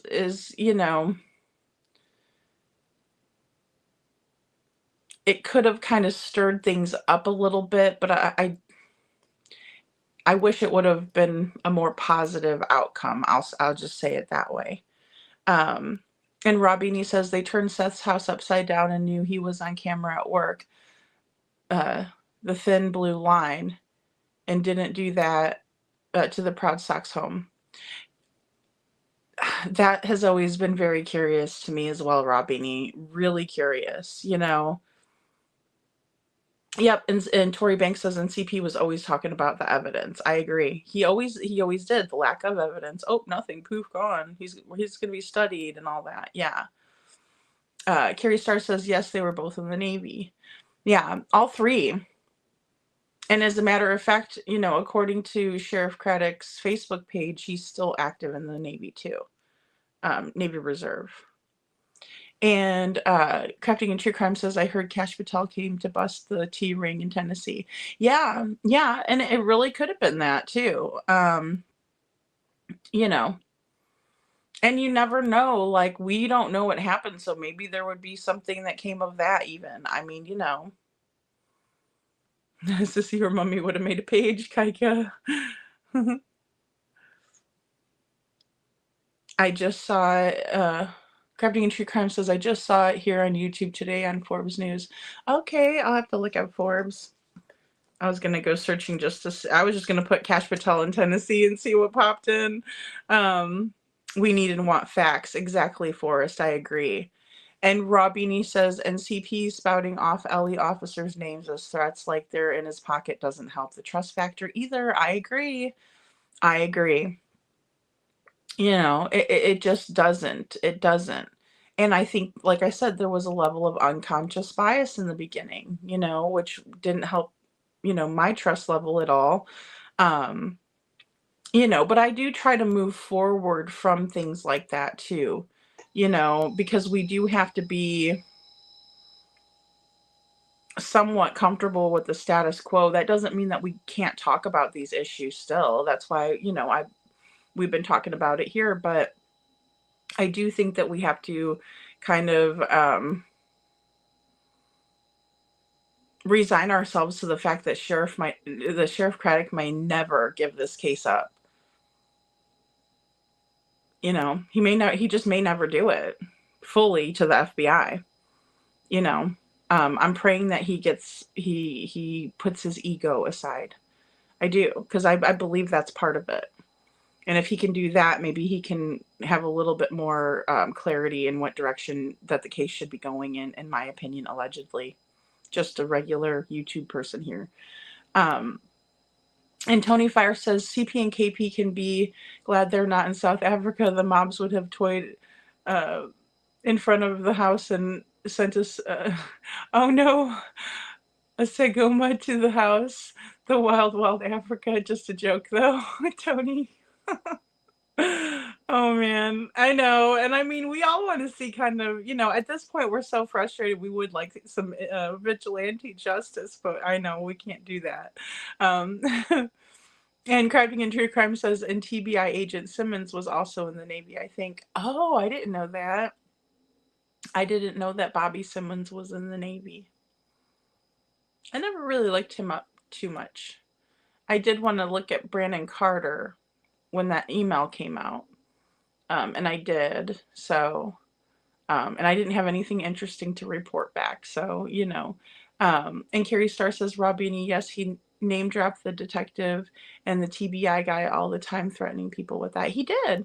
She sure did, And Tory Banks says TBI in Sumner County wanted CP to believe they were in his pocket. They wanted CP to trust that, and they wanted him to trust them. Yeah, I could see that, Tory.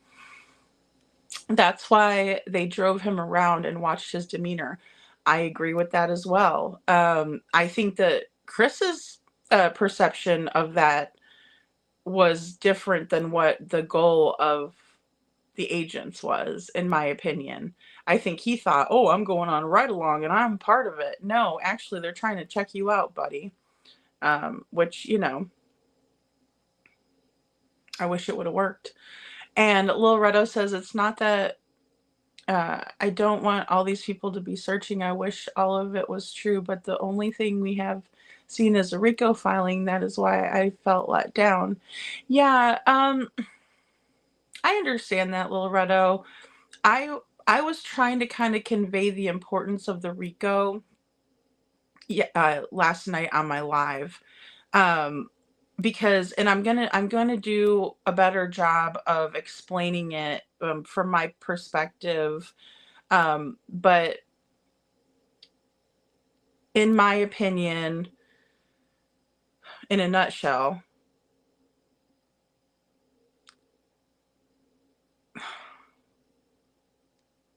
there are people, and it's been happening since the beginning of this case, that have threatened searchers, that have made it to where Seth has people who say they are going to help, and then they are harassed and bullied out of it. And then he's left with no help, and that's the whole goal of it. We have seen people who were out searching getting followed by random people. We have seen, and even recently at the most recent vigil, people causing trouble surrounding the vigil. We have seen people showing up who were not invited to the vigil, people who are being asked to stop filming, yet they won't. There is a lot. And I think the only way that Seth can stand up to this stuff and stop it, so that way he can have reputable people coming in to help without them being harassed. So that way there's less drama surrounding the case. So that way bigger news outlets will pick the case up. Because let's be honest, there's certain news outlets out there that probably don't want to get involved in this. There's other braver ones that don't care and they will do it, like our Nancy Grace. But even she was most recently named in the RICO because of the harassment of her show. I mean, it needs to stop because it's hindering finding Sebastian. He could have already been found by now if it wasn't so many people hindering. But since they're doing that, you know, I think the RICO is necessary. I think it's very necessary. And I think that if they don't do something about it, it's going to continue. And I'm glad to see that they're being proactive. But I understand that there's a lot of people that don't really understand why they're focusing their efforts in this way.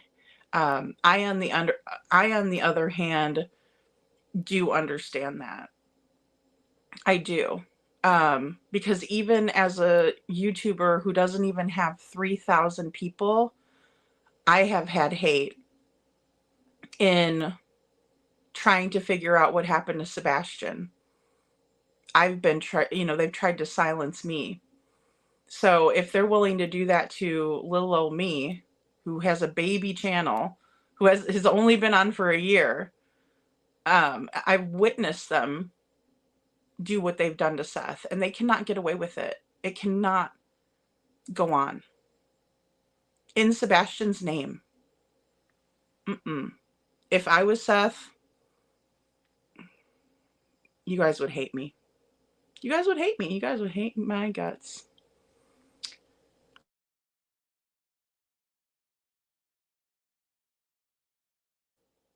Because I'm going to tell you right now, I'd have done sued those hate channels a long time ago.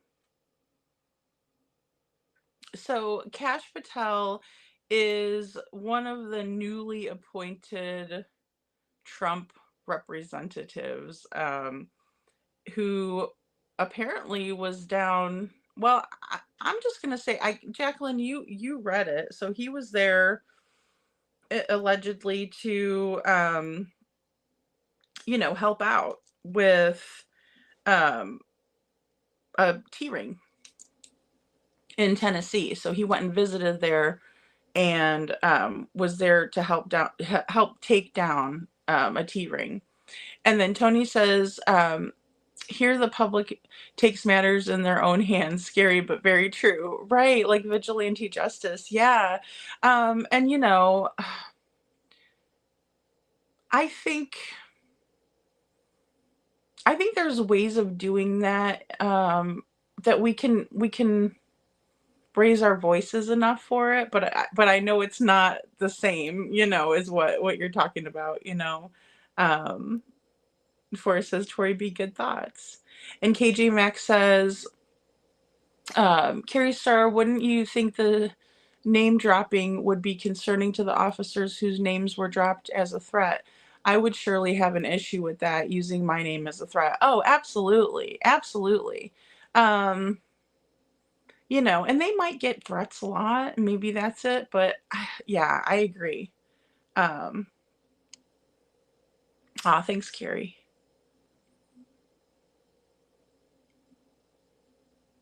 Oh, yes. Thank you. Crafting and True Crime. I said a newly appointed, but yes, FBI. Detroit Trump appointed Cash Patel head of thank you, of the FBI, Baba Rose. Um, and Carrie Star says, I would hope it is, but they never come out and say anything. I'm hoping they were just making him comfortable to keep talking, but even Seth said they only did interviews with lawyers. Yeah. Yeah. It's unfortunate, Carrie. Detroit.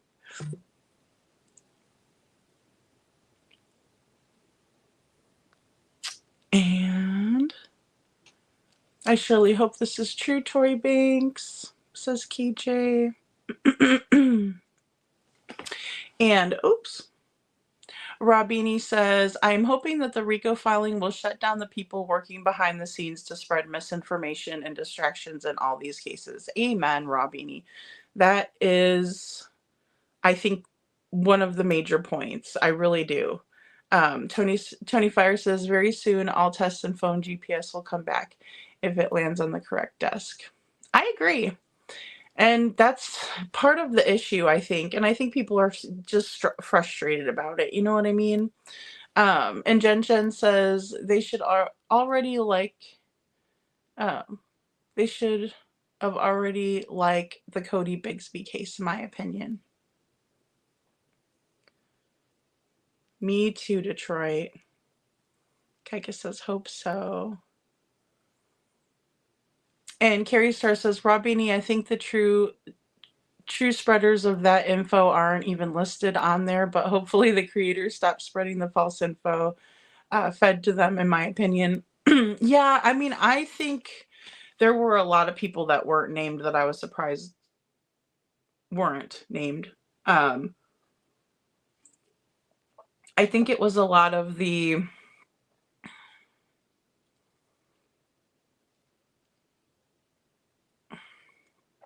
I don't know. I think it was a lot of the ones that were doing it maybe more so in the beginning.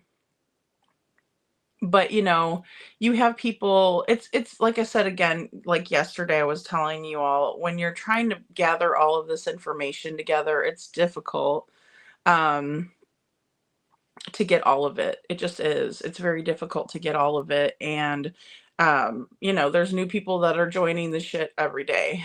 It's hard to keep up with, trust me. It's very hard for anybody to keep up with. Hey, Deborah says, I'm feeling like it's going state now. I'm feeling like it's going state now, unfortunately. Or stale, rather. I'm sorry, guys. I've been reading all day and I think my brain might be mush. And Tori says, in Joe Clyde Daniels' case, I watched Dixon County and TBI do the same thing with Joseph Daniels, Joe Clyde's father. Oh, that's a good comparison. Tori, I remember Joe Clyde's case. So, yeah. Thank you. And Jen says, in Little Elijah Vu, nobody, but they were arrested on suspicion alone. Yeah, they were. And he was saying the same kind of stuff like Elijah Vu, man up and do the, I mean, it's the same. Good on Wisconsin, I mean, we'll just give them credit. Hey, Annette, good to see you. Nice to see you from Western Australia. Aw, thank you for being here. And Carrie says, yes, we have to have patience. I've seen missing cases and they make the arrest 5 to 10 years later when someone gets mad or divorced and it comes forward. That's very true. And, I said that a while back in one of my videos. I think that as soon as there's a divide or a crack in the proud feet, then we will see the truth come out. Somebody's gonna roll on somebody. I agree, Carrie. Um, Good night, Lil Red. Thank you for being here. Thank you for being here. Aw. Hug your babies and be safe. Thank you. I'm very patient but short-tempered. That's funny, Tony. Aw, thanks, hindsight. I am right there with you as well. Oh, I know, Baba Rose. Baba Rose says, Lady, I have too much time and anxiety and Sebastian to give up now. I'm here to see someone in handcuffs. Where is Sebastian? Amen, Baba Rose. I think we all can agree on that. That's the most important thing, justice for Sebastian. And thank you, Sharon. And for Seth, and for all of his family members who love him and want him home.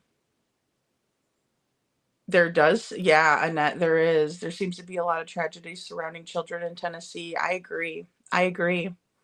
Um, and it's not just only there, but it's, yeah, it's one is one too many, um, and Carrie Star says Summer doesn't have a Seth fighting for her. It's sad. Exactly.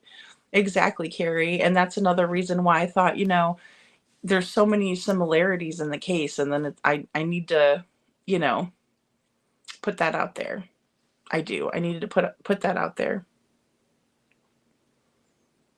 Thank you, hindsight. I will go there.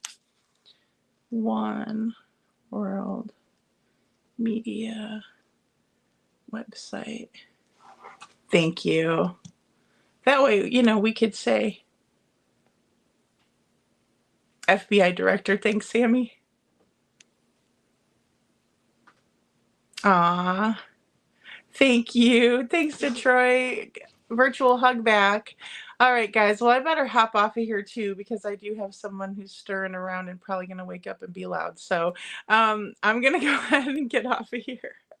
But I love you all. Thank you all so much for being here. And I will definitely be back tomorrow night for Saturday Night Live. Hey, Patty, good to see you. Oh, thank you for subscribing, Patty. I really appreciate you being here.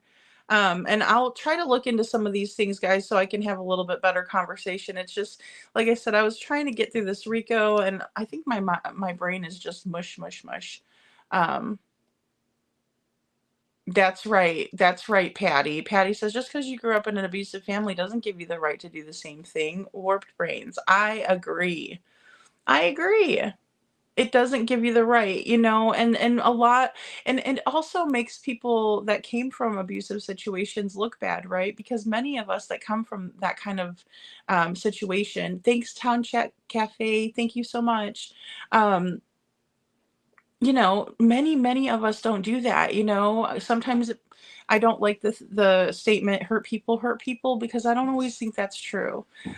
So, but thank you all so much for being here. Patty, thanks for joining our community. I hope that you enjoy being a part of our community, because I really love everybody here, and I think that you will enjoy it. And then, of course, I will talk to you all tomorrow, and thank you all so much. Just keep hope alive, keep faith. Say prayers for Sebastian, prayers for Seth. Seth is on tomorrow, really quick too. I have a link for it on my community wall, but it's also Seth R. Rogers, Sebastian's father, is his channel name. So definitely go show some love. Put some green hearts in the chat.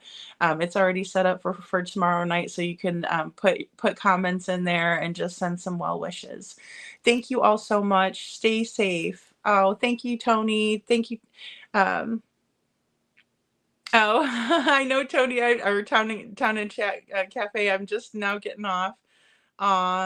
Thank you, Perfectly Imperfect Boy Mom. Thank you all so much. Thank you, Hindsight, for being here, and thank you for answering questions and letting us know about the reward too, because it's so important. Like, that has been a lot of misinformation surrounding that. So I really appreciate clarity when it comes to, especially, bigger topics like that. So thank you, Gigi. Thank you for being here, guys. I will talk to you tomorrow. Thanks, Detroit Rock City. That's right, we are.